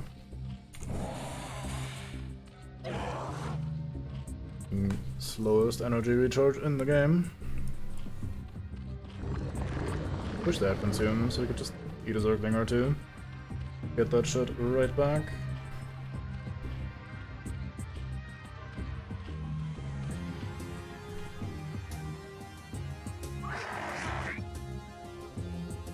Pretty look up here. I'm impatient. Need to Google.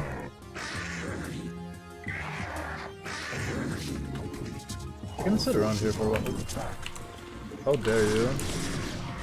How actually dare you? This means war. We're in the war now.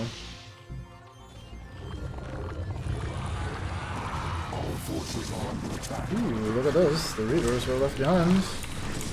I appreciate greatly. The button that I want. Our forces are under attack. This is a pretty pathetic base. The thing is, I'm really only afraid of the fucking Reavers, so as long as I don't find any Reavers... Hey look, there's a Reaver. Wait! It only hits organics? Why am I pressing the wrong button? I could have sworn that worked. Huh. Well, I guess I'm an idiot. Here's my great counter to Reavers and it doesn't even work. Shows you how much I use greens. I was pretty confident it was gonna work though. Weird. Alright. Well, let's get some more resource mates in here.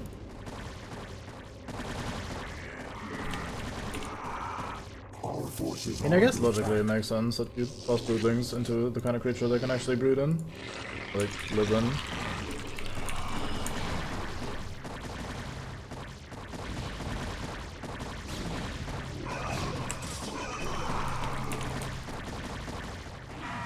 Let's get some extra drones going, because we're about to take another base. We also have to repopulate the other one. That is fine enough. These are just sitting around. Oh boy. Oh. Oh, I missed my camera there briefly. Immediately it cost me all of my mates. I'll just have these work here for a while we set things up. Okay, we're down to not that many hydralisks. Let's quickly have a bit of a recover here.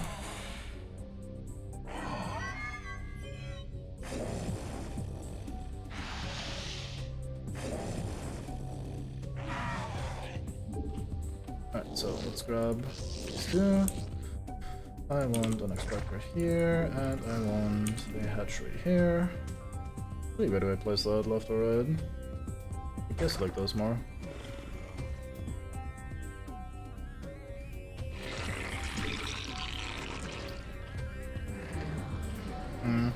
I'm disappointed about the Ultralisks not getting all their upgrades.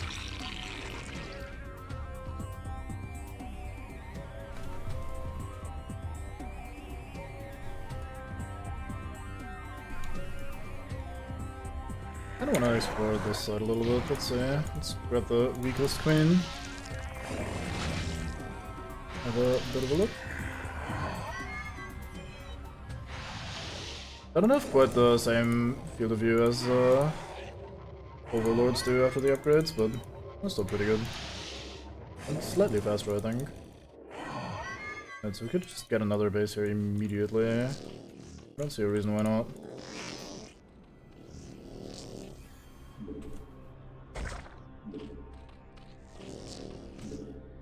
I mean, that's probably gonna get shot.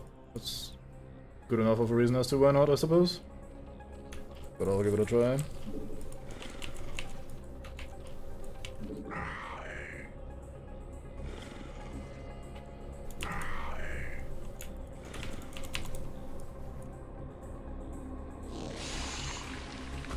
Yeah, that's in range, that's not gonna happen. It briefly lost vision, what the fuck? Oh, Sweet. Anyway, let's fuck off.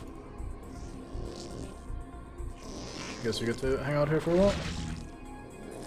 Alright, you get to gather gas, the dream of every worker. Be the gas mate.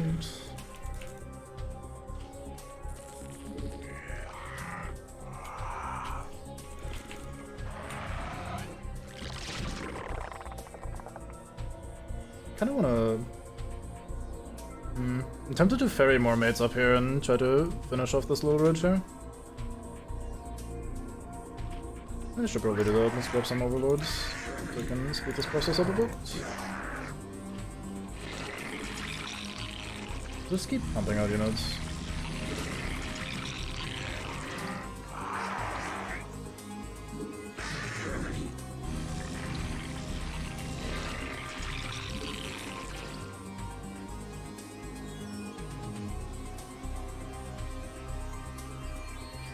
Well, we're completely out here.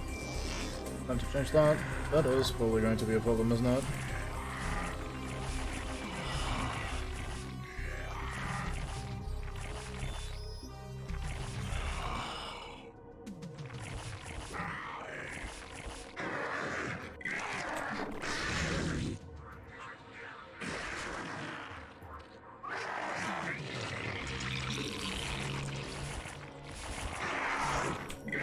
Useless. Hey, unload here in the center. Okay, let me just position myself under the cliff where I can't actually unload the mates. Thank you, sir. Very helpful. Let's take this.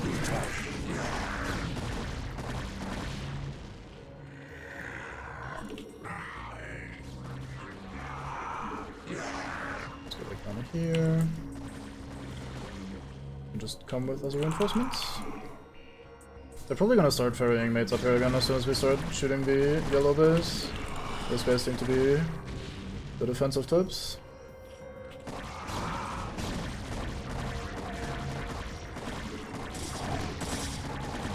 Oh, forces are under attack. I need to send you guys off. Being going to click, idiot.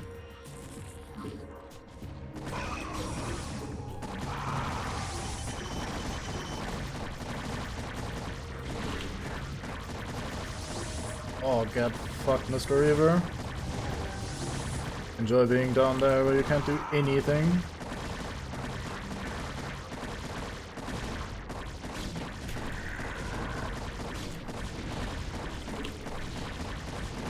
Oh, this happies me greatly. Look at these two absolutely useless Reavers.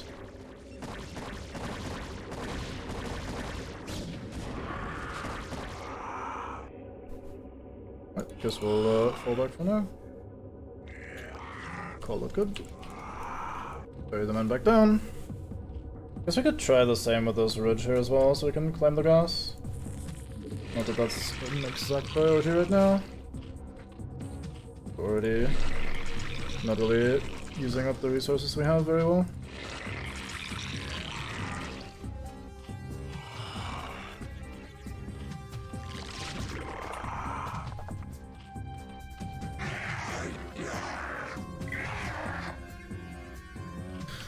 In you go, in you go, in you go, and group 2, in you go, in you go, and in you go.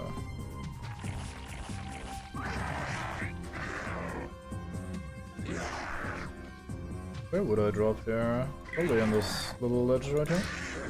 Looks like the safest place to be.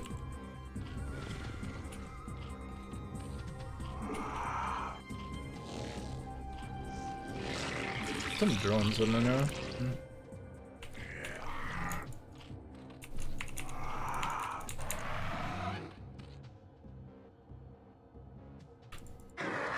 Let's bump this up a little bit so we can actually unload the mates.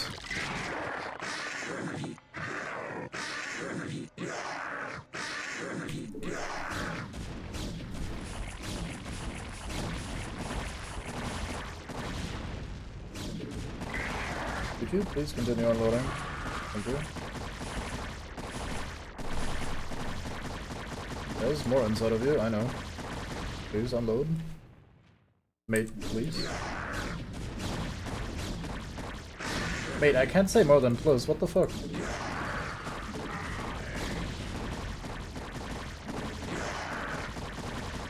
Which of you fucking moms?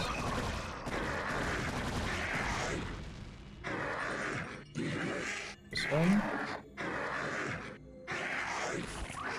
Okay. I just wasn't willing to do it. Interesting.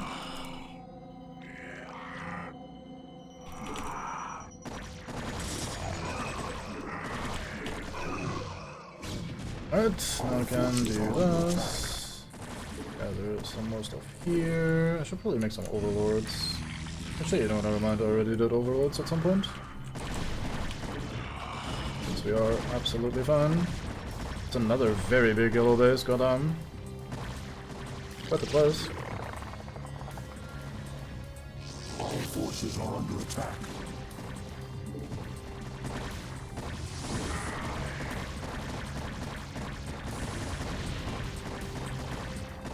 God, high ground is so overpowered. Look at me just fucking destroying everything.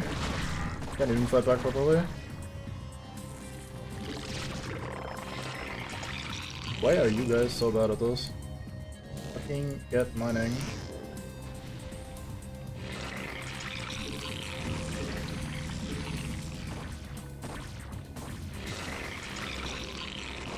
All forces are under attack. I guess I could send some men in while we do this. All forces are under attack.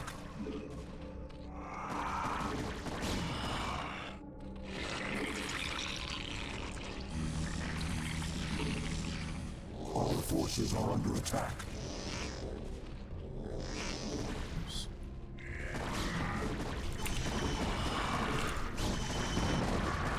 Oh no. Oh no. Oh no. Look at the fucking carnage! I just cannot contest these fucking reavers. Oh. Oh, that was a bunch of hydras. Was a bunch of hydras. Damn.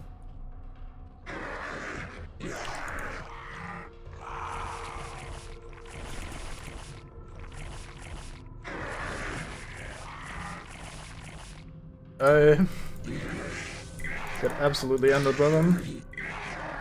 I'm gonna try something dumb here. Nah, I'm not gonna try something dumb here, never mind.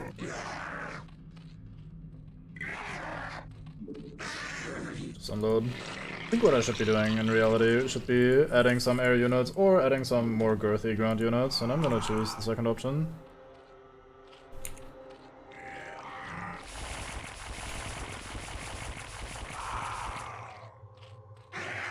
This time you managed to unload all of them. I'm proud of you.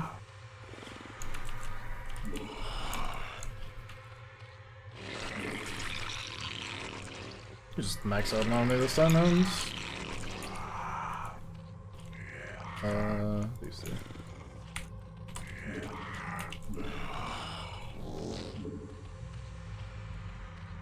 At least in theory, we could be getting so many resources that we could just fucking switch very hard over to Ultralisks again. Since we have all of the bases, it feels like.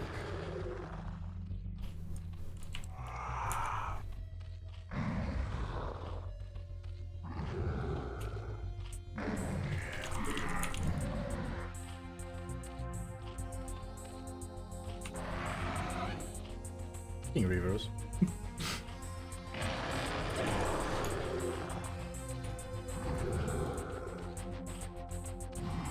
Alright, this time we go into the front with the biggest elephantian man that we have, and then we tank all the river projectiles with these, and then we go and win the game.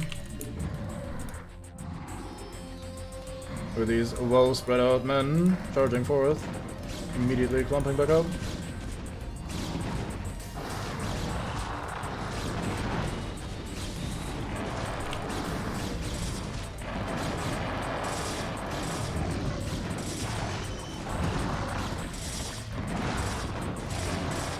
So unlike siege tanks, they don't have a minimum range, they only have a maximum range, so even if you're point blank with them, they can still fucking fire. They're big boy projectiles. They have some minor weaknesses. We'll encounter those as we play the Protoss campaign tomorrow or whenever. But they are definitely very strong.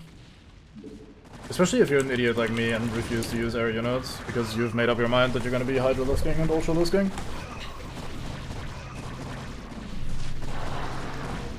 But yeah, if I was willing to go more into a... maybe. If I was willing to go more into Mutalisks or Guardians, then they wouldn't be really too big of a deal.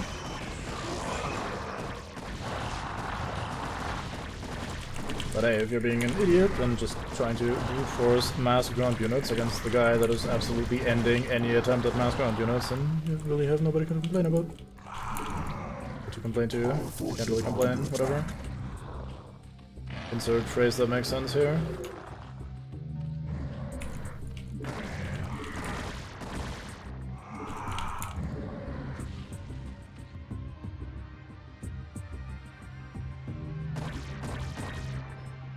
Lee probe. Oop. Fuck 'em. Never mind, I'm the one getting fucked.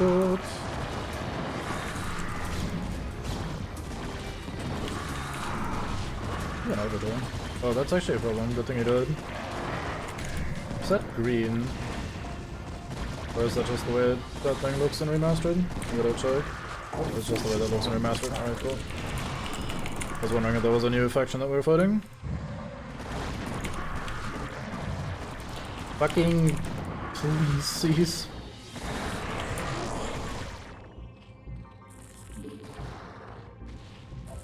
Oops.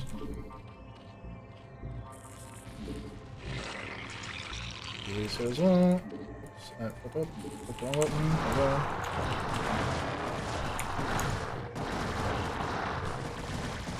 Looks like we broke them. She's ice swimming. A little bit.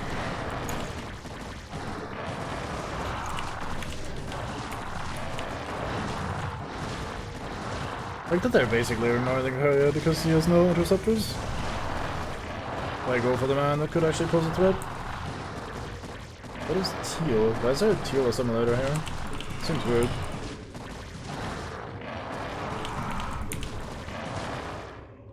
They appear to be being weird. Cannot condone this behavior.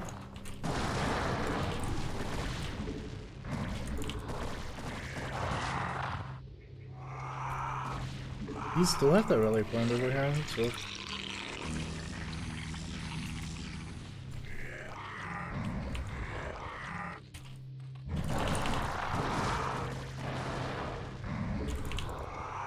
Alright, so it's the middle ring.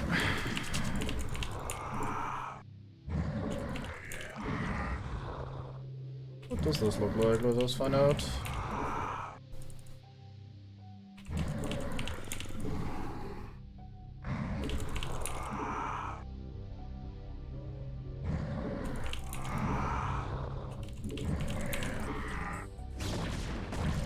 Oh, there is more. There's one ring. There's orange, that's another faction. There's a bunch of reavers.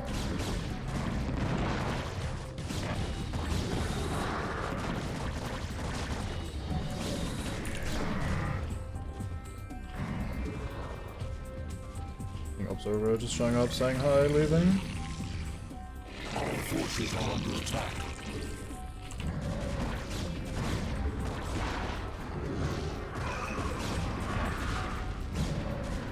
Alright, let's actually try to get up here.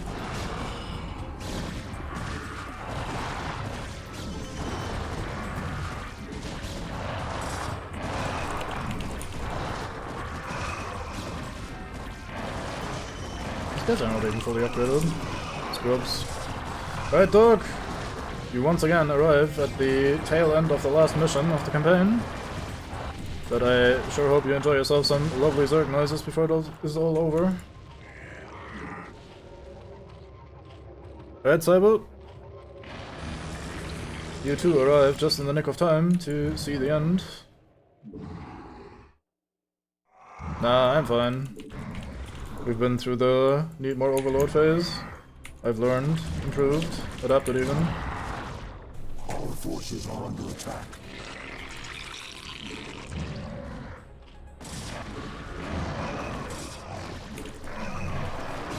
Might ask more overlords, goddammit bot, that was on point. No, fuck your Reaver. Oh my god. Actually got a shot out. Our forces are under attack. We grab these as well. See if we can be annoying here. I think we should be winning this. These seem to be... oh, they're not that upgraded. But need to actually make more mates then. Why are you idle? Oh, because this is happening. Our forces are under attack. Anything we have left? Not much.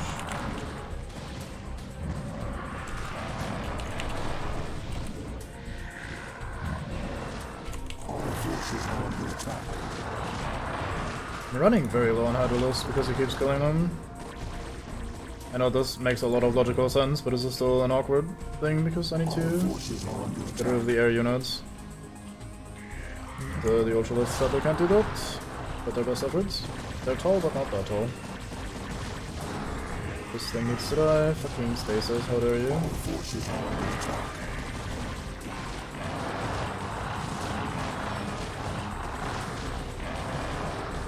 Oh, these are going the other way around. That's probably gonna be a problem in a second. Our forces are under attack. Yeah, I appreciate the effort of forging your own path, as they say, but may not be the time or the day. Our forces are under attack. Stasis. Please wear off at some point. Hey, Zerg is the second one. We did Tyrant yesterday, and today we're finishing Zerg. And hopefully tomorrow we'll be doing Protoss. I can't promise anything though. My voice is starting to get a little bit ass. As is my brain.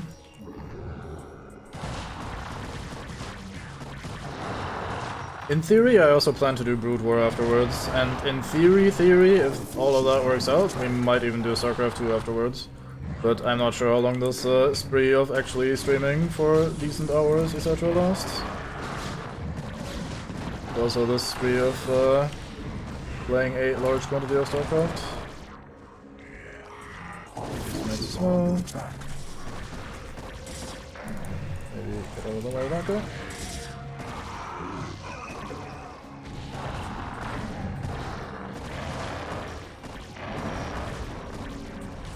Oh, that was fun. Entirely unnecessary, because all we had to do was grab a drone, like this boy, get it in here. Oh, I wonder if there's mates sitting there. I hope not, because I just sent this drone in for stuff. Yeah, all we had to do was claim the center of the area, mine out the crystal, and then fuck off. Which is what we're catching up on right now. But hey, since we were already overwhelming us, the crystal is being harvested. 10 minutes until harvesting is complete. I wonder if there's gonna be mates attacking me. Hold off enemy forces while we're harvesting the crystal. I guess I should have started that a little bit earlier, huh? Oops. Well. Oh, he's coming back. Thank you. Nice of you. Well, I don't think there's anybody left yet, so, or anymore rather. So, yeah. I'll just, BRB bathroom. Enjoy the tunes. Also, for all the new mates here, this will be a channel reward in the future, but you get this one for free, because I want to show off the tall effort I put into this fucking, stream aesthetic and the fucking production value. Check this shit out. Boom.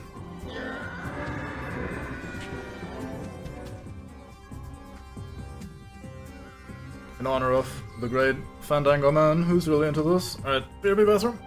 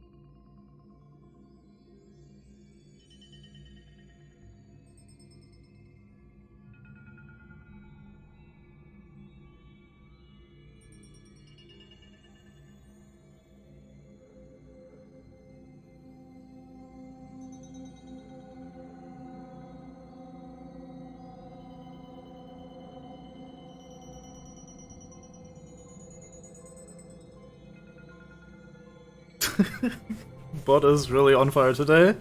Good ass indeed. There's one. And two. Look at me multitasking like a champion, mining the plot crystal while also sitting on the bathroom. On the bathroom, yes.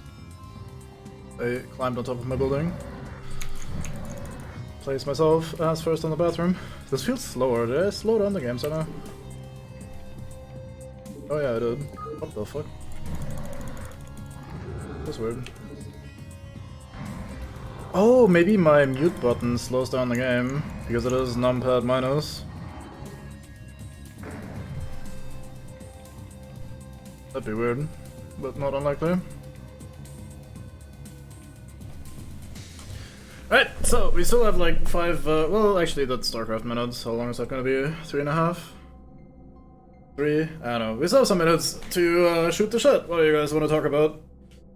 How's your day? Everybody doing alright? Hope you're feeling better, Cybot, after your initial I feel ill this morning. Gonna listen to some angry overlord grunting. Oh boy, these resources are gone. How will we prevail? Not at all. Go very long distance mining.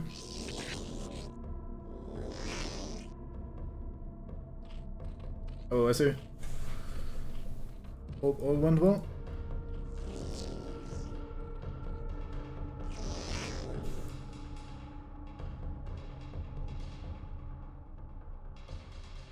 I lean back in my chair to the point where you probably can't hear shit.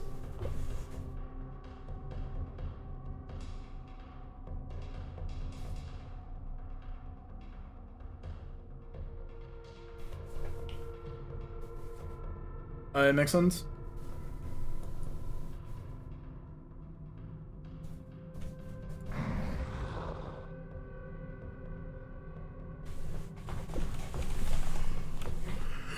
I mean, tests are pretty quick and easy these days anyway, so...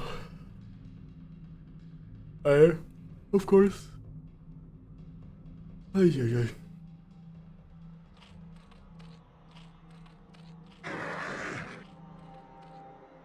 Let's look at this in old graphics, so we can enjoy ourselves a bit. Look at these beauties.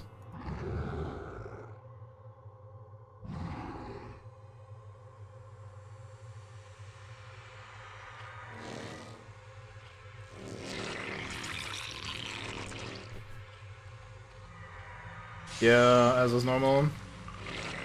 It's kind of the same with getting the vaccine itself. Like, getting the vaccine is... I still have a Zergling up here, that's funny.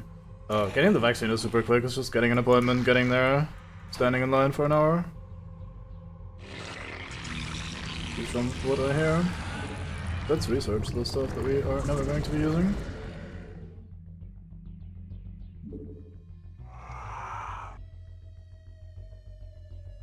God, I must have been playing with the slowdown game for quite a while at this point.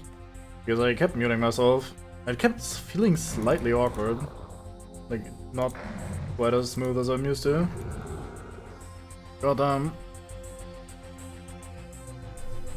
No wonder things took so long. Oh, now I know. Pay attention to that.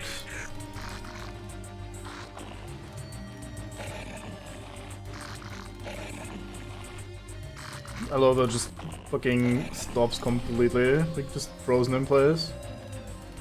They do a little bit of idle movement, not much, but like they change directions, like the direction they're facing every now and then. Like if you have a bunch of mates sitting around, they occasionally, as you can see here. I mean, these guys are just pathing-wise confused. I'm not sure why they're entertaining each other so much, but hey. But yeah, as you can see, these guys will sometimes just turn around idly, but other than that, they have no animations. It's quite funny. Right, Battle Royale, last man standing, everybody against everybody. Let's see.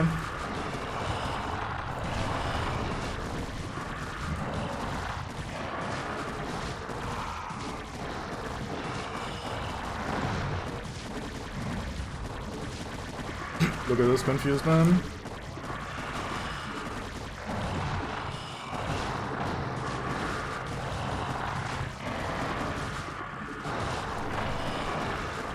Very noisy, but very important. One has to test which is the biggest man in the game. Yeah, the brute grows impatient.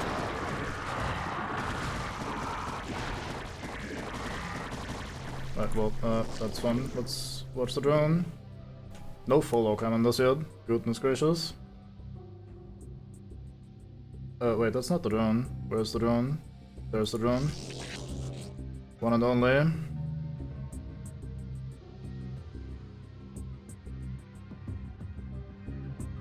Cerebrate, the Katerin crystals are in our possession.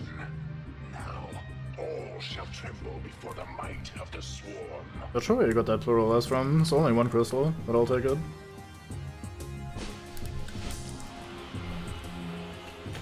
If there's a video, it's gonna be loud, so I'll turn down the audio in a second. After this. That was a long mission, goodness gracious.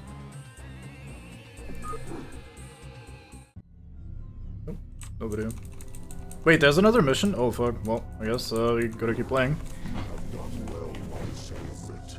The Protoss can do nothing but flee before the onslaught of the Swarm. But now you must assault one final site before our conquest is assured. Behold, there is a temple not far from here that lies upon ground most hallowed. Though I have borne witness to the passing of countless millennia, the temple which you must assault is older by far. For it was constructed by my creators, the Zelnaga, and it marks the site where the Zelnaga first set foot upon Aiur. The temple must be cleared, and the Katerin crystal set in its place. Only then shall the way be made ready, for it is upon that ground alone that I may be manifest. Well shit, yeah, I thought I was done. Oh, I guess I have another one. At least this time we're playing in the appropriate speed. Right, what do we have? I did not remember that there was another mission. But hey, I didn't remember the end of the campaign at all, in general. Let's have a second hatchery here. It's kind of awkwardly placed. Where's my gas? Up there, goddamn. Okay, well, guess we'll have another hatchery up here.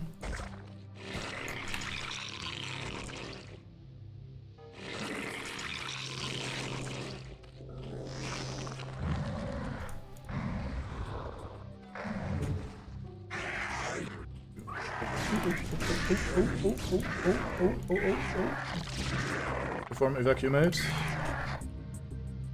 More minerals. Goodness, there's a shit ton of resources here.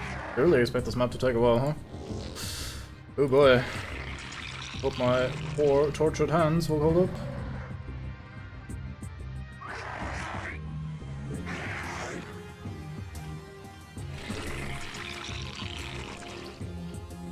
Our forces are under attack. Oh, it was nice knowing you. Oh, they stopped. Yeah, get fucked, AI. You suck, lol. Nope, fuck, I didn't say anything. Nope. Never mind. I deserve this. I accept.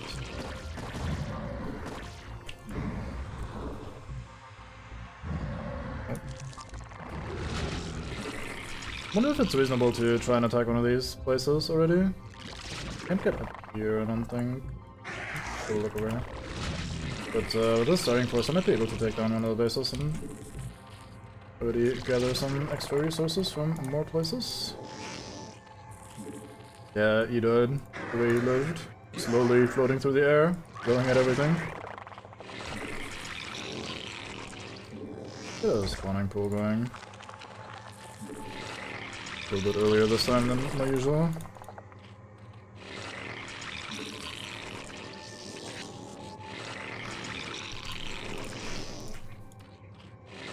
I kind of have my army exactly where my gathering point is. It's not fantastic.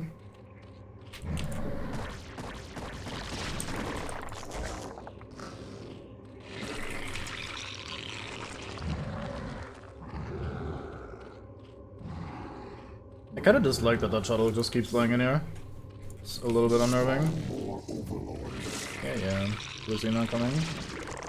Probably not me. It's not quite done yet, is it?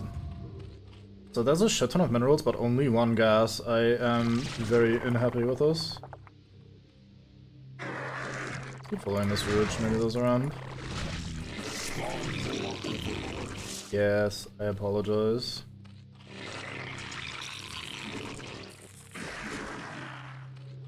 There we go. I should probably just not have lost that overload that we had. Would have made me get yelled at a lot less. With the gas done. Let's go insert some drones. I am now very paranoid as to the game speed. Hope I don't accidentally fuck it again. Goodbye, Zergling. You will be absolutely missed.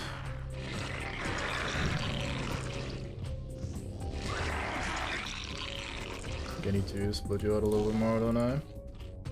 I suppose AI.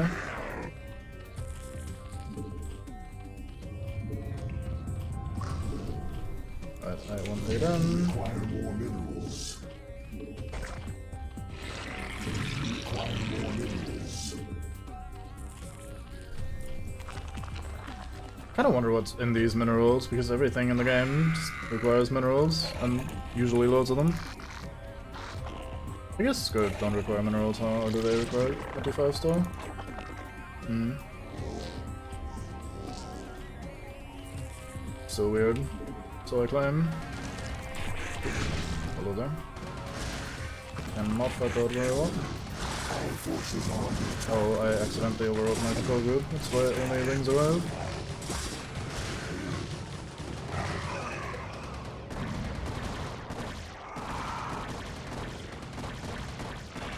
Forces are under attack. Wait for my overload with a scouts. Going to be a problem.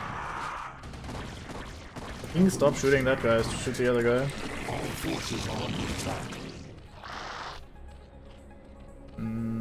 Looks like there's no ramp up here, but there's a starport, so I'll have to take that at some point. Right. Let's check. There's a ramp here, definitely. Let's get up there with these lings and see if we can annoy the dragoons a bit. Meanwhile, let's not be lazy and make some hydros. Our forces are under attack. Oh, that's a proper base here. Right, good to know. He was on 1 HP. And I misplayed, so he didn't die. Tragedy in multiple acts.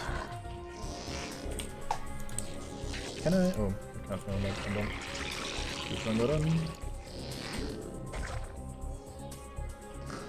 I sent two maids next to each other. They decide to block each other on the straight path there. This guy is hard confused by corners.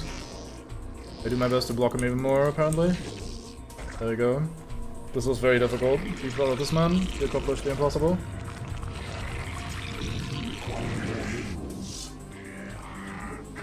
So get these in the corner for now. There's scouts coming from this side, that might be a problem soon. Although they didn't finish the Overlord for some reason, so that's right with me.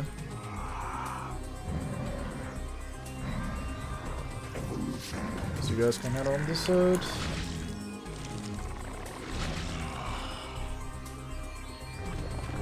Range attack, and armor, range.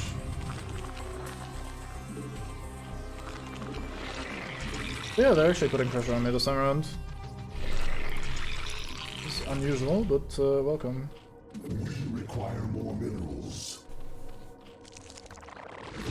They're also giving me a nigh infinite amount of minerals here and very little gas, so guess we'll be doing a bunch of hydros again.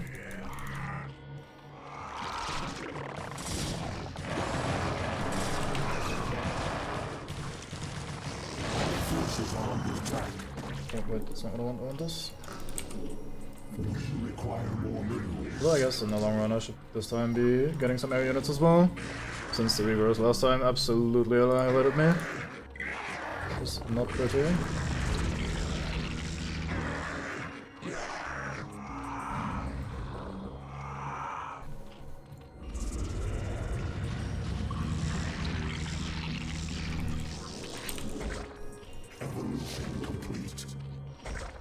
Got both of these. The range upgrade now, so hydros are actually doing something, which is very, very fine. We require more minerals. I feel like I have enough drones, but doesn't actually look like it's enough, so let's just make some more.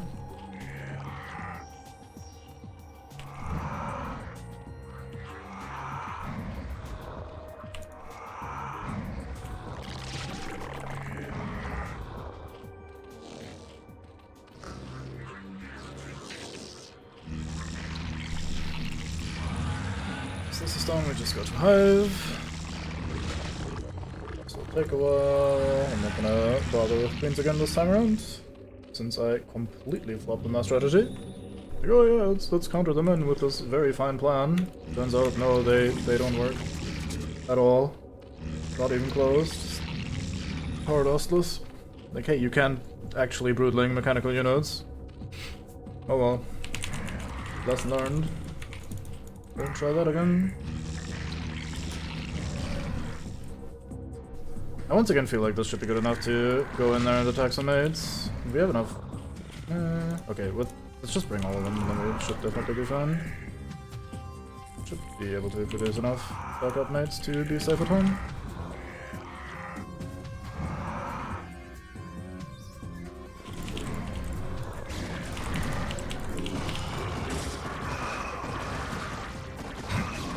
Fucking Ultralist just goes absolutely nandos.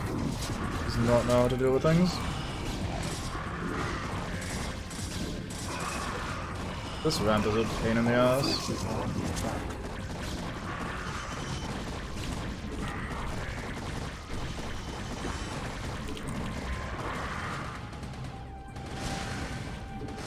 Shit, where did you guys come from? Pull them over here to the sport colony. Oh, it's a different faction, that makes sense.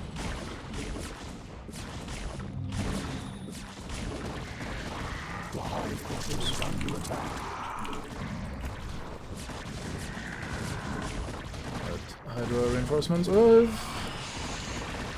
Trying to bin the carrier. Sadly, we're not getting any gas in the meanwhile because they ended our drones over here.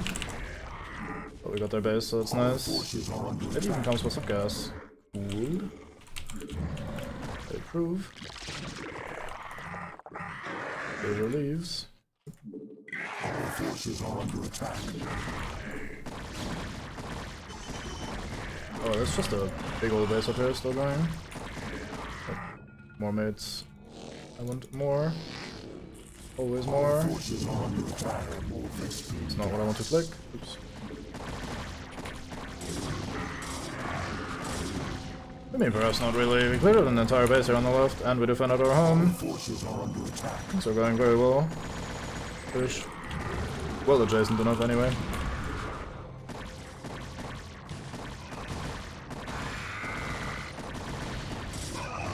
Please spin the shuttle, thank you. Right, that is this side done. Pull back the men. I'd like some more of these guys.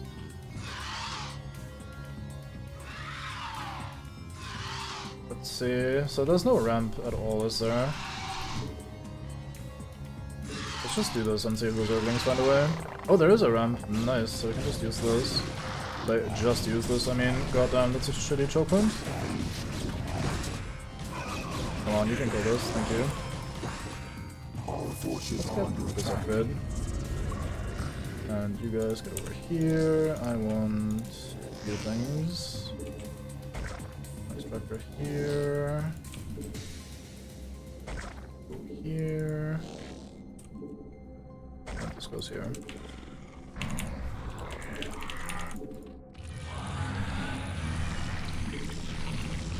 This spore colony is basically dead, but it served this purpose. Overlords. Not sure why I built these two mutas. I guess you can hang out here now. You can defend something. Enjoy life.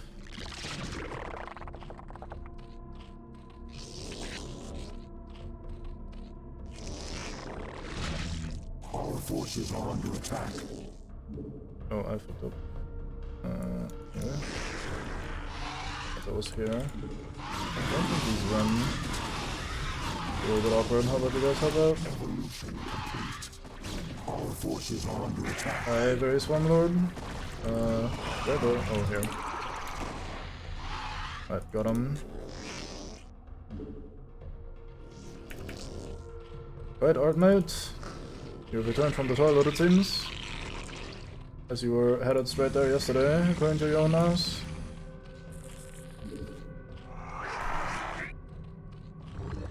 I should have been upgrading a bit. That would be smart. Never mind, I don't have gas. I cannot be smart if I don't have gas. Maybe that's what got Ono so upset with farting.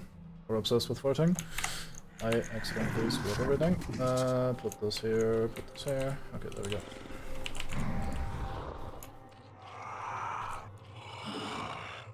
I did not mean to do that.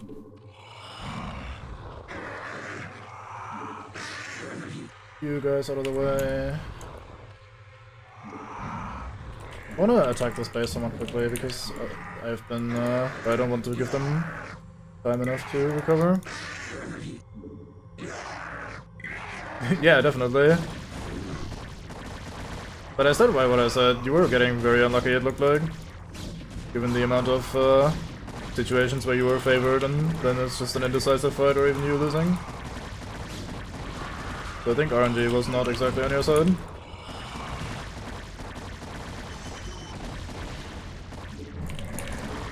Our forces are under attack. Every time I return to this fucking base, I see the bleeding spore colony and I feel like something is going on. Like, oh boy, we're being attacked, but nah, it's just not recovered yet. Another gas up here. Probably gonna be useful.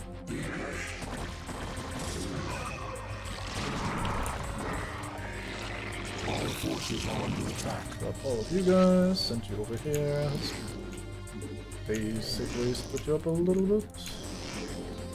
There we go.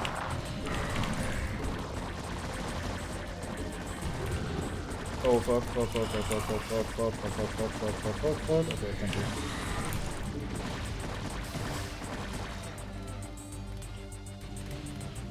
Also, since you haven't seen this yet, look at this fucking mastery of stream fucking production value. Check this out.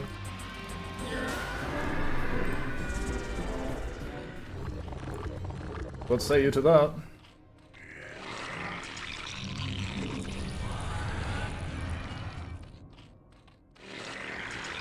I guess we'll go why not? Yeah! Basically. Our forces are under attack.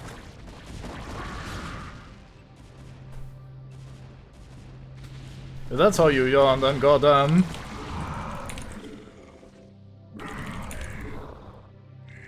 Ooh, we get another gas here, that's right. This is very aggressive indeed.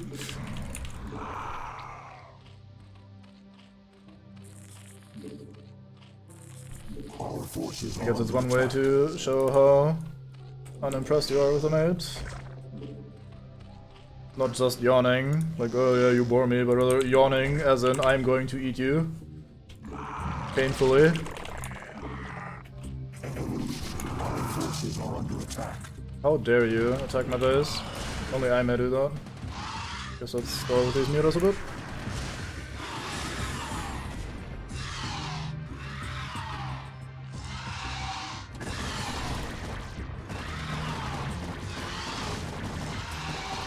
Look at this value we've been getting out of the 2 mutalisks that I accidentally made. Incredible.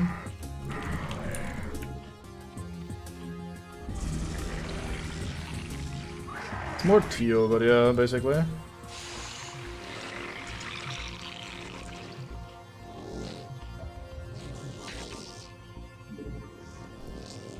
don't think that worked, actually. I need to give them proper orders later. These also don't work. I know. Should be good enough. We might want to switch tech a little bit. I'll probably grab 2 of these as well. Get them over here. Things working.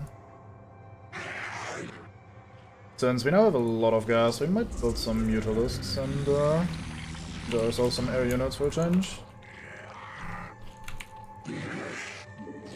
More more drones. Let's get them down here. Anybody idle? No, you all seem busy. It's very fine.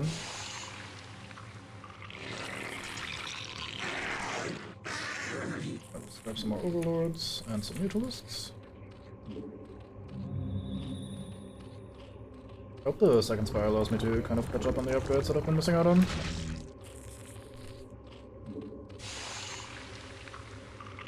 I think that should be good on drones. I should stop making them for a bit.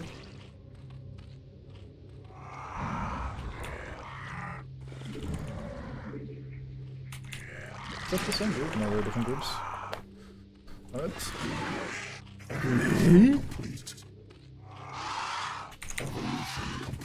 Oh, I don't have that group yet. Where are you? Here.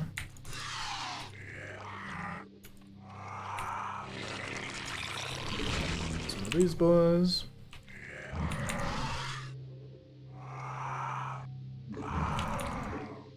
Alright, let's keep pushing.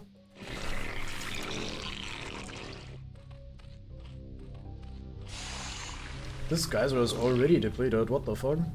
How did the Protoss deplete that so quickly? Crazy. I'm just huffing that gas non-stop. Fucking drug culture fiends. Cannot condone.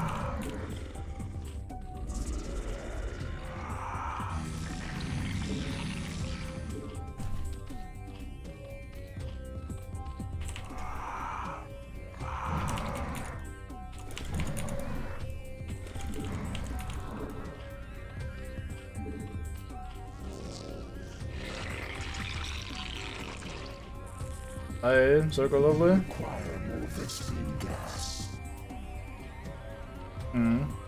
Here I was hoping to switch over to air units since we get a lot of gas now, but both of these geysers that we claimed were already depleted. So they give fuck all Vespine, and this main one is also basically depleted. So it's gonna be a pain in the ass. It's just long range mine here. Can't be asked to set this shit up.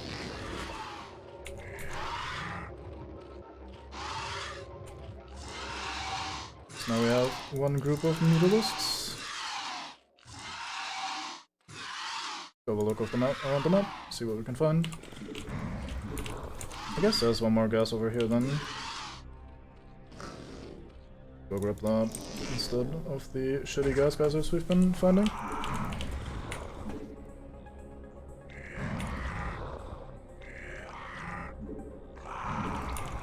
Seems to be converging in the center, makes sense. Poke our head out here. See what there is to find. Some Gaius.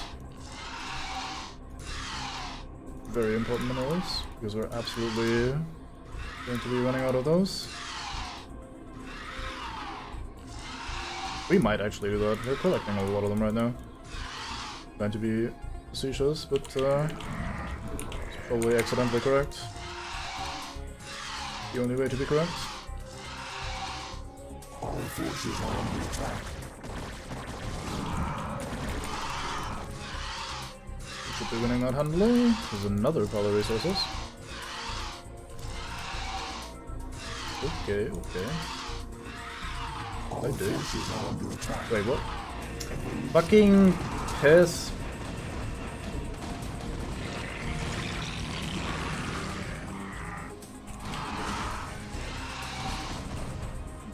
Well, fuck you then. If you attack me, I attack you. You know scare, I know scare. As a wise man once said. I'm probably gonna off-screen run into a Reaper and lose all of my troops immediately. A Reaper, I say, a Reaper. Same thing, really. Our forces are under attack.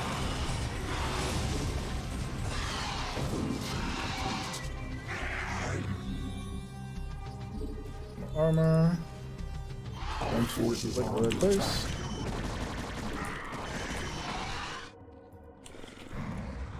Let's just send you guys over here somewhere. You can probably find someone to fight and die. Minium.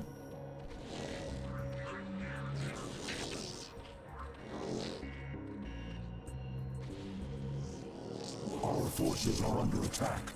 Probably just because I'm a Zerg player, but I like the sound of drones. They sound adorable. Evolution complete.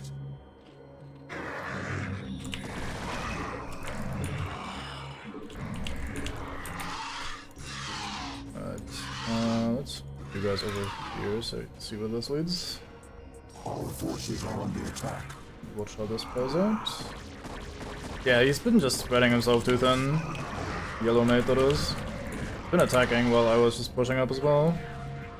Gonna get hard binned, I hope. Our forces are under attack.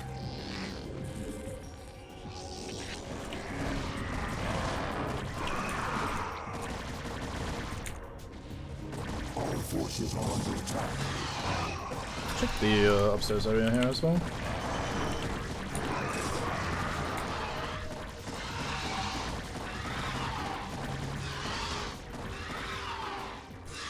Very fancy and well protected. Our forces are under attack. Okay, we're losing the center bit, but that's fine. Just a random assortment of mates. We're doing alright in there. I approve.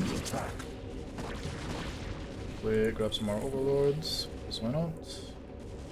You guys go work here. Our forces are under attack.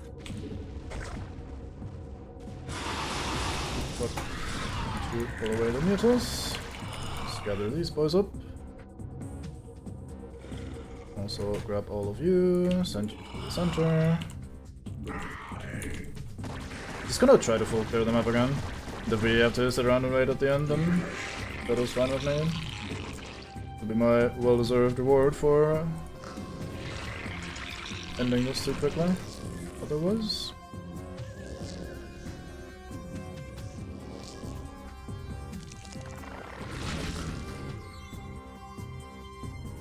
I need one more drone. You. Welcome.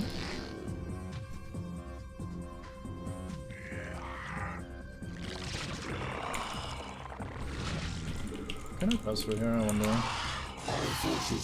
made this open, taking a bunch of damage. Let's just make some more.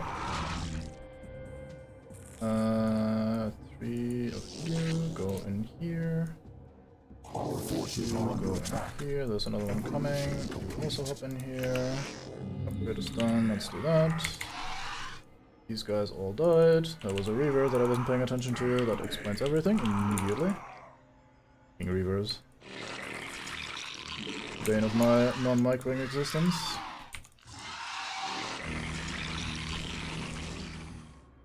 Didn't I? I did. Yeah, okay. They're just always too low on gas. I guess we'll just make a bunch of Zerglings for once. Just make all of the Zerglings, basically. For a little while, to use up some other minerals. Oh, there, Mr. Archon. Our forces are under attack. I'd much rather deal with a bunch of Archons than fucking Reavers. God damn. Unfinest men in the game. Oh, you don't have a rally point yet, do you? In you go, Lings, eat all the buildings. It is your solemn duty now.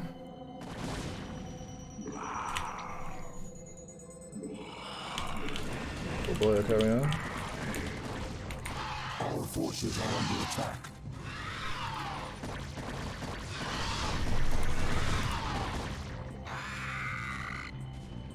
Alright, more Lings, get in there. Nibble all the men.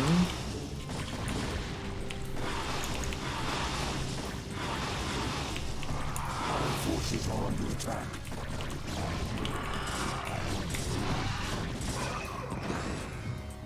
Alright, this is where I don't want to be. Hey, let's actually use these Mutalisks to take out something like a Reaver. That seems smart.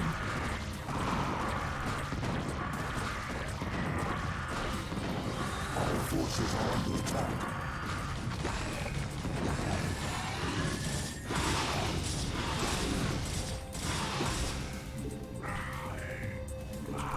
Our forces are under attack. Alright, let's grab these, make mutas. Let's grab these, make more if we can. God damn, we actually can. Economy is finally functioning.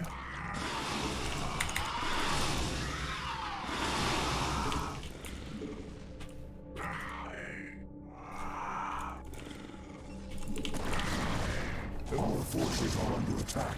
Are you mining down here? Yes, you are. Okay.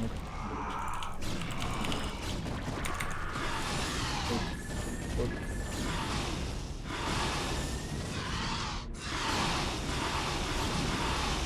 Upgrades paying off. Those could have easily died otherwise. I mean, upgrades always pay off. Upgrades are really, really strong in this game. Our forces are under attack. Alright, let's welcome you to the fold. Now we have two groups of mutas. Our forces are under attack.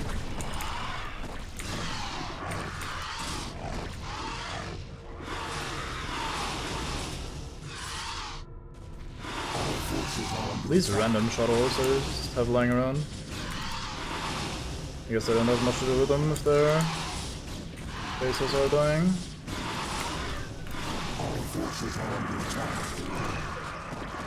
That line there looked like a Reaver and multiple men at once.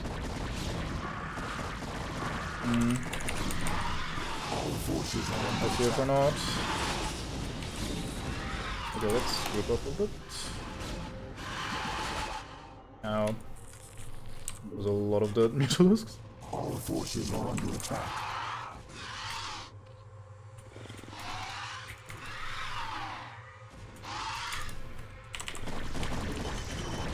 Man, this strike force of basically just Hydralisks has been holding on for a while.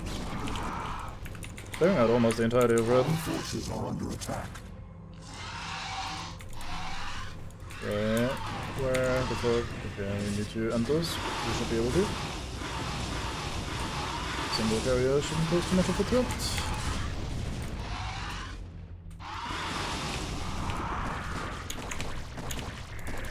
We're down to 6. The final 6 Hydras up here. They've served me well.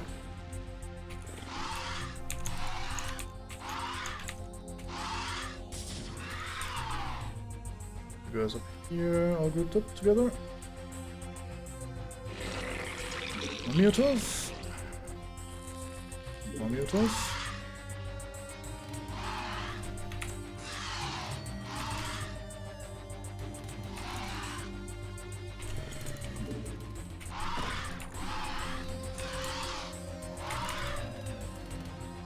Come on. I know you're comparatively fast, but I am impatient. Oh, I stopped upgrading my units. Oops. Why do I keep doing that?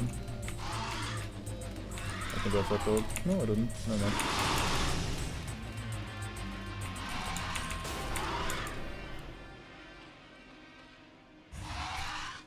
Oops.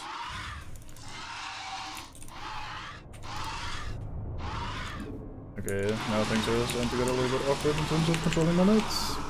We're down to 3 Hydras. Still doing well though. Like how that Dragoon is just not having any of those. These 3 Hydras are the elite, they've been around for a while. Let's see, 11 kills, and 6 kills. Alright,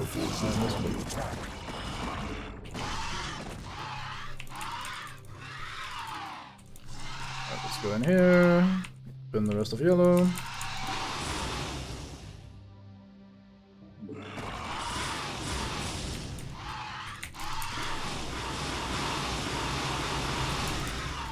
Oh, one button off.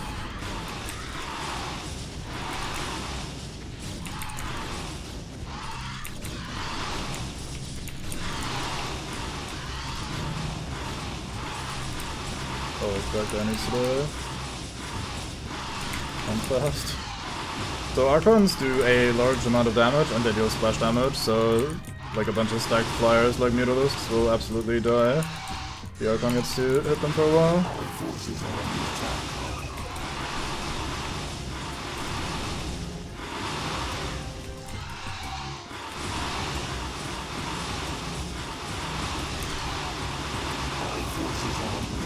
Ooh, what the fuck? Who dares attack me? Well, I guess you can hit the Queen's Nest for a while with the fucking new scout attack. Enjoy. Probably the worst time of his own life.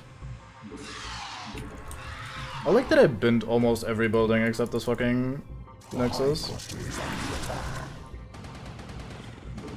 Anthem.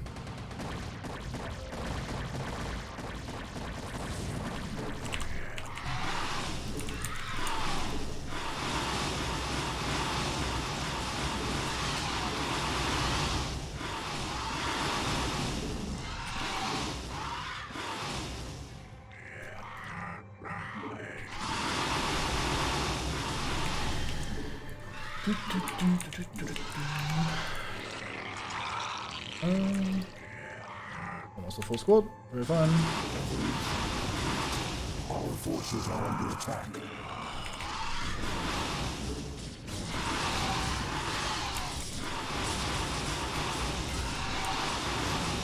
Our forces are under attack.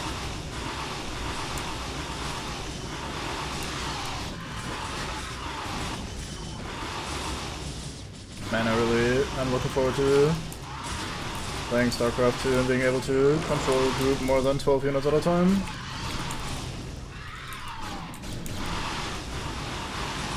Like, I don't hate having to do this whole control group thing, but especially when you're doing something like this, it really does get annoying. Okay, we finally ran into it, that took us out. Our first force is finally dead. Been around for a while. Oh, yeah, right, we need to bend this, I forgot. Protoss have launched a final offensive to keep us from the ruins. They have? You must hold them at bay for a while longer.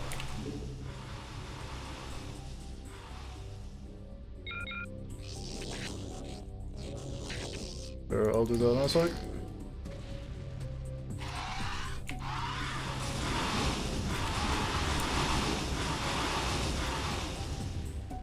I wonder if that's the message that activates the red Protoss to really go attack or something.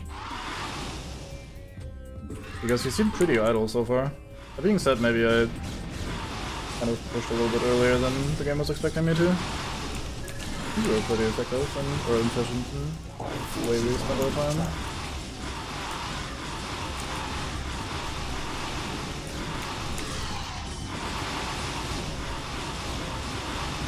Anyway, let's make a bunch of Zerglings and try to clear out the buildings as quickly as we can.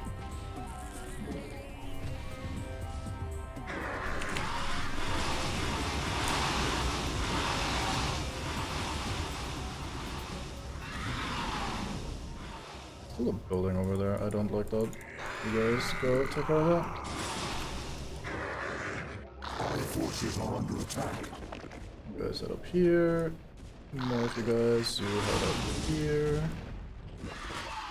Get a bunch of you, and you go in here.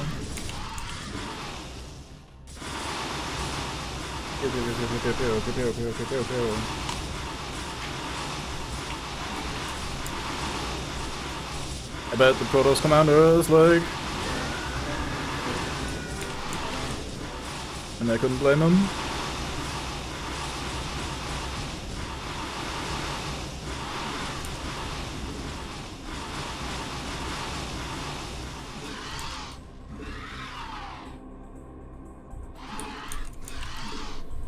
Right, let's move up the crystal mate.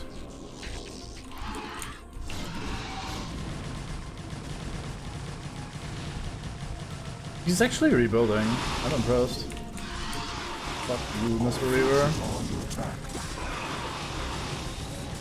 No big boy multicodes for you.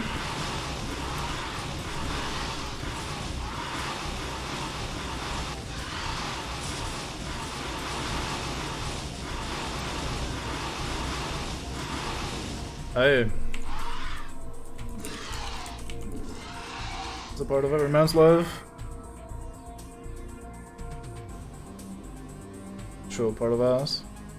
I guess toilet and ass go together like, I know, bread and butter.